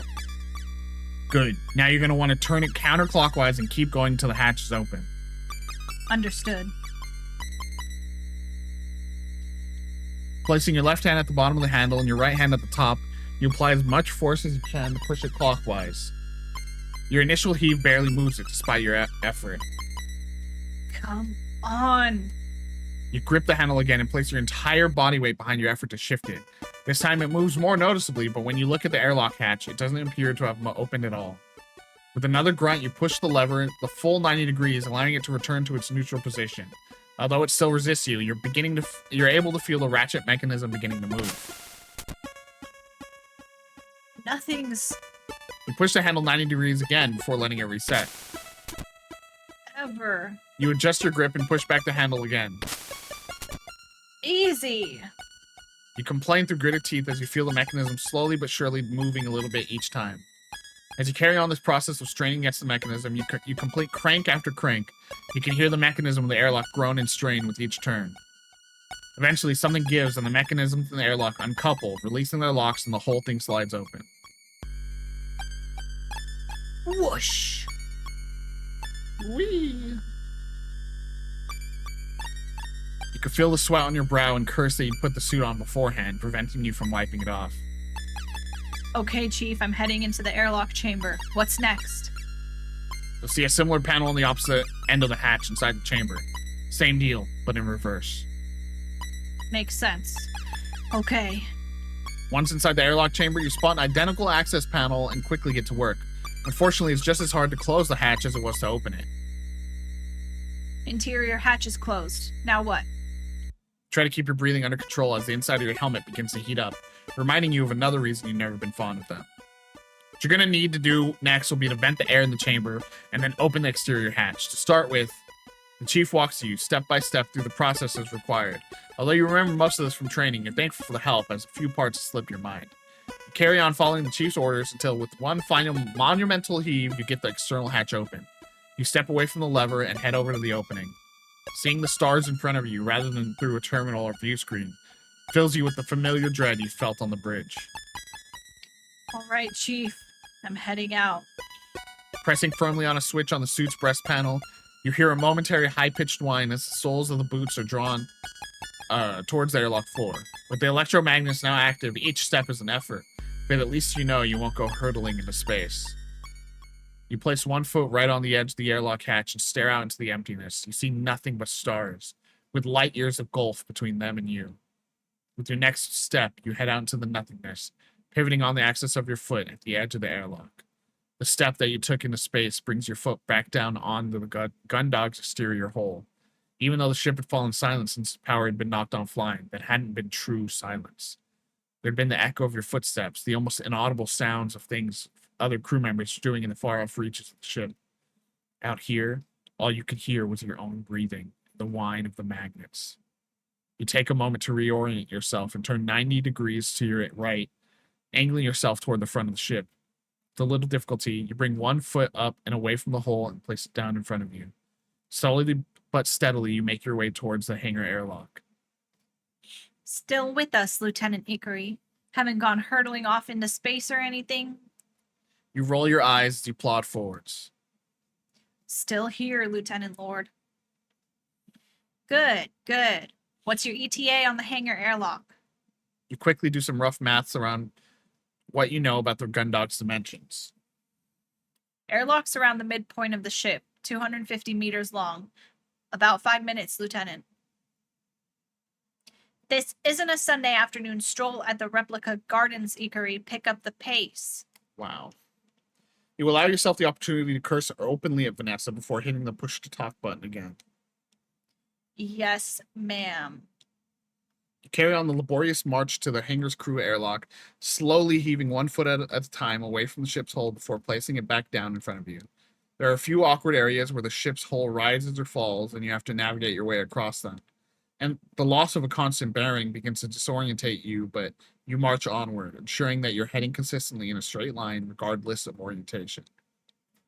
Eventually, you see the distinct markings that indicate an airlock hatch in the distance.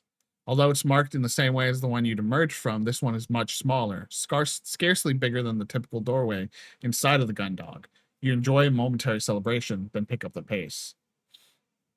All right, Chief. I'm at the hangar crew airlock. Okay, if you look to your right, to the right of the door, you should see an access panel with a lever underneath, just like the others. Okay, let's see.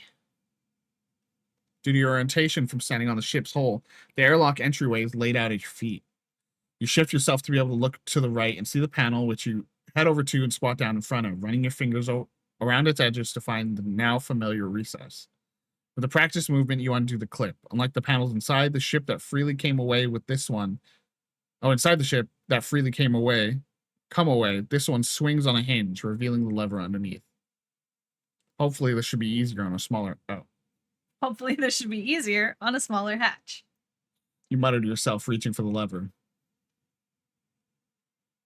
Chief. What is it? It's the lever. It's, You run your hand a few more times over the lever, which is visible, but inlaid into the hole, perfectly level with its surroundings. Whereas you'd been able to remove the panel cover by finding the recess, there was nothing like that here, making grasping the lever impossible. I can't get any purchase on it. It's completely flush with the hole. There's no way to grip it. Yeah, fuck. Chief? Lieutenant Lord, do you know what the current security code is? Of course I don't. They're like the emergency input codes. Only the captain or the second in command knows them. Why? Chief Engineer Cathays, I asked you a question. There's a moment of radio static, but you can hear the chief's sigh through the crackle and distortion. In order to gain entry to an airlock from outside, you need to input the ship security code into the number pad. It's an analog locking system, but you still need that code.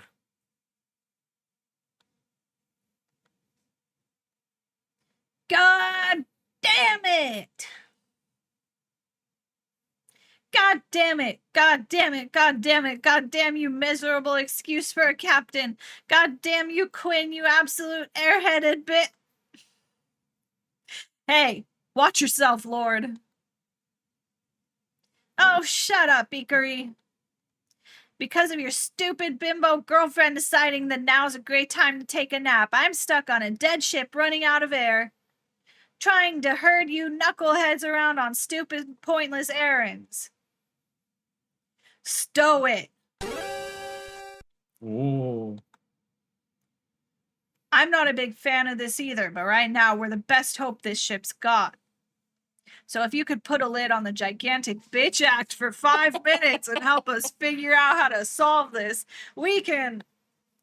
How dare you? I said stow it. Oh, shit, dude. It's popping off here, y'all. 5 minutes, Lieutenant Lord. Then once I'm on board, I can handle the rest of it myself. Then you can go back to pretending you're the most important crew member. This is insubordination. I'll have... All right, you two, that's enough. Both you and Vanessa snap into silence with the chief's interjection. Before either of you can start up again, she carries on in a commanding tone. Lieutenant Lord, do you know how long the security code is? Do you know the punishment for addressing a senior officer like that? No, ma'am, I do not. But if it gets Lieutenant Ikari on board any sooner, I'll say it's worth it. Do you know how long it is? It's 4 digits. Thank you. Now, do you have any idea? Of course I don't have any idea. It's Quinn's responsibility to generate and set those kinds of codes. Oh, by the way, if you ever want to access my quarters, the passcode for the lock is our anniversary.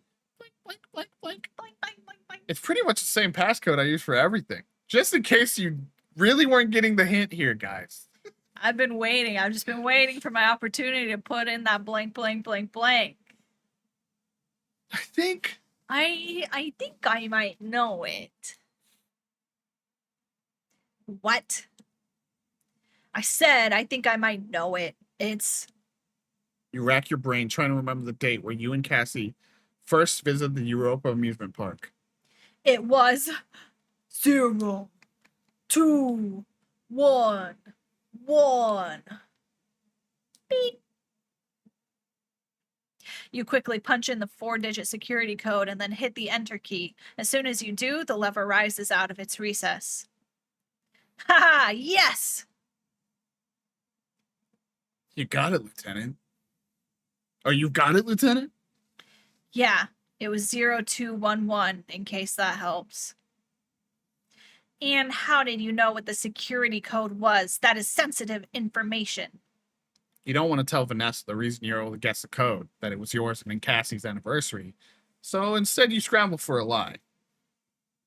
It's, the passcode for Lieutenant Commander Quinn's quarters. Ugh, I can't believe it. These codes are supposed to be secure. How could she... For the time being, Lieutenant Lord, how about we just focus on the fact that I'm able to get into the hangar? Shifting your position away from the number pad, you squat down by the raised lever. Taking it in both your hands, you find it much easier to crank than the ones on the main airlock, and in no time at all, the exterior hatch of the airlock is open. As you step inside the ship, you find yourself in a chamber almost identical to the airlock you left earlier, with the exception that it was much smaller. Moving quickly now, you close the exterior hatch behind you and follow the inverse process you carried out to leave the ship, pressurizing the chamber with oxygen and opening the internal hatch. In a few short minutes, you're back inside the familiar space of the ship's hangar, and you remove your helmet, happy to be breathing something other than the suit's oxygen supply. You then disengage the electromagnets before removing the suit completely, making sure to take the radio with you. Now, unencumbered by its bulk and in the low gravity of the hangar, you gently drift towards the equipment storage, the uneasy silence surrounding you. How love saves the day and how a GF who does not care about password hygiene saves the day. Let's see if that PST is going to be anywhere. It'll be in amongst all the stowed equipment and gear, so... In the darkness, the collection of stacked or suspended crates, containers, and various pieces of heavy machinery looms intimidatingly. Looking from container to container, you realize that none of them are marked in a way that makes any sense to the uninitiated. Shaking your head, you reach for the radio to ask the chief where you'd be able to find it. Before you can call her, you hear the rustle of a jumpsuit's fabric behind you moments before a wavering voice demands, "Stop right there, intruder! Identify yourself!" You raise your hand slowly, being careful not to make any sudden movements. Dalton had done surprisingly well to get the drop on you, and if he was under the impression you were the enemy, he should be armed to confront you like this. At ease, Cadet. It's me, Lieutenant Ikari. Oh, fuck! Oh, Lieutenant, I'm sorry. I thought that... Turning around slowly, hands still raised, you smile. Don't worry about it. You did good to sneak up on me like that. If I was the enemy... Pausing mid-sentence, you sigh as you realize Dalton isn't actually holding a firearm. Cadet, where's your weapon? Lieutenant? If I'd been the enemy, what were you planning on making me do without a weapon for encouragement? Dalton pauses briefly, and you see realization flash in his eyes. Yeah, sorry, I didn't think that... Well, I thought that... Which is... Ease up, Dalton. When this is all sorted out, we'll go over anti-boarding procedures, okay? Yes, thank you, Lieutenant. Although, what exactly is going on, Lieutenant? I was just finishing up something when all the power went out. I haven't been able to get in touch with anyone. Takes you a few minutes, but you quickly fill Dalton in on the events taking place on board the ship, including current objective of obtaining the portable subterminal. The emergency suit radios? Why didn't I think of that? Oh, shit! The chief's gonna be so mad. She was teaching me suit maintenance just last week. Oh, fuck! Hey, take it easy, Cadet. No one else on the ship figured it out on their own either, so don't beat yourself Just up us. over it. We're the only ones. I guess. So don't worry about that. What we need to do now is find the PST. Do you know where it's kept? I think so. Let me look. With a kick against the container next to him, Dalton propels himself towards a set of smaller crates. Once he arrives, you watch as he opens one, rummages through various bits of electronic-adjacent-looking hardware, which he fastidiously replaces before closing the lid and moving on to the one next to it. He takes the cadet checking a few different storage crates before eventually he withdraws a device the size of a briefcase. With it firmly in hand, he slowly drifts back towards you, presenting it once back. Here we go, Lieutenant. This is what you're after. You got portable subterminal. So this is the portable subterminal, huh? You take the hefty device from Dalton and turn it over a few times to investigate it from different angles. The exterior is largely off-white plastic shell with a handle attached, allowing you to carry it like a briefcase. The one visible seam that runs around the entire casing has two conspicuous clasps that you release, causing part of the device to fold out, revealing a keyboard alongside various screens, buttons, disk drives, and withdrawable cables. Alright, Cadet, can you give me the quick rundown of how to use this? Yes, Lieutenant. I guess the entry to the thoroughfare would be a good place to try it out. Sounds better than going for another walk outside the ship. Let's go. Two of you make your way through the hangar and up the flights of stairs that lead to the four-side thoroughfare. Once at the top, you're faced with the unyielding set of double doors. Okay, Lieutenant, first you need to take the cable from the PST and connect it to the underside of the terminal next to whichever door you want to open. After that, you turn the device on. If you do that now, I'll show you the rest once it's active. But shh! Don't shoot! Following Dalton's instructions, you kneel by the terminal and withdraw the cable from the device. It's awkward in the darkness, but you eventually connect the cable to a port on the bottom of the terminal. Once you got the SERP terminal connected, you can use it in the same way you would use the normal terminal. Just select the right function from the menu and insert your keycard into the slot when you're requested to. Give it a try now. Alright, let's see. Oh, do I use my card? Okay. Using the small keyboard, you select the override open function and then, as Dalton advised, insert your keycard. As expected, although slightly slower than you'd like, the door opens, allowing access to the four-side thoroughfare. Great work, Cadet.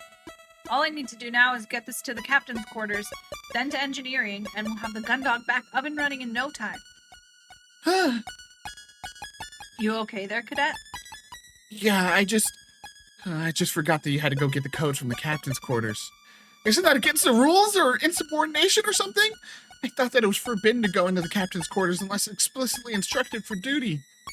You sigh as Dalton shakily removes the cable from the terminal underside and closes the lid on the PST. Technically, yes, but right now the choice is insubordination, or we all suffocate in the vacuum of space. Ah! But don't worry about it. I'm sure the captain will understand why I had to do it. Besides, I've always wanted to see what their quarters look like, so I'd say it's worth it, right? I guess. You place a hand on Don's shoulder and take the terminal from him. Anyway, you take it easy here. Try to raise the chief on the radio. See if she's got anything for you to do. I've got to get moving. Yes, Lieutenant. You're so cool. With that, you give Dalton a casual salute, and in return, he throws a rigid, formal salute back at you. Smiling to yourself, you head through the now open double doors and into the thoroughfare. We moving now. We can go anywhere. Standing outside the cabin's quarters, you look at the heavy device in your hand. It's taking longer than you'd like to get here, but at least now you can get those codes from the captain. Okay, so first, I get the PST. Okay, so first I get the PST. Oh, somebody hearing echo? You kneel down by the terminal to the side of the door, laying the PST on the ground and unclipping the catches that hold the front of the unit closed. After it starts up, you swiftly draw out the cable and connect it to the terminal's underside. Squinting at the screen's phosphorescent glow in the low light, you scroll your way through a series of menus and select the unlock function. Once you hit the enter on the command, a prompt shows up on the screen. Alright, now... I mean, is it going to be mine? Should I use Cassandra's? I think so. Once the device reads your keycard, you hear the soft whir of the door unlocking and a hiss as it slowly opens. Okay, I can leave this here for the time being. You stand up and step in front of the door, which continues its painfully slow opening. Come on, come on, come on! Come on, come on, let's go, I mean. Captain, are you... Ugh, that's... Ugh! As you step across the threshold into the dark of the captain's quarters, you're instantly overwhelmed by a powerful fetor. You gag and stumble your way back to the door, taking a deep breath of the corridor's sterile air. You try to compose yourself, but the odor drifts out around you, and a particular acrid waft stings the back of your throat as you take another breath, causing you to gag again. Ugh! Ugh! The atmosphere on ships and even the colonies are carefully regulated, and the air supply constantly scrubbed and recycled.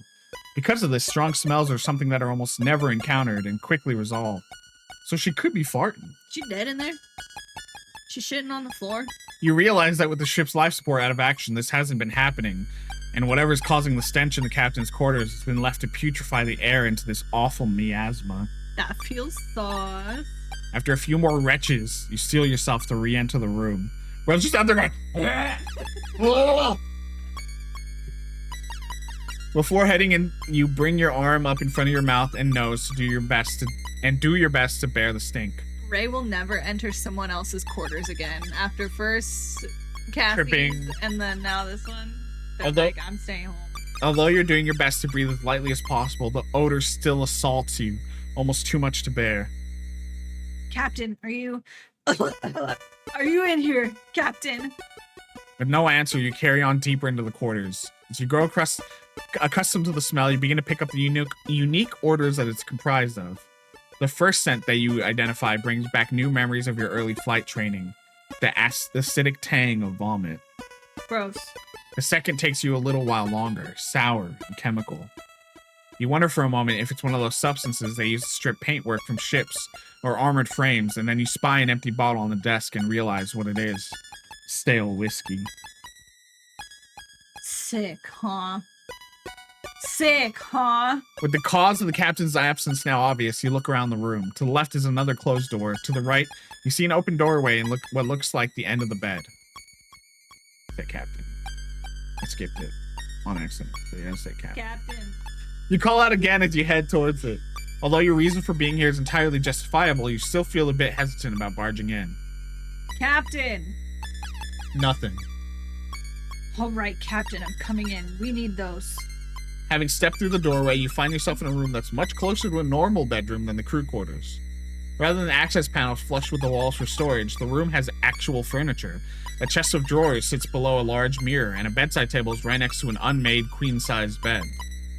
For a moment, you think that, like Cassie is wont to do, the captain's just thrown her worn uniform onto the bed and left it all in a heap. But before you turn back, a sluggish movement as the mass of crumpled clothing turns over reveals it to be Captain Bartermuse herself. Ah! Captain! You throw a salute and hold it for a moment before you realize the captain's completely oblivious to your presence. Tentatively making your way towards the captain's bedside, you register that the smell of stale whiskey is strongest in her immediate vicinity. She's just in there, passed out, drunk. As you look around, you notice another bottle lies mostly empty, with a small pool of amber liquid left in one of its quarters. Captain, You live like this? you live like this? You run your hands back through your hair and sigh loudly. Regardless of all this, you remind yourself, you're here to get the emergency input codes. Captain. Hey, Captain. Captain Bartermuse. You place your palm on the captain's upper arm and rock her gently. And keep on rocking me, baby. Oh. Captain, come on, you need to wake up. We need your emergency input code. This would be the fan service part of the anime. Captain, wake up! Captain! Captain! You step back and pinch the bridge of your nose with your thumb and forefinger. Despite everything, it doesn't seem the captain will be waking up from this stupor anytime soon. Ugh, come on. After everything? If I can't get the codes from the captain directly, maybe she keeps a copy of them around here or something? Worth a shot. The captain's got an actual bedroom. I wonder if this is an... It's an actual bathroom, all right. But now I know where the smell of vomit's coming from. What was I expecting to find in there anyway? Yikes. Painting of the first colony fleet to enter Jupiter's orbit. If I remember my civics lesson, they were funded by a wealthy Terran industrialist who had them built to serve as habitats for a workforce that would harvest Harvest the resources. from Jupiter and her moons for his company's sake. After a few decades, the population had enough of existing with no autonomy and living on company script, so they took control of the fleet and petitioned to join the Solar Federation. We all know how that ended. An empty bottle of whiskey, aside from a few leftover drops. The Europa Colony Special Blend.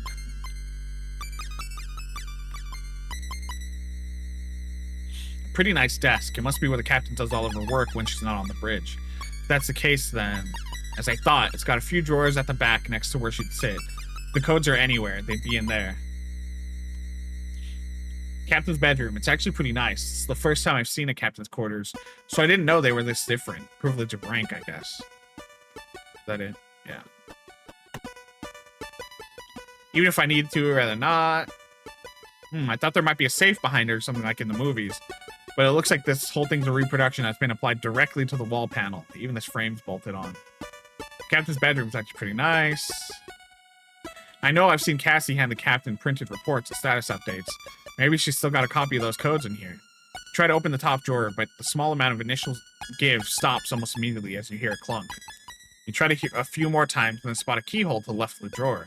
Checking the second and third drawers gives you the same result. Locked, of course. I'll have to find the key. Damn. Ugh. You were uncomfortable enough making your way in here in the first place, but now you're about to rummage your way through the captain's personal effects, so you feel even worse. Let's get this over with.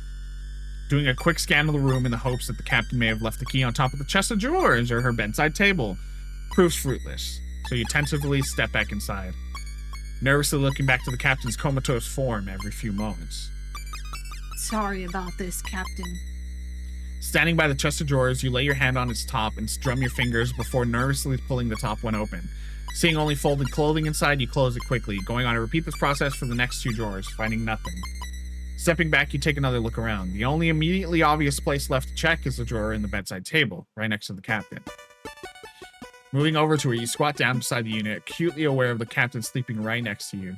In the low light, it's next to impossible for you to make out the contents of the drawer, so you have to settle for reaching inside and feeling your way through. Running your fingers... The retro anime fan service moment here. You're like pulling out a Broadway. Ew! Oh no! Oh my god! Running your fingers over the various contents, you try to figure out what's in there. A thin plastic surface, which with regular bumps, which feels like it has a foil underside. A small glass bottle with a series of red raised dots just under the label. Various individual papers. Aha! You grab a hold of what feels like a key card clipped onto a lanyard and pull it out of the drawer. The metallic jangling sound that comes with it is quickly revealed to be a key ring featuring various different keys. One of these has got to be the key for those. Huh?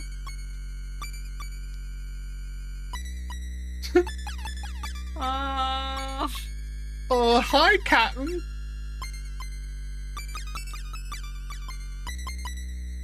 Lieutenant. You freeze in place with your hand half out of the drawer, holding onto the captain's identity card and keys. You hadn't seen her stir, but in the blink of an eye, Captain Bartomuse had managed to reach out and grab a hold of your wrist.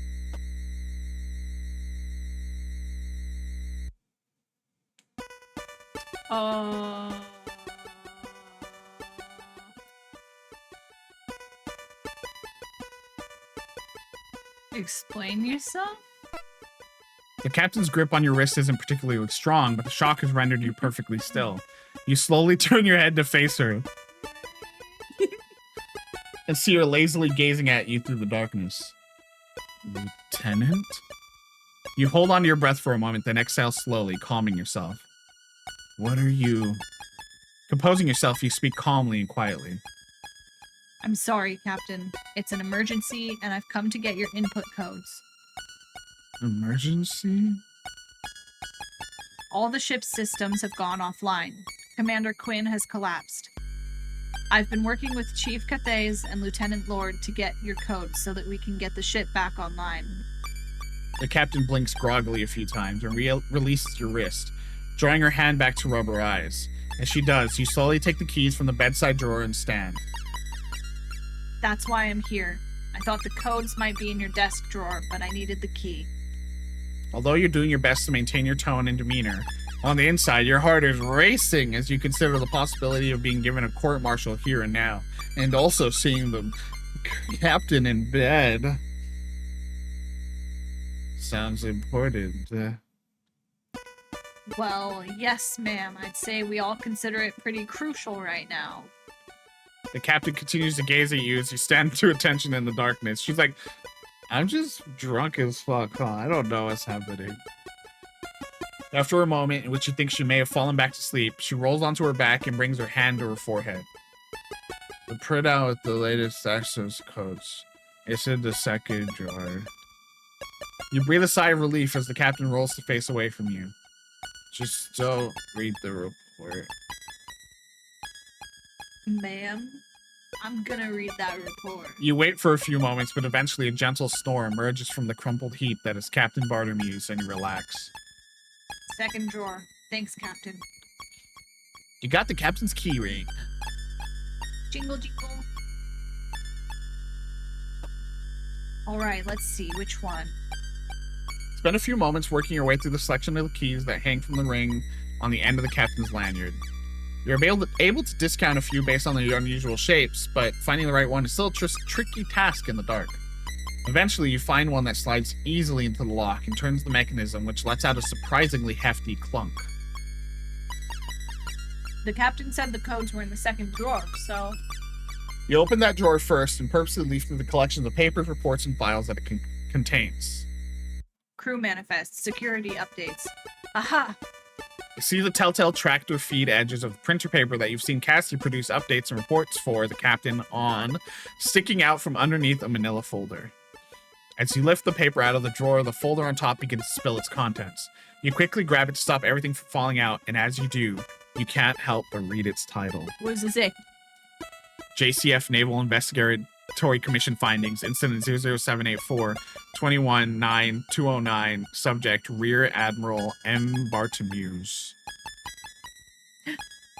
I recognize that date. With what you believe to be the printout that would contain the codes in one hand, and this report in the other, you look back towards the captain's bedroom as you remember her instructions. Just don't read the report. You hesitate for a moment, rereading the title. Rear Admiral.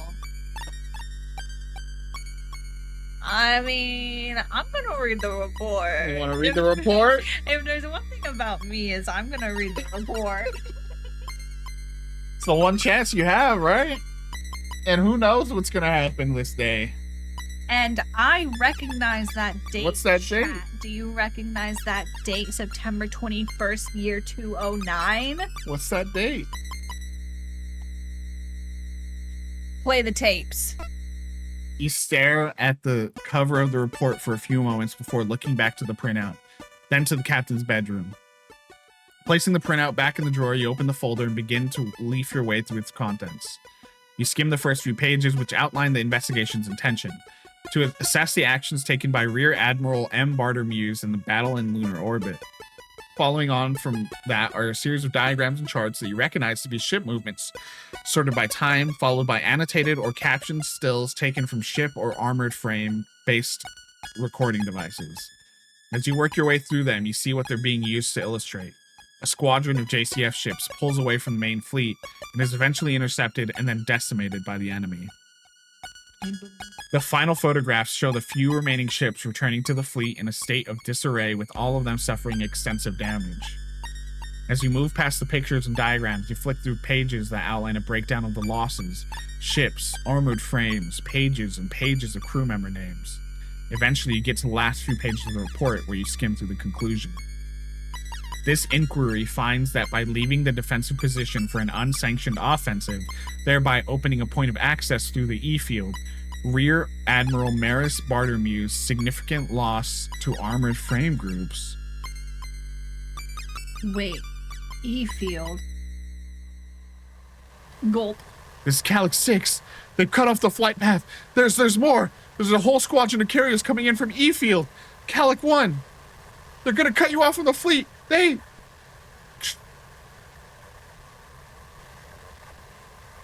Calyx 6, respond. Calyx 6, what's going on? How many carriers are coming in from E-field? You stop and lay the report on the captain's desk, staring at it, rereading the conclusion again and again. Adversely impacted flights include Thebe Flight, Carm Flight, Carpo Flight, Calyx Flight. Well. You close the report and place it back into the drawer. Almost mechanically, you reach for the printout you'd been handling a few moments before and methodically scan through it until you see what you're after. Classified core system access codes. Generation date, 420. Hey! For captain and second only.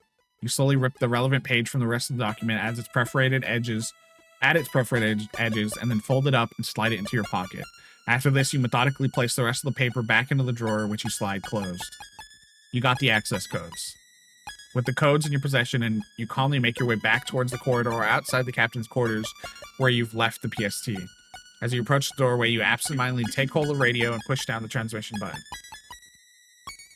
Okay, Chief, Lieutenant Lord, I've got the codes. So, chat.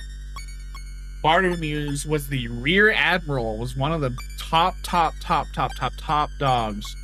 And by trying to go on the offensive instead of keeping the defensive position of her fleet, led to the great amount of losses, including Ikari's squadron.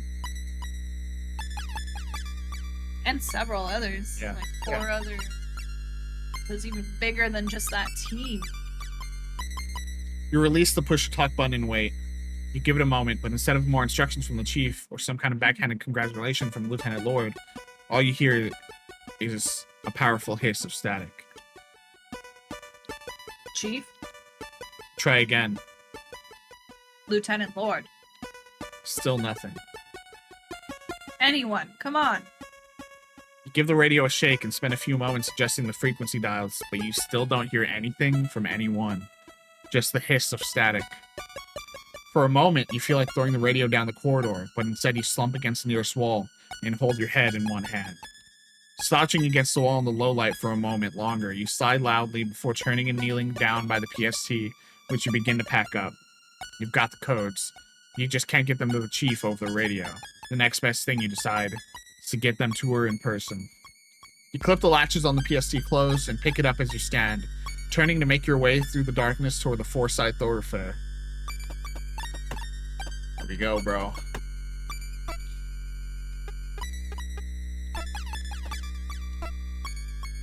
Outside of the huge blast door that separates the aft thoroughfare, You begin the increasingly familiar process of unpacking the PST.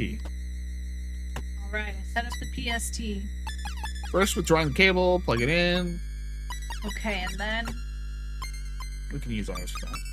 With the device set up, you hit the enter key on the unlock option and turn your attention towards the partition that stands between you and the engineering department. Unlike the other doors, the PST's battery power had been used to open. This blast door is inches thick and comprised almost entirely of solid steel. You watch tentatively as a low grinding sound emanates from the ceiling for about 10 seconds before the door even begins to move. Like the others, the opening process is agonizingly slow. In the darkness of the thoroughfare, time seems to lose all meaning as you watch the door almost imperceptibly work its way upwards. After a few minutes, the barely noticeable progress comes to a halt, and the low grinding sound stops, with the blast door giving you just over a foot of clearance between it and the floor. Turning your attention back towards the PST, you see a graphic of an empty battery with a cross through it blinking on the screen. Oh no. Knowing that the blast door is being kept open by the device's dwindling battery power, you drop to the floor and, grabbing the PSC, begin to crawl forward into engineering. Get our pompadour in full view. There's just enough clearance for you to worm your way underneath, but the smooth panel floor turning into grating makes it an uncomfortable experience. By the time you make it halfway through, with your feet still sticking out in the aft thoroughfare, the grinding noise that had stopped with the door starts back up again. No. You shove the PST ahead of you through the small gap, being mindful not to yank out the cable plugged into the other side of the terminal. Ignoring the grating now, you quickly squirm the rest of the way until you're clear of the door. Then, rolling onto your back, you grab the PST's cable and give it a swift tug, pulling it out of the terminal on the other side and back to you just before the blast door drops shut. Yikes! This is so scary. That was way too close. You stand up and quickly pick up the PST, which still has the low battery warning blinking on its screen. Chief! Your call is met with an oppressive silence that somehow seems worse in the vast space of the engineering department. Chief, it's me, Lieutenant Ikari. I've got the PST. Chief!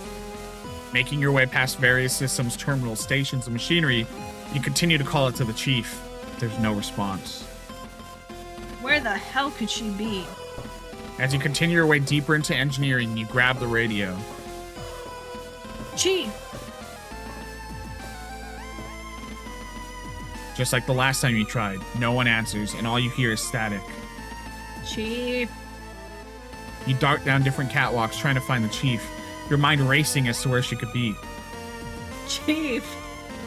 With the low battery warning illuminating your face in increasingly small intervals with its constant flashing, you stop. Looking down at the PSC screen, you make a decision. Well, I've done everything else myself.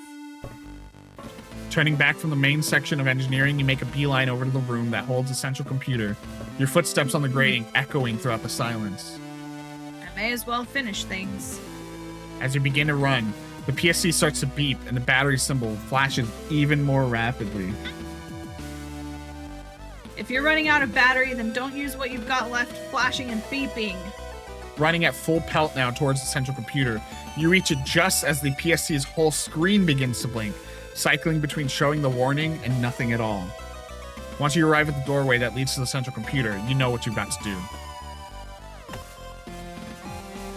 Wasting no time, you withdraw the cable and hurriedly plug it into the terminal with one hand while scrolling through the options with the other.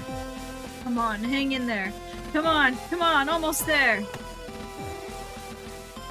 And now, there. As soon as the door begins to open, you jump to it and start pushing on it in order to force it open. Once you've made the gap large enough, you slip through at the exact same moment as you hear the PST power down and the door slides back shut. We're stuck.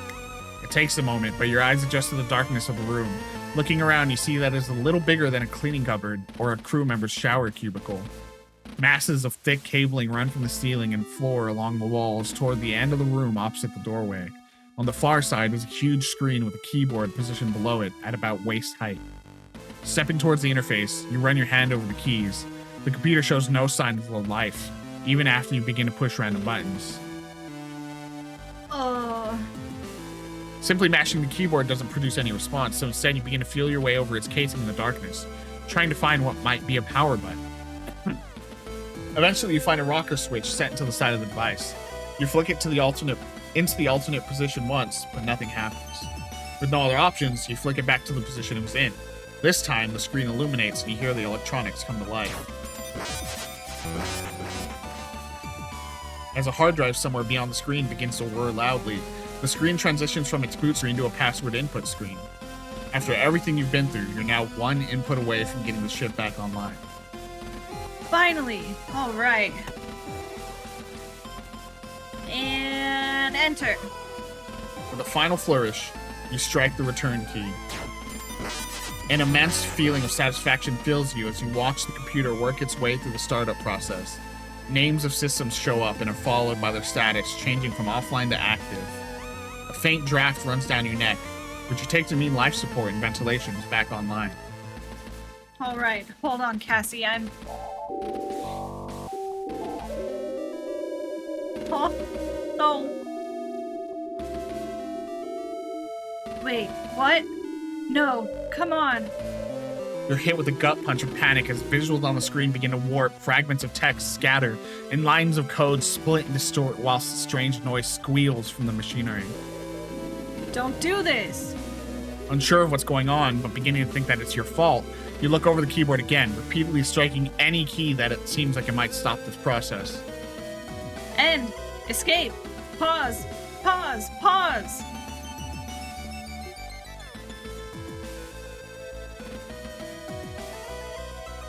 What in tarnation? Come on! Ugh, what's going on? As suddenly as it started, the computer's erratic activity ceases, with the only document left on screen Cassie's personnel file. Okay, let's see. Born on New Year's, Lieutenant Commander, duration of service, Lieutenant gut type, blood type O negative, might could be good to know. State Ward, Europa Orphanage, CO7, directed towards Academy Post-Care, top marks, highly capable but erratic. Dismissed from JFS Reliant due to significant failing in security process. Demoted from significant failure. I bet everyone has this. Has what? Like we knew this, but like everyone's failed Just at like something. demoted. Yeah, like did something horribly wrong that caused them to be here. Cassie's file. Wait, why? You pause, unsure whether you should do anything or leave it as is. You can tell from the ambient noise that's returning that the ship's back online. Why would the computer freak out like this? Why would it pull up Cassie's file? Because we're being hacked, darling. Went off. Right. Just No!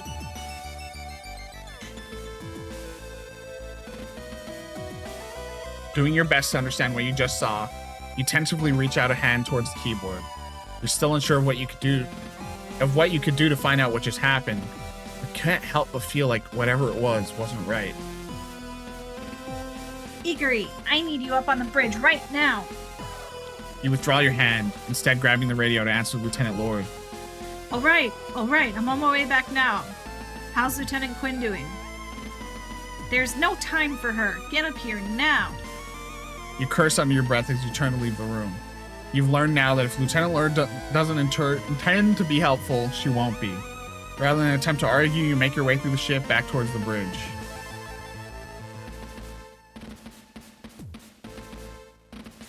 This is all very suspicious. As the elevator doors hiss open, you step onto the bridge. You see Lieutenant Lord frenziedly flicking switches and turning dials on an instrument panel, stopping every so often to type commands into her station.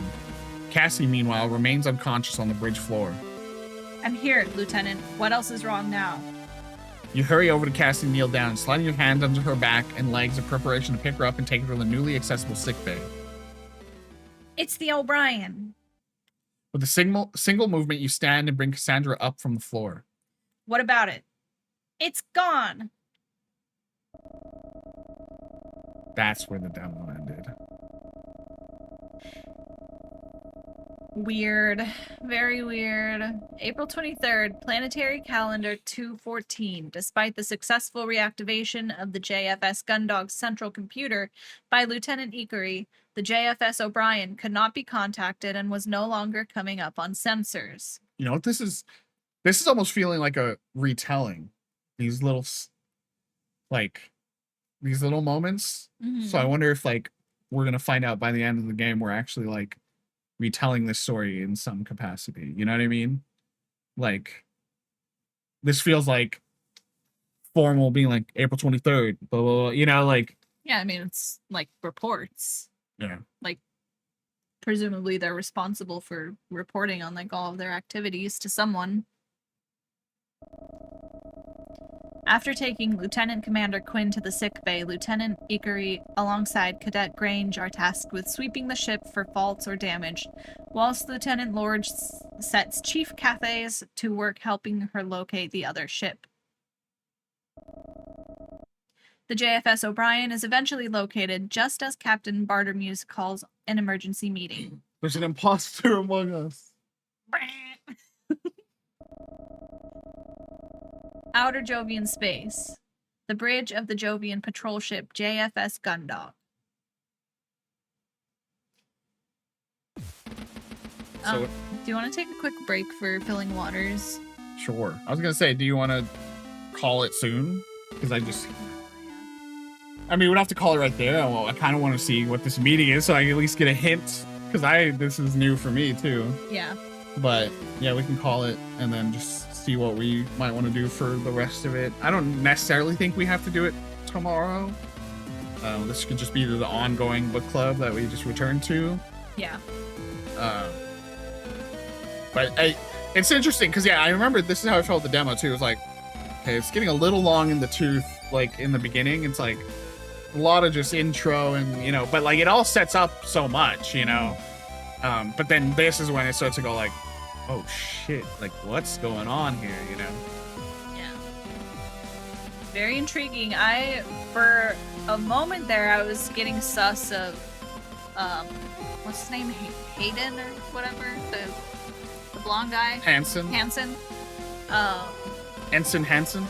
I was just like, you know, he was the one left alive from that mission and left so bitter and everything. Like, is he like helping orchestrate this? Like he knows that the captain was like involved in some way, or you know, is trying to get that information.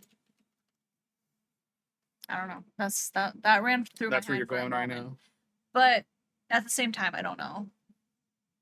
Because now it's like seeming like it's on the O'Brien or whatever is sort of like who was doing all this hacking. But he could be working with them, working alongside them in some capacity. But I don't know. Wild times. Is it the O'Brien or is it, you know? It seems like it's the O'Brien. They just got the information they needed and then jetted off. No one could find them. Who knows? Chat, what do you think is happening? Well, they're back, remember? They said they found them again. I know. But we haven't heard what happened. Just that they found them. So, like, anything could still be happening. Well, in the meantime, while we take a quick break, not too long, but, you know, we do have to run upstairs for this break, so it's longer than... I'll probably use the restroom and stuff. Let's do some Words with Friends, old school. Or Words with Words on Friends. stream. Words on stream. That's way old school. Words with Friends. How about that, chat? If you're in chat, go ahead and play, and you know, if you're not and you don't want to play, hey, there we go. I knew we'd get someone, you know. On. Have fun. We'll be right back. Back in a few minutes, y'all. Enjoy. Good words, everybody. Good words. All right, again. Oscar always locks in when a bone's on the line. Hey. Hello. Oh. What? Who's that? Who's that? Who is watching us? That's the Viddy hidden camera.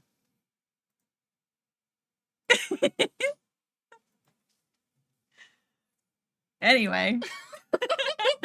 Why did it change camera? No, I just clicked the wrong one. Oh. I hadn't. Oh, I see. I'm adjusting. Hello from the front this time. Hey, yo. From the front this time. Crisscross. Everybody clap. Clap what? No, that's from the back. Hey, yo. Anyway. The hell? You talking about sex? I was doing... we got some little tea. doing a song. We're ready for the next chapter of our book club. We're just gonna play a little bit more because, like I said, that was the end of the demo. So I still don't. I want to know a little bit of what a tease as to what might be coming next. Visual novels and they're long ass demos. See, that's part of the reason I didn't play too. Well, you want to know I though? did download this one. We're 2 hours in, according to most playthroughs. So yeah, I figured. It was the same thing with Please Be Happy. That I literally played like 3 to 3.5 hours of that just as a demo, and then we streamed the whole thing after. Look at our ass installation of our portable ACs, like just on blast, just planking out of the window right now. Don't look at it. Again, quick recap: trauma, whole squad died, got a new job with girlfriend. Cool, pretty cool. Woo. Everyone on the ship We kind of smooshed her. everyone on the ship kind of weird. Few dicks on the ship. Get signal from other ship that we're supposed to work with. Uh-oh. Everyone freaks out. Power goes out. Girlfriend dies. No, she just gets knocked out. Then you're like, oh fuck, we need to turn ship back on, and you're the only one that can do anything, and everyone else is just kind of being useless except for Chief. Engineering Chief is cool. But the only other people you run into are just kind of useless, including the drunk captain, the one person that did survive from your squad back in the day being an asshole, the other operations person that works with your girlfriend being an asshole, and I guess Dalton is fine. He was just kind of scared. Kind of interesting. We saw everyone except Haru, didn't we? And the doctor. That's true. We didn't see the doctor. So two potentials. Yeah. And the gunner. There's a few people we didn't see. Oh, okay. What's the gunner again? The D's, Dylan D's. Oh, yeah. We get the power back on. We go, cool. Now we can lock in. And then we get called up by someone in the bridge, and they're like, bro, the ship that connected with us is not here anymore. And you're like, huh? Then it cuts to some documentation that reads out, tells us that they did end up finding the other ship again. It's in a different place, though. Captain calls an emergency meeting as soon as they track down the other ship. And that's where we are. They hit that Among Us button. Yeah, there's lots of beautiful people in this game, but we have eyes only for our girlfriend. I love her. I give her my life. She is my everything. And there is a cool function that I'll show you in a little bit that changes the whole art style of the game drastically. As you, the Chief, and Lieutenant Lord stand to attention, waiting for the captain to begin the meeting, the sound of an approaching... Oh yeah, by the way, thank you to Sassy. For some reason, Sassy, that sub does not show up in my feed here, but Sassy subbed to get out of ads to play words. Hell yeah. Thank you, Sassy. Sorry you already answered this. I don't have my sound on because otherwise I'd be too focused on my friends instead of the notes I need to be taking. What you sipping on? Ooh, I am sipping a chamomile tea with some local farmers market honey. And I'm drinking some Chai. chai. My brain just like forgot what it was called. All my brain was saying on a loop was melatonin. And I was like, that's not right. That is definitely not right. In fact, it has caffeine, I believe. So the opposite. We got chai. Get some chai. Is that a game Dunpeel played, Scully? Because I actually actively recommended this game to Dunpeel. So, I think I remember that game, Scully. So yeah, it's got. I mean, right now it's got a similar vibe, especially now. We don't know who did this. It could be someone on the ship. You know, sus things are happening. So, yeah, it's definitely inspired by the games like that, Scully. So that's what's really cool about it. What was I saying? Oh, we were just doing the tea, and I can keep playing it. As you, the chief, and Lieutenant Lord stand at attention, waiting for the captain to begin the meeting, the sound of an approaching elevator is the only noise that can be heard in the tense silence of the bridge. This guy sucks. Fuck you. Ensign Hansen crew is entering the bridge and reporting as ordered. Hansen states, performing a lazy salute as he steps out of the elevator and onto the bridge. Again, this is the only other person from our squadron back in the day that survived the attack that we couldn't be part of because our ship, our armored frame, got stuck. So he thinks we are an asshole for not saving everyone else and thinks we're a coward. That we purposely didn't go out.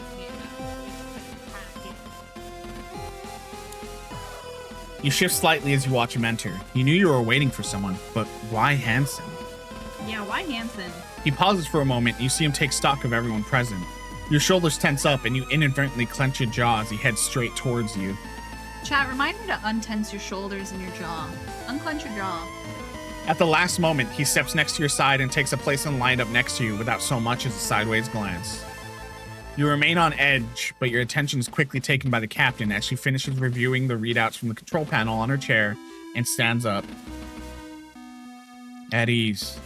We found her drunk in her room, chat. She was said to be sick, and that's why she could not be of service, and why everything got way more complicated. She was not present, and she would have had so much more authority to do things. She had the codes we needed. And so we found her in her room, and she was drunk. She had wasted. She had vomited everywhere. We were going, eh. Bad. The four of you relax slightly, although with the exception of Hansen, you all maintain a formal stance. Also, we found out through a report that we found in her desk, she was directly involved in the attack that caused our squad to die. She was the reason, basically, that the enemy squadrons were able to come in and kill our squad and multiple squads of multiple ships. So she was demoted. She used to be an admiral, which is like way up there in the ranking. Now she's just the captain of a ship. So that was why she got demoted. The four of you relax slightly, although with the exception of Hansen, you all maintain a formal stance. Now that we're all assembled, we can begin. First of all, well done to all of you for your actions whilst I was indisposed. Yeah, For a brief moment, the captain's eyes meet yours, and you do your best not to react. Aside from the doctor, you were confident that you were the only person on board who knew of the captain's indisposition. Despite your best efforts, you scowl slightly. You hadn't had much time to think about anything beyond the situation at hand, but the information in the report you'd read had begun to creep into your thoughts. You knew that now wasn't the time to bring it up, but eventually you'd need to deal with this information in one way or another. But she's gonna find out we read the report. Closing your eyes and exhaling, you try to return your face to its neutral countenance and hope that the captain didn't notice that flicker of emotion. As you push your thoughts regarding the report to one side, you instead find yourself wondering if the captain is currently in a fit state to be organizing a mission. Your cooperation, ingenuity, and composure under pressure have been noted, and I will be recommending formal awards be applied to your records. Out of the corner of your eye, you notice Vanessa nod in agreement, but the rest of you remain still. She did the least, chat. Just putting that out there. Now, on to the matter at hand. As of 11:47 Jovian Standard Time, a signal of unknown origin was received, which shut down not just the Gundog central computer, but also all of its emergency backup systems as well. With Commander Quinn unexpectedly taken ill, Lieutenant Lord took command, and Lieutenant Ickery was able to carry out her plan to access the hangar via the external airlock. He'd been too busy carrying out an assessment of the ship's systems alongside Dalton to submit an incident report, and he knew that the chief had been tasked by Vanessa with locating the unresponsive O'Brien. You bite your tongue and glance back to Vanessa, who nods again, the corners of her mouth curling upwards. The captain was clearly working from a biased interpretation of events. Because she was basically like, it's all over, we're fucked, oh, we're all gonna die. And you were like, bro, shut the fuck up. She was just dooming and egging. From there, Lieutenant Ickery was able to obtain a portable subterminal and the codes for the reactivation of the central computer, a process they carried out successfully at 1327. Although the Gundog is now operational, we have not been able to make contact with the O'Brien. We can only assume that whatever interfered with the Gundog systems had the same impact on the O'Brien. Unfortunately, it would appear their crew have not been able to reactivate its systems, as we have received no communication from them whatsoever. Chief Cathays, do we have an update on the O'Brien? The group turns to look at the chief as she steps forward, and you realize this is the first time you've seen her outside of engineering or the hangar. Although she stands as tall as ever, there's something about her presence that feels diminished. Yes, ma'am. We've not had any response from the O'Brien's transponder. What was her voice? And the normal sensors haven't been able to pick up any of the unusual activity from a ship. However, you hear Vanessa tut, and the chief pauses briefly before continuing. That is, Lieutenant Lord and I realized that by using the infrared targeting sensors in fire control, we could pick up the O'Brien itself as if it were debris. We've located it at 43 degrees off the starboard bow at a distance of roughly 300 kilometers. Resolution gets a bit scrappy at that range, but we're not seeing any external signs of activity. I see. Lieutenant Lord, how long until we can dock with them to provide assistance? I think the chief is best equipped to handle that question, ma'am. The chief pauses for a moment. You know the answer to this question, but so should the chief and Vanessa. As the silence drags on, you begin to wonder why neither of them are being forthcoming. Chief Cathays? The pause only becomes more loaded as the seconds pass. Whilst you have no idea what's happening here, you can feel the tension between the chief and Vanessa build. Are they like exes somehow? I feel like we gotta respect the chain of command now. We're back into formal proceedings, you know? Yeah. Stay out of it. As the tension fills the room, you shift awkwardly from one foot to the other. It wouldn't surprise you if Vanessa was trying something to get one over on the chief somehow. Thinking of your recent argument, you didn't want to get yourself caught up in her machinations. You decide to remain silent, doing your best not to attract any further ire from Vanessa. Chief Cathays, I asked how long until we can dock with them to provide assistance. Chief grits your teeth, then answers hesitantly. We won't be able to, Captain. The engines are still offline. The force shutdown engaged the safety mechanism, which ended the reaction. Because I've been helping... Vanessa's sharp tut cuts off the chief, who falls silent for a second before carrying on. Are they like, weird, dominatrix relationship? Or what's going on? Oh no. Why was she... we already... So weird. It was already noted that she, deferred to Vanessa before. I haven't had the opportunity to restart them yet. It's a 6-hour process. The captain lets out an exasperated sigh as she hears this information, making no effort to conceal her frustration. You'd always thought of her as distant or disinterested, but considering her current state, you had to wonder how much of that was her simply working her way through a hangover. I see. The captain stands silent for a moment, keeping her eyes closed and pinching the bridge of her nose with her thumb and forefinger.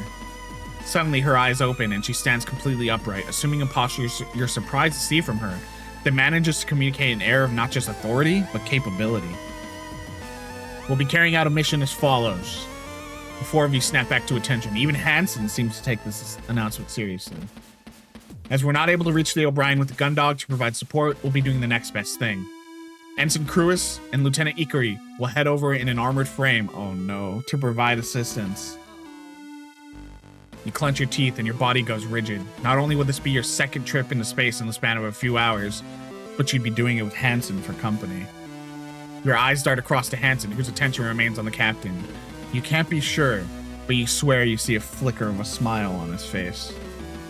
We'll be working on the assumption that the same issues affecting Gundog are affecting the O'Briens, so Lieutenant Ikari will take a portable subterminal, locate the captain or second in command, and then utilize their access codes to assist their chief engineer in reactivating the ship.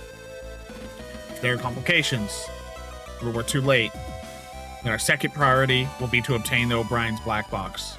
At the very least, we can hopefully gather some information on what's out there that can immediately disable 2 Swift-class ships. Lieutenant Ikari, Ensign Cruis, do you both understand?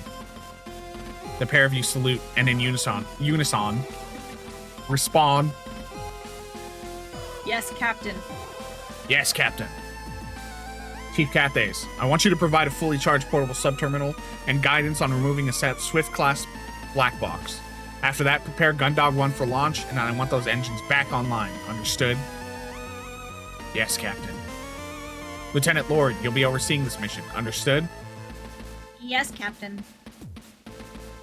Very good. 1603. This mission commences at 1630. Dismissed. With this final instruction out of the way, you all salute the captain and then turn to leave. The chief is the first of you to reach the elevators. She steps into one without waiting for anyone else, pressing the button for her destination and disappearing behind its 2 doors as they hiss shut. Without paying you any attention, Vanessa and Hansen both step onto the remaining elevator, with Vanessa hitting a button as soon as the pair have boarded. As the doors close, you see her turn to Hansen, cross her arms, and begin to speak, but her words are cut off before you can hear them. You remain on the silent bridge with the captain, who you hear return to her chair. Whilst you wait for an elevator to return, you go over what you might need to do in your head. It'll be the chief's responsibility to get you a charged portable subterminal, and Hansen and Dalton will be responsible for pre-flight checks.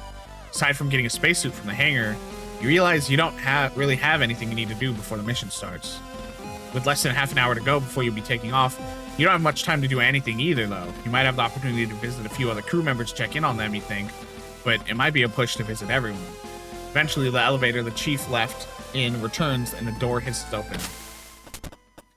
So, definitely going to check on our girlfriend.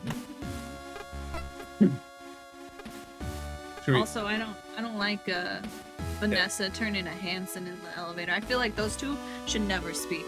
Nothing good can come. They already had, right? Because she Yeah. was the one that was like, "I heard you're a bitch." Yeah.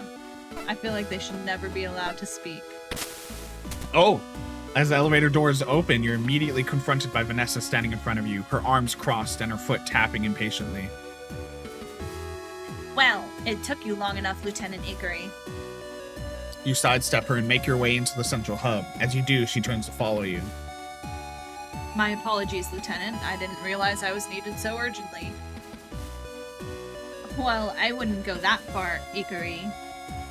Your frustration with Vanessa had cooled over the past few hours as you'd spent time with Dalton and had been carrying out duties that kept you well away from her. But back in her presence, you remembered how tense things had gone between you on the bridge and over the radio. That's right, we called her a bitch. We said, if you could stop with the bitch act for 5 minutes and we can get through this. Lieutenant Lord, I've got a mission to be preparing for. Is there anything I can help you with right now, or can I get going? It's nothing much, Lieutenant. I just wanted to say that you did a good job on getting the Gundog operational again. Something about Vanessa's manner makes you instantly uneasy. Considering how she'd behaved recently, praise was the last thing you'd expected. Is that Is right? that right? That's funny. The captain seems under the impression that you had a lot more to do with it than I did. Well, as the only active member of operations, I did have a significant part to play as the officer in charge of things. But don't let that get you down. I wanted to congratulate you. As a member of the crew who went above and beyond, the commendation you've received is the least you deserve. The commendation you've received is the least you deserve. What's this about, Lieutenant? You want to make out? You ask, your patience thinning rapidly. Straight to the task at hand. That's what I like about you, Lieutenant. Now, a proficient, able crew member like yourself. You know what it means to do your duty, but you've seen how the captain and her second carry out their affairs on this ship. Do you think she could be planning mutiny? And that's why she talked to Hansen first and was like getting all I think she could. And that's like unrelated, I think, to everything else. I feel like it's just she's now like, fuck it. That's what I think you're meant to go, oh, but then she's also must be behind. But I think she's just doing this on her own because she's a dick. Just self-serving. Yeah. What are you getting at? All I want to know, Lieutenant, is whether you think that crew members like yourself, Chief Engineer Cathays, Cadet Grange, and the rest deserve a competent commander. I like leave. Just, I'm not. There's so much going on right now. I am not fucking doing. Your recent discovery about the captain comes back to the front of your mind, but instead of answering, oh, that's true, we would have like revealed that. Instead of answering, you make a move to walk past Vanessa, fully intending to not get involved in whatever she's planning. Lieutenant Lord, I really don't have time for this.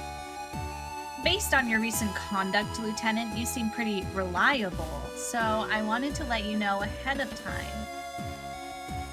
I'll be keeping a close eye on this mission to see who is capable and who isn't. So she's gonna like kill the captain or what? If she's like assessing us. She's probably just planning to get her fired. It's important to know who you can trust to do what needs to be done, after all. Anyway, nice to talk with you, Lieutenant. Good luck on the upcoming mission. It's interesting because they put you in an interesting position because you either side with the captain who's responsible for what happened to you, or an asshole, you know? And so it's like really tight. Okay, you're gonna go with the captain who, that's the reason you're fucked up. Like, with that, Vanessa turns on her heel and heads off down the four-side thoroughfare, leaving you alone in the central hub. Oh, Lieutenant. Do your best. I'll be watching. Oh, Nani? Who the F are you? Who the F is this?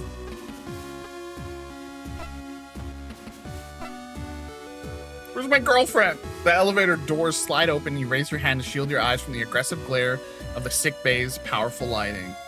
Always watching. As you've come to expect, the strong scent of clinical disinfectant pervades the room. As harsh as it is, it's infinitely preferable to the powerful odor of the captain's quarters. Scanning the room, you see that everything seems in order. The doctor sits at his desk, absorbed in his data pad. All the medical supplies are carefully arranged in their cabinets, and the surgery wing continues to look immaculate. The only thing out of place is... There they are! Ray! Woohoo! I'm okay! Woo! Let's sneak out!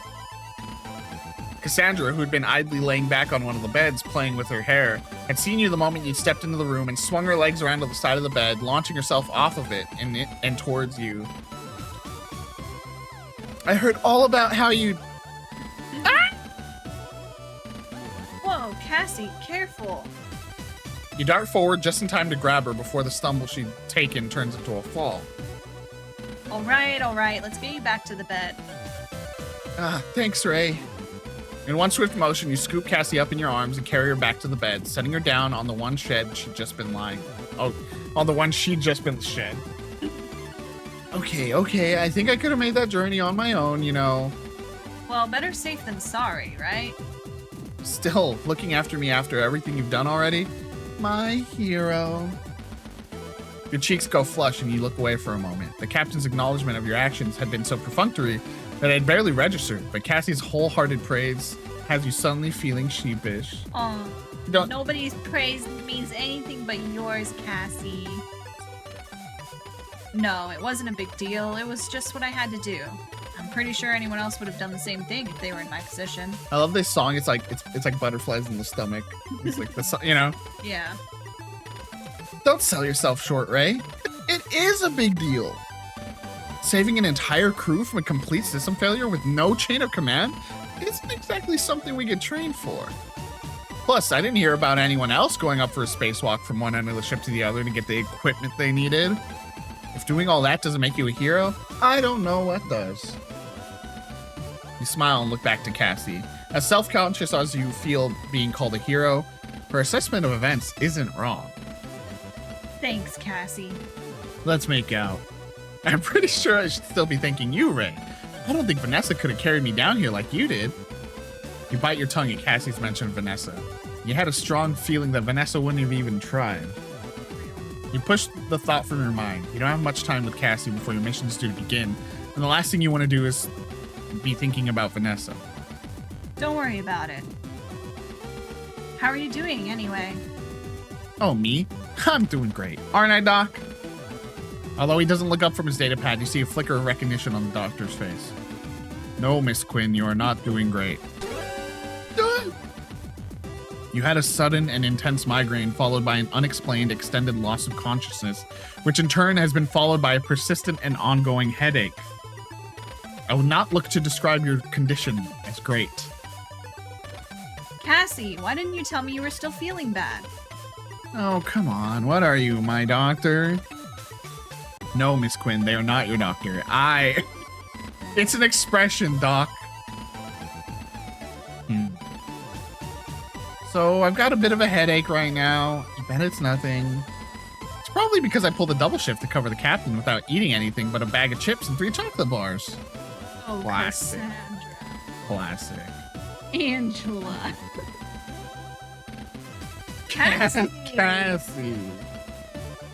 Miss Quinn, you'd advised me you'd been sticking rigorously to the NutriShake schedule I laid out for...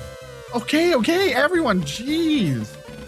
I know, but here I am, hydrated and full of electrolytes on doctor's orders. I'm gonna be fine. Somebody redeem a hydrate for Cassie, please. So anyway, how are you doing, Ray? Are you able to finish your shift now that the gun dog's back up and running and you've made sure everything's okay? Well, actually... There you go. There you go. Thank you, Sassy. That one goes out to you, Cassie. So I actually, honey dear darling, I'm gonna go do the thing that made me traumatized. This is the first time you'd be actually driving it in space. As far as I can tell, yeah. We've not been able to make contact with the O'Brien, so I've been ordered to head over there in an armored frame. Oh no, honey, that seems really... Well, she calls us honey.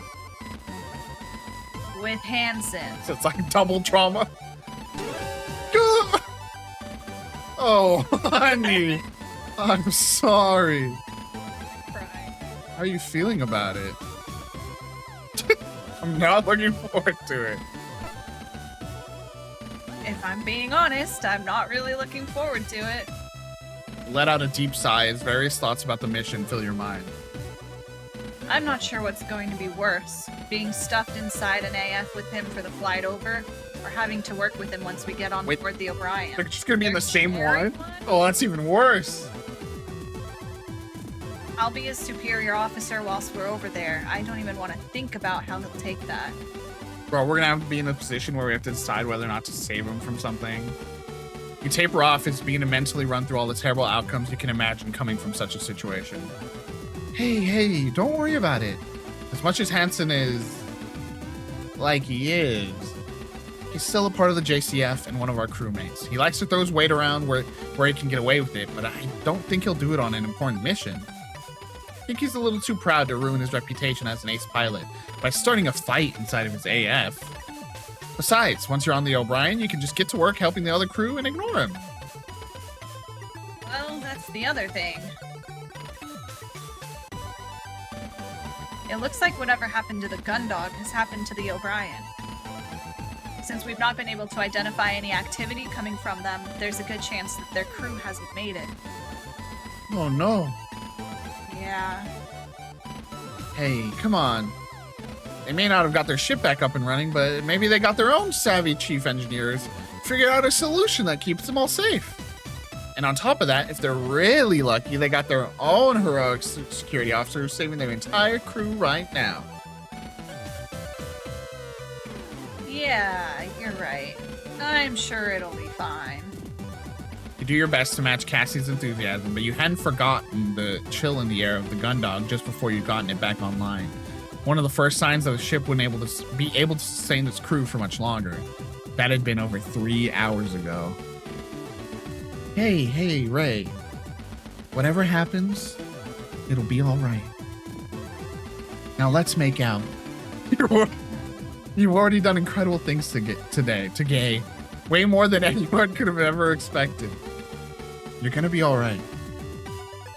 Thanks, Cassie. Besides, you said you'd book us tickets for that new water park in the Europa cluster. I'm not gonna let anything happen that'll stop us from going. Oh god. I'm so scared, dude. Now get out there and nail this mission, Lieutenant Ikari. Yes, ma'am. Okay. Should we go to the hangar? Should we do one important thing that we're supposed to? Because we have to like get our suit or whatever from there, right? Okay. I don't want to like do everything else and then they're like, why didn't you get your shit? As the ship's gravity disappears, you slowly float down the final few steps leading into the hangar. Once you're almost weightless, feet connect with the steel flooring, you kick off. Ahead of you are the typical sights of the hangar. For the first time you boarded the Gundog, its expanse is filled with noise and motion rather than the usual near silence and stillness. You see Dalton floating from one segment of the furthest armored frame to another, clearly in the process of carrying out his pre-flight checks. As he arrives at each new part, he opens an access panel, checks the hidden machinery and mechanisms underneath, and then slams the panel closed, occasionally stopping to take one tool or another from his belt to apply adjustments to the frames and workings. Alongside the erratic slamming of panels and whirring of electronic tools coming from Dalton, you also hear the back and forth of bickering between Hans and Vanessa. Watches Hansen donning his flight suit, snaps at the lieutenant, then kicks off into empty space of the hangar, swiftly followed by Vanessa, who does not let up on whatever it is she's trying to discuss. Glancing at your watch, you see it's almost the scheduled time to depart and start the mission. No, you're just putting it off. Fuck. I wonder if we could have done a bunch more. Probably not much. Spacesuits are by the entrance, and the chief will be getting a fully charged PSE, so I don't have to go. I'll just go over here. Okay. The furthest one? Oh, so we are using both. Oh. What? No, we're using one. Or do I look? Or do I talk? Maybe talk. This will be the first time going out in the Juno since the Calic. I don't know whether it's better or worse that I won't be piloting. I guess it's you. Not that I did much piloting the last time around.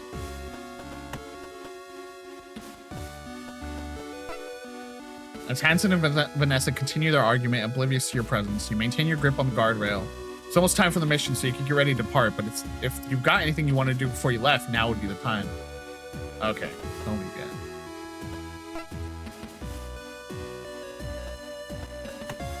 Is there any obvious things? I don't know. Should we check on the gunner? Just because he's like the one guy we also didn't see? Sure. As the door to fire control slides open, you're met with the familiar sound of tinny music escaping from Dylan's oversized headphones, letting you know that the gunner is at the station. You want me to take over Green for a while? You've been doing it. We're almost done. This is also you, right? It's fine. We're almost done. Okay, just trying to help. Looking around at all the illuminated screens and flashing readouts, it appears that everything here is back up and running as normal. Although there's so much information on display, you've got no idea if that's a correct assessment. Leaning slightly to catch a glimpse of Dylan, you can see that he's currently zoned out in appreciation of the track he's listened to, oblivious to your presence. Knowing that he would have recently had his personal sanctuary intruded upon by both Lieutenant Lord and the Chief, it feels cruel to disturb him. But your years of being a security officer kick in, and you find it hard to resist the urge to check in. You think he even noticed? He just like had his eyes closed. He was just doing his drumming. He had no idea. Maybe. Hey, Dylan. Warrant Officer D's. Dylan! Yes, latest report, no update on the... Oh, hey, Lieutenant. Sorry about that. Just had the Chief and Lieutenant Lord crammed in here with me shouting at each other about finding the O'Brien.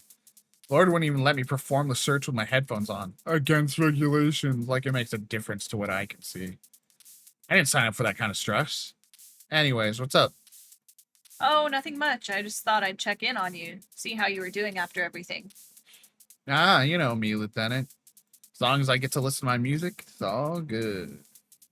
And like, as long as Lieutenant Lord never comes in here again, I guess. Ugh. What about you, Lieutenant? I heard that we've got you to thank for getting the Gundag back on her feet. You doing all right? Yeah, I guess so. I've been too busy with running a sweep of the ship to stop and think about it, really.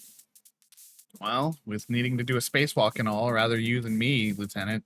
Closest I want to get to space is seeing it through these monitors. Yeah. Anyway, if it's okay with you, Lieutenant, I'm supposed to be keeping an eye on the O'Brien, and I was right in the middle of a gnarly Trish and the Replicant song. Mind if I get back to it? No, no problem. Take it easy, Gunner D's. Thanks, Lieutenant. Yeah, I do know somewhere I want to go.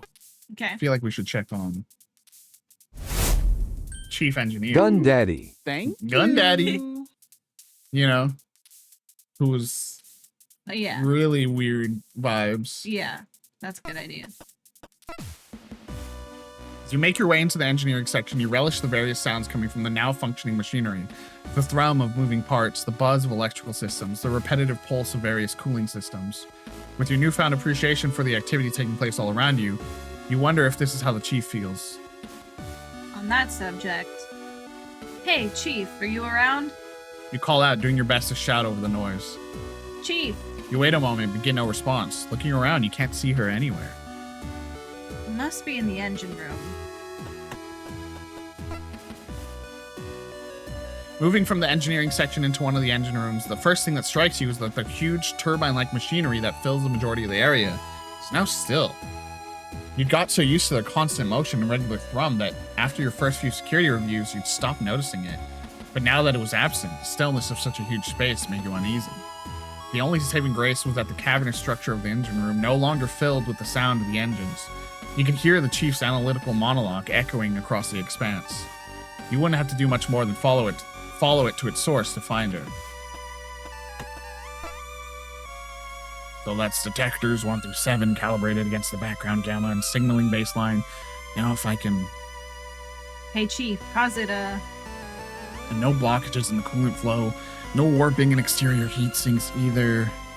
Chief? Huh? Oh, it's you, Lieutenant Ikari. Don't you have a mission to be getting ready for? Well, yes, but I thought I'd check in on how you were doing before I had to leave. Oh, well, everything's fine as it can be down here. The loss of power didn't do any damage as all the failsafes for a hard shutdown kicked in, so because of... And then it's gonna be like, no, you... Not the, ship, Chief. I wanted to check in on you. Huh? I'm fine, Lieutenant. I just need to get these engines back online. I would have had them online already if Lieutenant Lord didn't have me waste all that time finding the O'Brien. Once I told her we'd find them using the infrared targeting sensors, she should have left it up to Gunner D's and let me get on with things. I could have got back to figuring out what's causing the problems with our long-range communication system by now. Maybe even... That's something else I wanted to ask, Chief. What was happening between you and Lieutenant Lord on the bridge? I've seen what she can get like, but I didn't think she'd be that way in front of the captain. Oh. Alright, Lieutenant. You know what? I've seen what you'll do for this ship and the crew, so in my book, that makes you alright. Nice. So I'm gonna let you in on a secret, in case you hadn't figured it out already. The only reason any of us are on the ship is because the JCF doesn't know what to do with us. Not bad enough to dismiss or court-martial, but too much of a liability to crew anything important. And I know that includes me. As a union woman, I've butted heads with enough of the brass that they've used every trick in the book to get me out of the way and on to my last warning. So when Lieutenant Lord realized how pissed the captain would be that the engines hadn't been reactivated, she threatened to pin this whole mess on me. That she'd report the decision to delay the engine's reactivation as mine if I didn't back up her story. Damn. Conniving. Whole thing makes me sick. Some of us actually have important work to do and don't have time to be playing games with the crew to warm their way to the top. As much as I hate going along with it, I'm stuck for the time being. Sassy has finally noticed, Chief.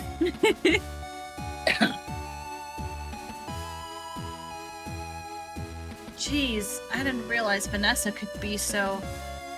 But don't worry about me, Lieutenant. I'm a big girl. I can look after myself. I'll figure out some way to deal with her. You just worry about getting back from the O'Brien safely, you hear? Look at that smile. Yeah. We're winning thanks, Chief. We're winning over the right people. Yeah, exactly. Don't mention it. This is is who I want on my side. Although one thing, Lieutenant. You can look after me too. Yes, Chief. Don't interrupt me when I'm clearly in the middle of something extremely important. Ah, yes, Chief. Now get out of here. Yes, Chief. We still can? Where else? I guess they said not. You can't quite get everyone, but it's like a decent amount. Should I check the armory? Should I get a gun? Like a gun? You could try. I don't know. I don't know what we're able to do.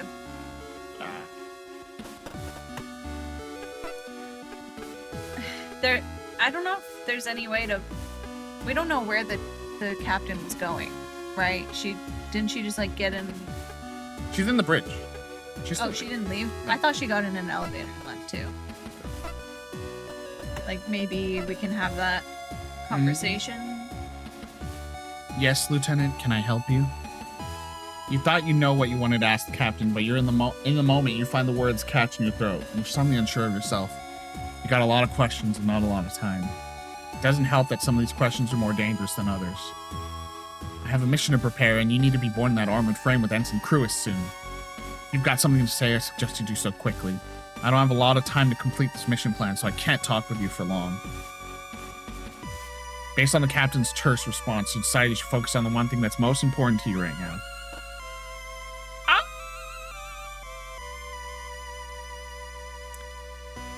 Okay, well, what's most important right now? Why was Ensign... Oh. What does that mean? Just... Oh, why was he here? I mean, he's part of the mission. That's why he was here. I guess she didn't necessarily know that until she formulated the plan. Remember, you were surprised he was like who you were waiting on. Oh, like why was he in the bridge? Yeah. Are you sure that's what it's asking? Why was he here? Not why is he here? Why is he here would be why is he part of this ship?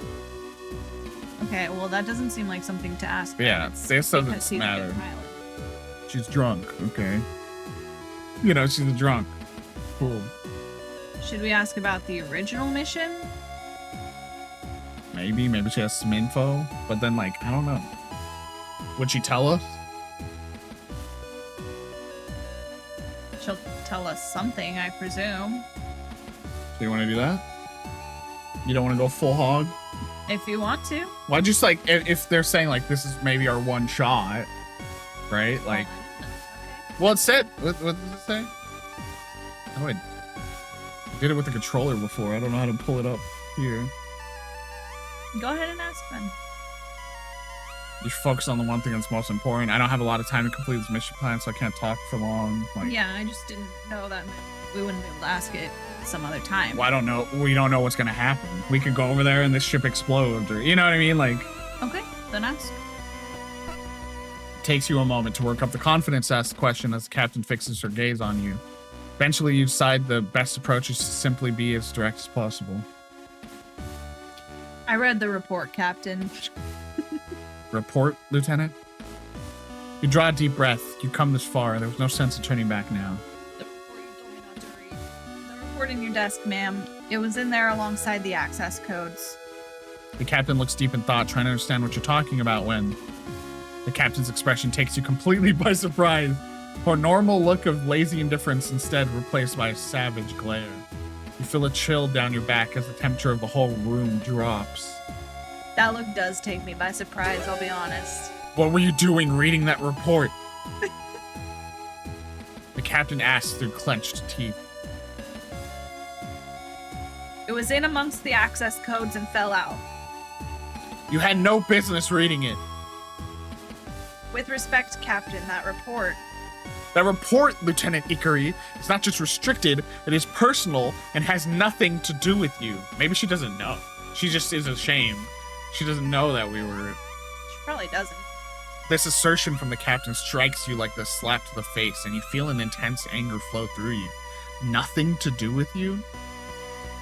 With respect, Captain, that report has everything to do with me. I was part of the Cowlike's armored frame flight, and so was Hansen.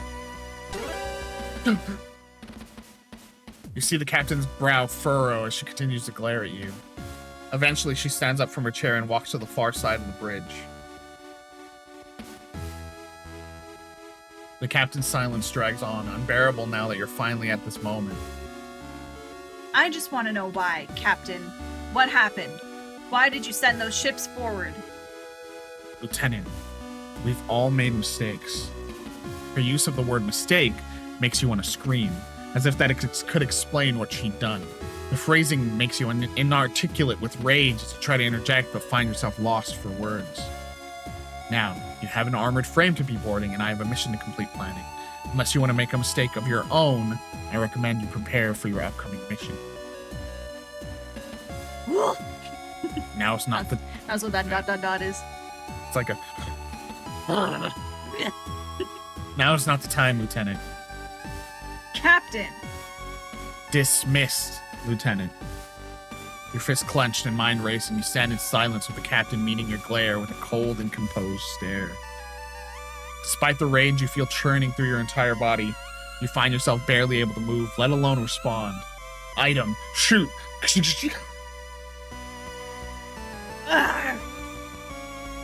With an exasperated yell, you turn away from the captain and head to the elevator, stepping inside and punching the button to send you to the central hub. Punching the button like, oh. You turn back just as the doors close, the captain's cool gaze still locked on you. As the elevator takes you to the central hub, you slam your fist into the nearby wall. Now may not be the time, you decide, but soon. You pace back and forth within the cramped confines of the elevator, barely holding on to your anger. Eventually, you rest your forearms and head against the cool steel of the elevator's wall, exhaling deeply. I have a mission to get on with. I don't have time for this now. You swallow your anger, determined that the captain won't be able to dodge your question for long. They're like giving us so much time. They're like, you can only do so much, guys. As you walk by the mess hall, you stop to take a look inside. Everything seems to be operating normal. At the table and facing away from you is Haru.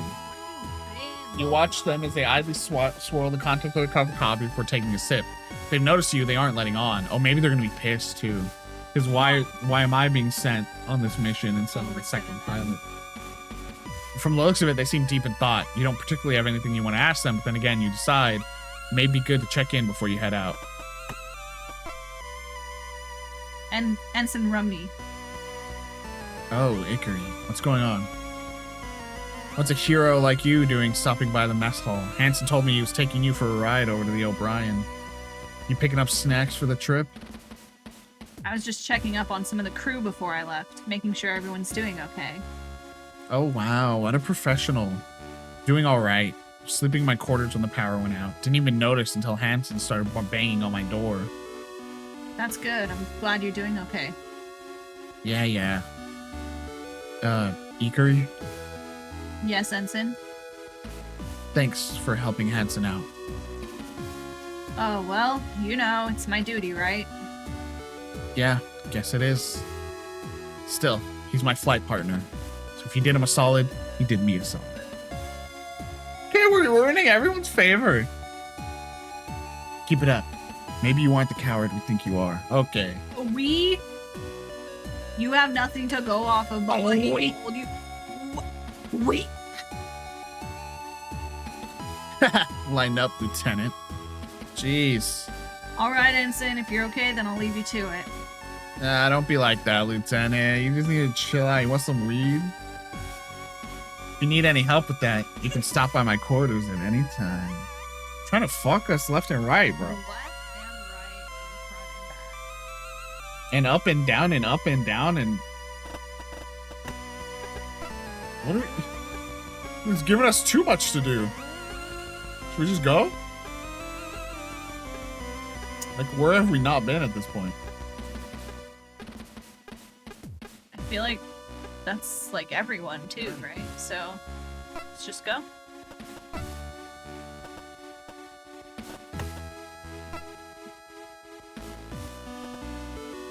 Depart. Although the prospect of the upcoming mission makes your stomach drop, you take a deep breath in, hold it briefly, and exhale slowly, calming yourself. Gathering up your resolve, you kick over to the storage lockers near the hangar entrance and remove a flight suit from one, pulling it on over your normal uniform. Had taken you much longer to get the suit on earlier. Thanks to that unwelcome refresher, you now slide it on relatively effortlessly.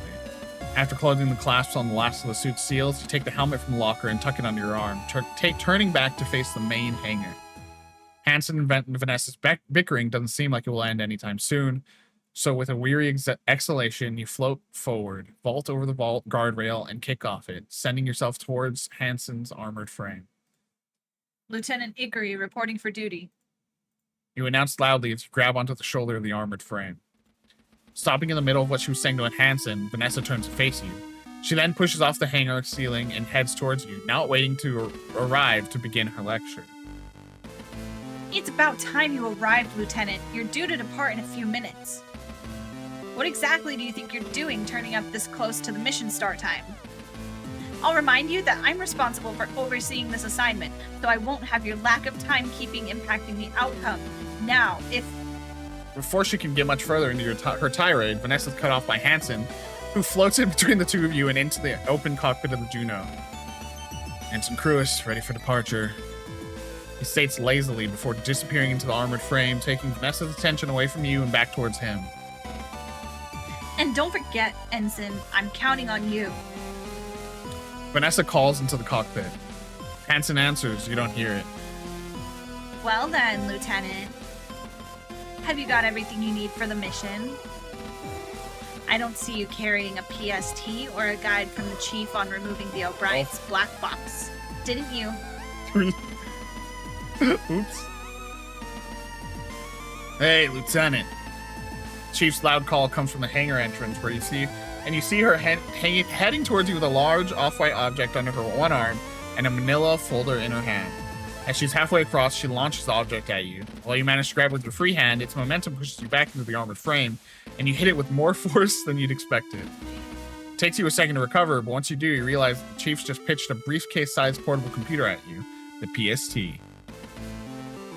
By the time you're able to find its handle and get a grip on it, the Chief arrives at the Juno and holds onto the machine. I had to grab the one you left in engineering. I've charged it up, but these devices get pretty thirsty, so it took a while. And here's instructions for removing a black box. The O'Brien's are swift like the gun dog, so there shouldn't be any difference in procedure as long as you follow this to the letter. Ignoring Vanessa, the Chief proffers a manila folder containing a few sheets of paper. Rearranging your hold on your helmet, the PST, and your grip on the armored frame, you just about managed to take the folder from her.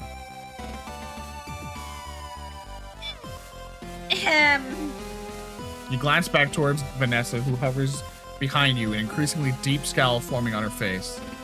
Before you have the opportunity to acknowledge the lieutenant, the Chief lays a hand heavily on your shoulder, returning your attention to her and almost making you drop the folder. Don't forget, Lieutenant, the PST needs access verification to open doors, so your ID won't work on the O'Brien because you've not been assigned to it. You'll need to use the ID of one of the O'Brien's crew to get anything working. Alright, thanks for the heads up, Chief. If that's the case, would you mind hanging on to these until I get back? Sure thing, Lieutenant. Anyway, I've got engines to be reactivating. Although, I've already queued up the startup reactions, so now all I... Chief Engineer Cathays. Right. We've both got things to be getting on with. Good luck out there, Lieutenant. With the final pat on your shoulder, the Chief launches herself off the armored frame and back towards the hangar entrance. Chief Engineer Cathays. Vanessa yells whilst using you to pull herself forwards, her lower lip quivering with anger as she watches the Chief passing over the guardrail and towards the stairwell leading out of the hangar. Although she remains silent, you can see the rage building in Vanessa, her slight frame seeming as if it could explode at any second. As subtly as possible, you attempt to make your way to the Juno's cockpit. That's just like the idea of just being like, just barely, well, just like barely, because you're floating, right? So just like... You've already noticed that Dalton has disappeared from view, and you hope to achieve the same thing before the lieutenant can direct her scorn at you. Unfortunately, as you lower yourself into the Juno's cockpit, the casing of the PSC strikes the armored frame surface, resulting in a loud clang that reverberates through the empty space in the hangar. Going somewhere, Lieutenant? Yeah, the mission. Yes, the mission.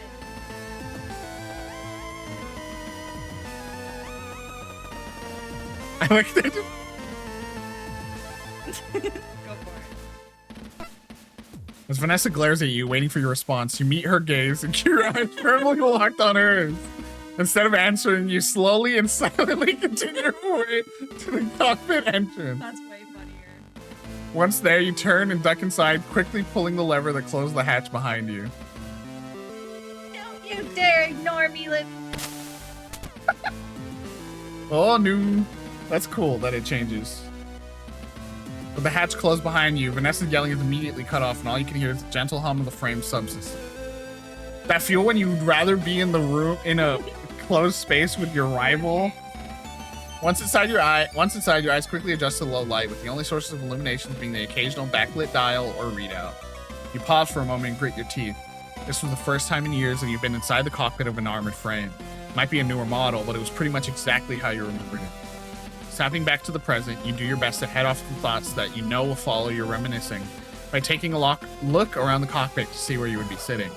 Although the majority of Juno's cockpit is taken up by the pilot's seat, which sits in the center, mounted on a series of shock absorbers, there's a space on either side which allows for the addition of a temporary passenger seat to be mounted on the pilot's. Sure enough, Dalton has attached his fixture onto the right-hand side of the seat currently occupied by Hansen. You stash the PSC and the file the chief gave you at the rear of the cockpit. Once they're out of your hands, you pull on your helmet, fastening your suit's final seals, and then strapping yourself into the passenger seat.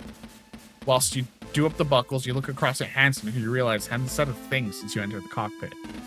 You've been too preoccupied with getting away from Vanessa to notice, but now that you're actually paying attention to the ensign, you see that his chest is rapidly rising and falling with every breath. Double trauma, like he has trauma too.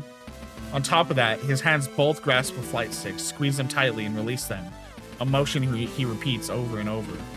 Despite the fact that you're looking right at him, he hasn't noticed you. Instead, his focus seems purely on the monitor in front of him. Hey, Ensign Cruis. Are you, okay?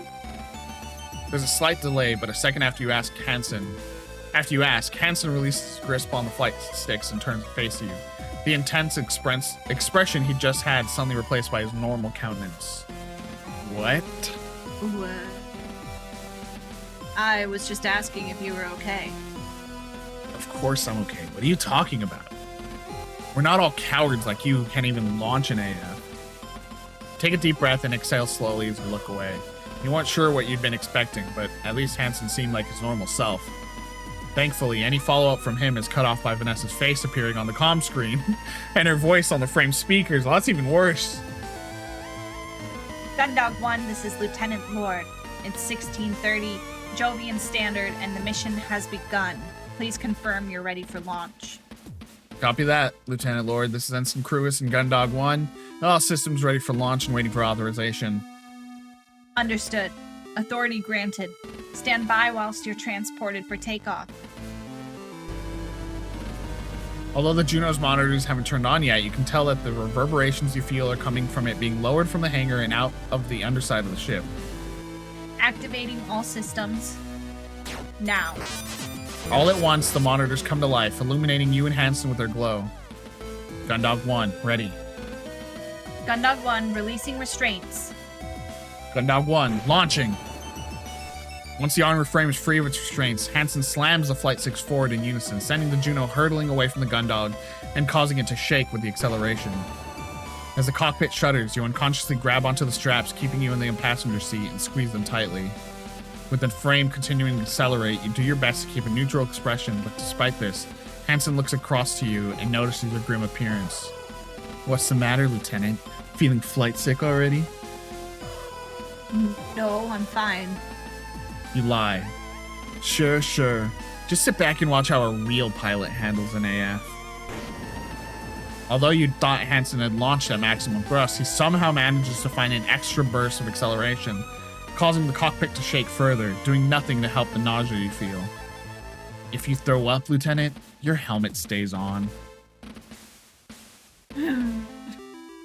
Eventually, Hansen eases up on the acceleration and the juddering stops. Although you're still slightly nauseous, you slowly begin to feel less like the little food you've had time for today will be reappearing inside your helmet. As the Juno continues to cruise towards you and Hansen both cruise forwards, you and Hansen both sit in the near silence of the cockpit. With no real indication of distance between you and the O'Brien or the speed you're traveling, it's difficult for you to keep track of time and the journey drags on. There's no way for you to be exact, but it feels like at least half an hour has passed with neither of you saying anything. Eventually, the oppressive silence, coupled with your increasingly desperate desire for distraction, forces you to think about something you never thought you'd do. Willingly start a conversation with Hanson. It's a cool shot. Yeah.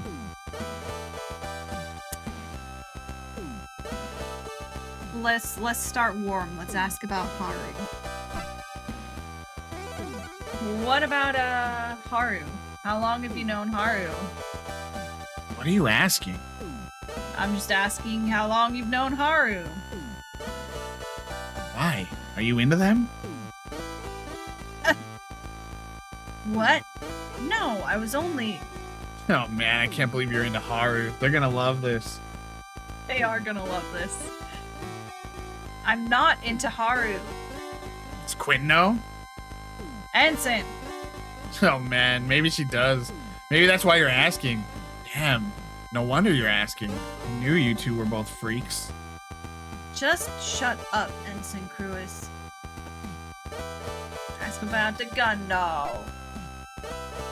So, You start before trailing off quickly as Hanson doesn't acknowledge you at all. how long have you been on the gun dog? Hanson gives you the briefest flicker of acknowledgement, but doesn't take his eyes off the main monitor. What? I was just asking how long you've been stationed on the gun dog. What, are you into the gun dog? Oh my god, you're so Oh into my the god, I gun dog. can't believe you want to fuck the gun dog. Why? You're only seconds into this conversation. It's already one you're beginning to regret. I just, thought I'd ask. I'd heard people talking about your piloting and... Yeah? Well, people can say whatever they like about my piloting. It doesn't make a difference because I've been stuck on this junk of a ship for a year. Not that it matters. Every other pilot in JCF is doing nothing but drills right now, so who cares where I am? A fresh, uncomfortable silence hangs in the air between the two of you, mentally scrubbed for a response. So, what are you doing on the ship anyway? How'd you screw up? Your first instinct is to fire back that you aren't a screw-up like him, but you know you can't admit that Cassie had your transfer put through the favor without the risk of it getting back to Vanessa. I didn't screw anything up. I just got transferred here short notice to fill the role, that's all. Whatever, Lieutenant. You don't get dumped on the gun dog unless you screwed up or are defective, so what was it? Neither. Yeah, sure. I feel like I don't know yet about telling him about the report. Our first save. If we decide. Well, again, do we have another opportunity is the question. I don't know. I feel like if we tell him, he's just gonna go off the rails and get us killed. He could. You know? We just don't? What do you think? I don't know.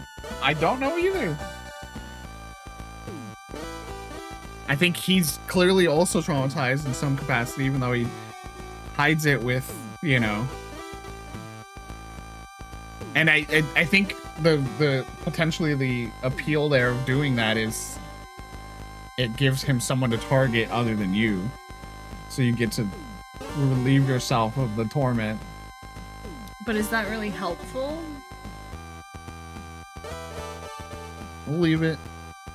Like, it's one thing for him to, not listen to you, but for him to not listen to the captain of the ship and... I don't think he potentially does anyway. trust everyone else.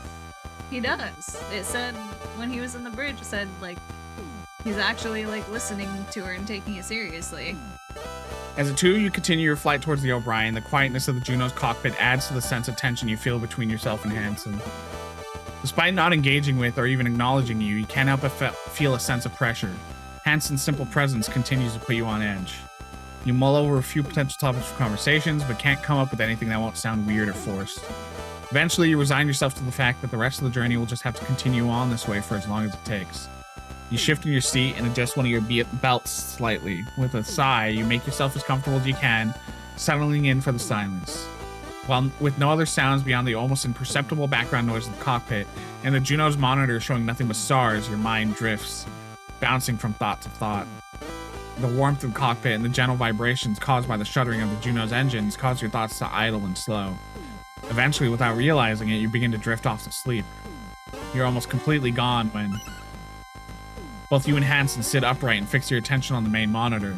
Although there's nothing to see beyond the stars and the visual indicator, you know that this means that O'Brien is close by. We're here. Hansen mutters to himself as he begins to flick switches on the control panel to his side. You watch silently as he works the pedals and flight sticks to reduce the Juno's speed. Gundog, this is Gundog 1. We've got target lock on the objective. I repeat, this is Gundog 1, and we've got target lock on the objective. Hansen scowls at the communication screen as it returns nothing but static, and an indication that it hasn't picked up any incoming signal. He quickly resets the switches on the control panel before activating them again. I repeat, Gundog, this is Gundog 1. We've got target lock on the objective. Do you read? Piece of junk! His foot strikes the paneling underneath the main monitor, causing it to flicker momentarily, but doing nothing to help obtain a signal. Damn. With the O'Brien now visible on the screen, you remain silent as Hansen continues to deactivate and reactivate the Juno's transmission system. Gundog, this is Gundog 1. We've got the target lock on the objective. I repeat, Gundog, this is Gundog 1. We've got target lock. God damn it, Lord. Where the hell are you? Hello? Hello? This time, Hansen's fist strikes the main monitor. Thankfully for both of you, the reinforced glass of its screen remains undamaged.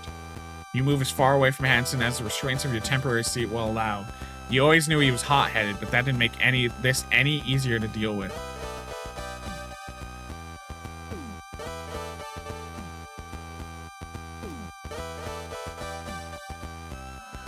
I guess try to calm him down. It's probably not gonna work, but whatever.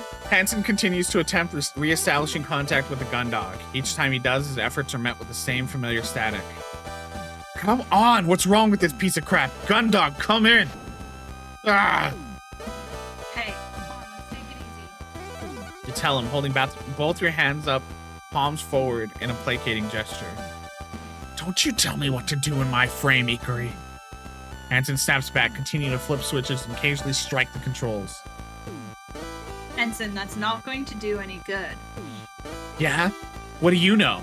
You can barely contain the long, exasperated sigh you feel building inside you, but manage not to express it, knowing it will just set Hansen off more. Instead, you tell him what you remember the chief telling you earlier.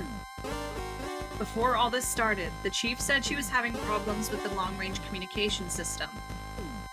It was causing issues with our transmissions to the O'Brien, as well as the targeting system. It's probably not fixed yet. Might have even been made worse when the power went out. So what, we're out here with no mission control? You pause, crossing your arms and shrugging. I guess so.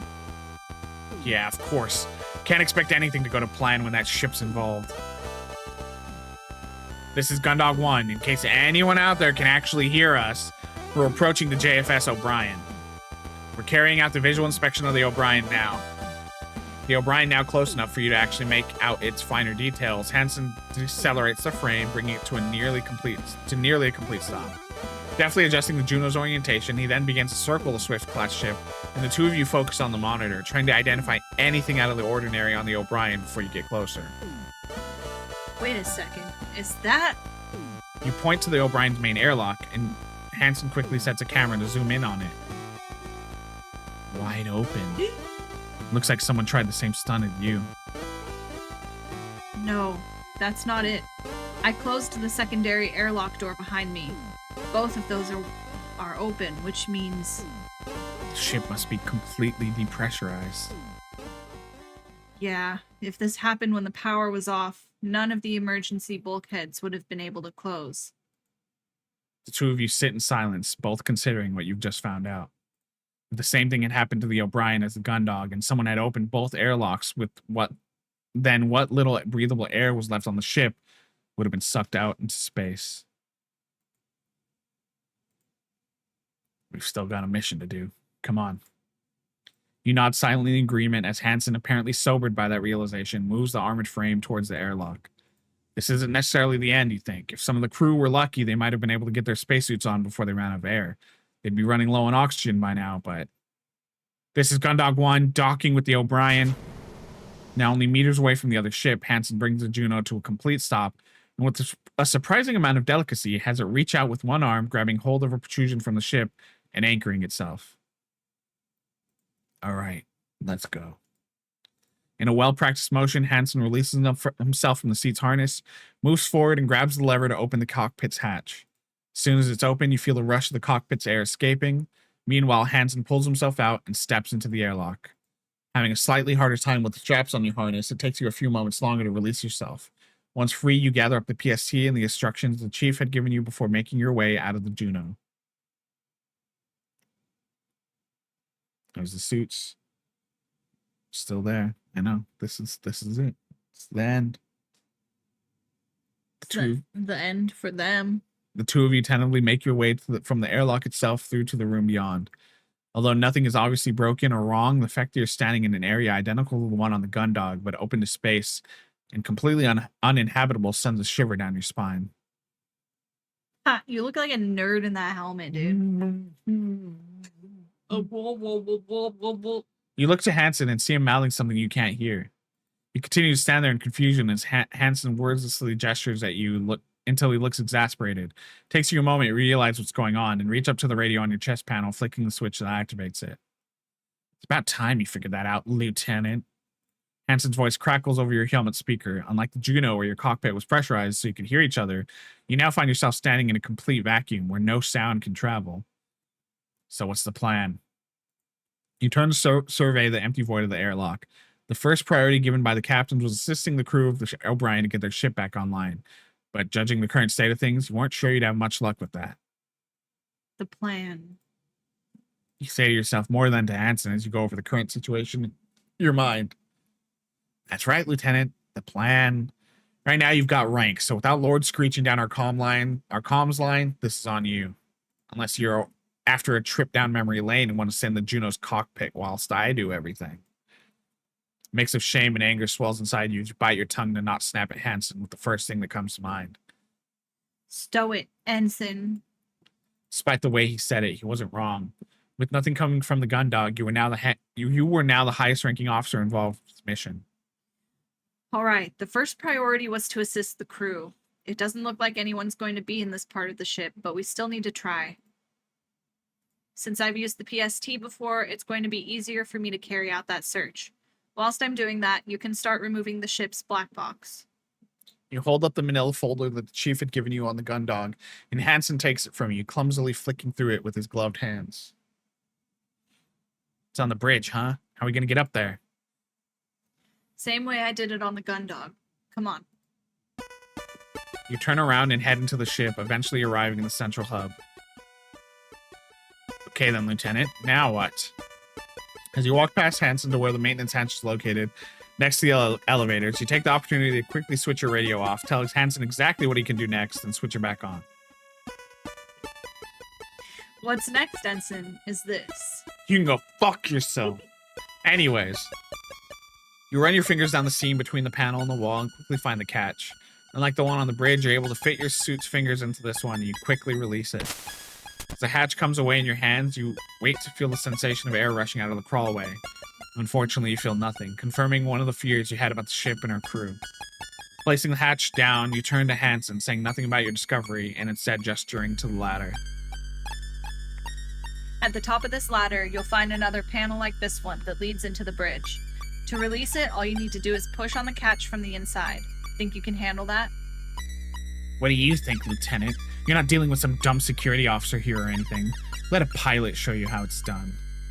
With a swagger that's only exaggerated by the bulk of his suit, Hansen strides past you, steps into the access tunnel, and heads up the ladder.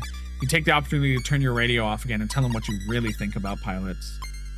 Once you're done, you switch it back on in case... I mean, we're gonna forget to do that at one point. Yeah. Switch it back on in case he sends any transmissions. Now that you're set to work, it's up to you to try to find any survivors of O'Brien's crew and use their help to get the ship back online. You look around the empty central hub, the same silence that previously filled the Gundog now filling your helmet. After a moment of contemplation, you head towards the first place you think it might be fruitful to explore. Do we call it there? Or do you want to go one place?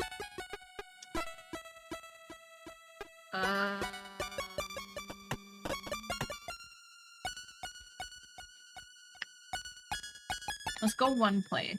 Where? I don't know where. Sick bay, maybe? Oh, right. The sick bay, the surgery, doesn't that have its own environment? Maybe.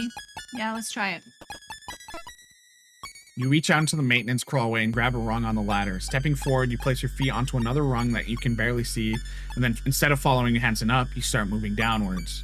As you descend the crawlway, eventually becomes completely dark. As you descend, the crawlway eventually becomes completely dark. The only indication you're given that you've reached the bottom is when you bring your foot down and you unexpectedly stomp on a floor panel. Now at the bottom of the shaft, you grope around in the darkness, looking for the catch that will release the panel by the elevator into the sick bay. After a few minutes of sliding your palms around blindly, your suit's glove catches on something. You investigate it with your fingertips to confirm it's what you're looking for before releasing it, grabbing the panel as it falls away and placing it to the side as you step through into the sick bay. With no rush of air to indicate that you'd depressurize the room, you're almost entirely certain you were almost entirely certain you knew what to expect, but what you find goes beyond that. Behind the desk set to meet those who enter the sick bay, you see the crumpled form of someone wearing a white coat, much like Dr. Rosarium's. You quickly make your way over to them, but as you do, momentarily, you feel something crunching underneath your boots. Looking around, you see that the doctor is surrounded by broken glass. Taking stock of the room, you realize the cabinets at the far end of the sick bay are still locked, but the glass panels have been shattered and their contents scattered. Instead of trying to puzzle out what's happened, you turn your attention back to the doctor, kneeling down by them and gently turning them over. You're faced with a woman who seems to be in her mid-50s, her sandy hair done up in a loose bun with errant strands tucked behind her ears. You notice that two of the lenses set into her round wire-framed spectacles, one is cracked and the frames sit askew on her face. Although her pale blue eyes are wide open and staring at you, they do not move and she does not blink. Her skin is pallid, matching the cool blue of her eyes, the striking red of her lipstick standing out in a dramatic contrast. You stay holding the doctor for a moment before gently laying her down, and with as much delicacy as you can manage in your bulky spacesuit, you close her eyes. As you stand up, you exhale deeply. Although it was almost certain this would be the scenario you'd be facing for most of the ship, since the central area had been depressurized with no safety measures engaged, you've been holding out hope that you'd find crew members alive and well. Despite the sight of the doctor, you still hold on to that hope. As you survey the room, you turn your attention back to the glass underfoot and the shattered frontage of the cabinets. What happened here? I want to click there right away. Yeah, let's just, if there's no one in there, then we cut it. Because that's what I'm hoping, right? But no one in there. Let's see. Can we talk to her? Can we use her? the heck? You stand over the doctor trying to see if there's any clues to what happened to her beyond the crack on her glasses lens. As you survey her, you notice that unlike Dr. Rosarium, she doesn't wear her stethoscope around her neck or her keycard on a lanyard. Hang on, her key card. The thought reminds you of the chief's instructions that you need to use a keycard from a member of the O'Brien's crew if you were going to activate any doors with the PST. You steel your resolve, aware of what you need to do, but not finding the concept altogether pleasant.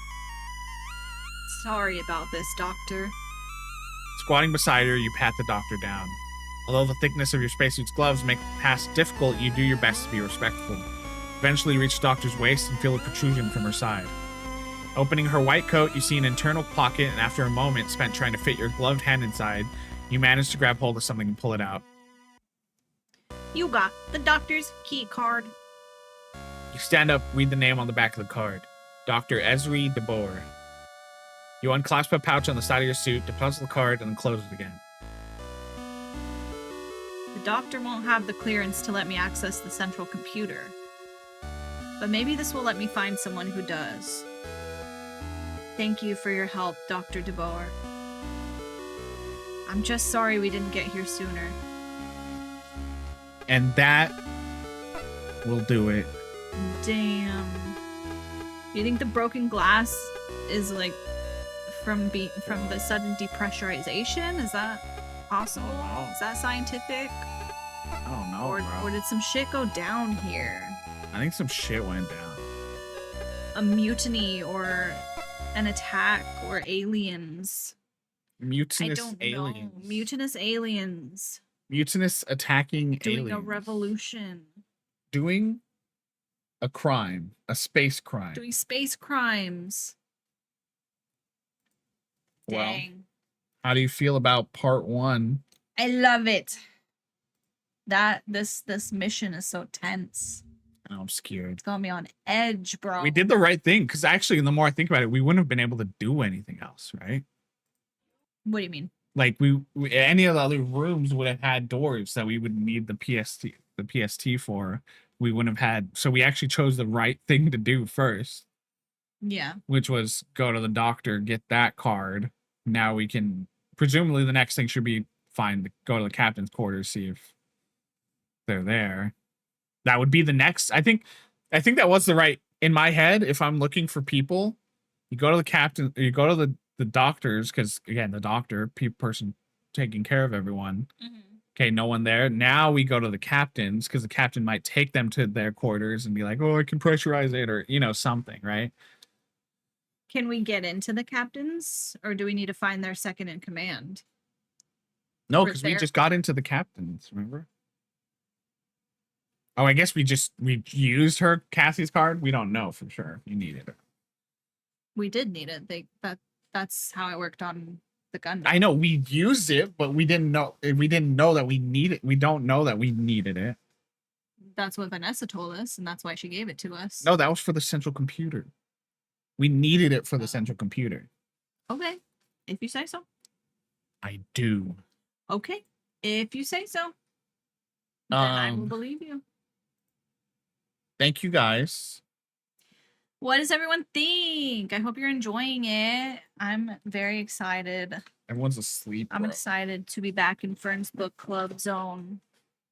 I haven't been able to play many visual novels recently. I played a couple of demos during during Steam Next Fest.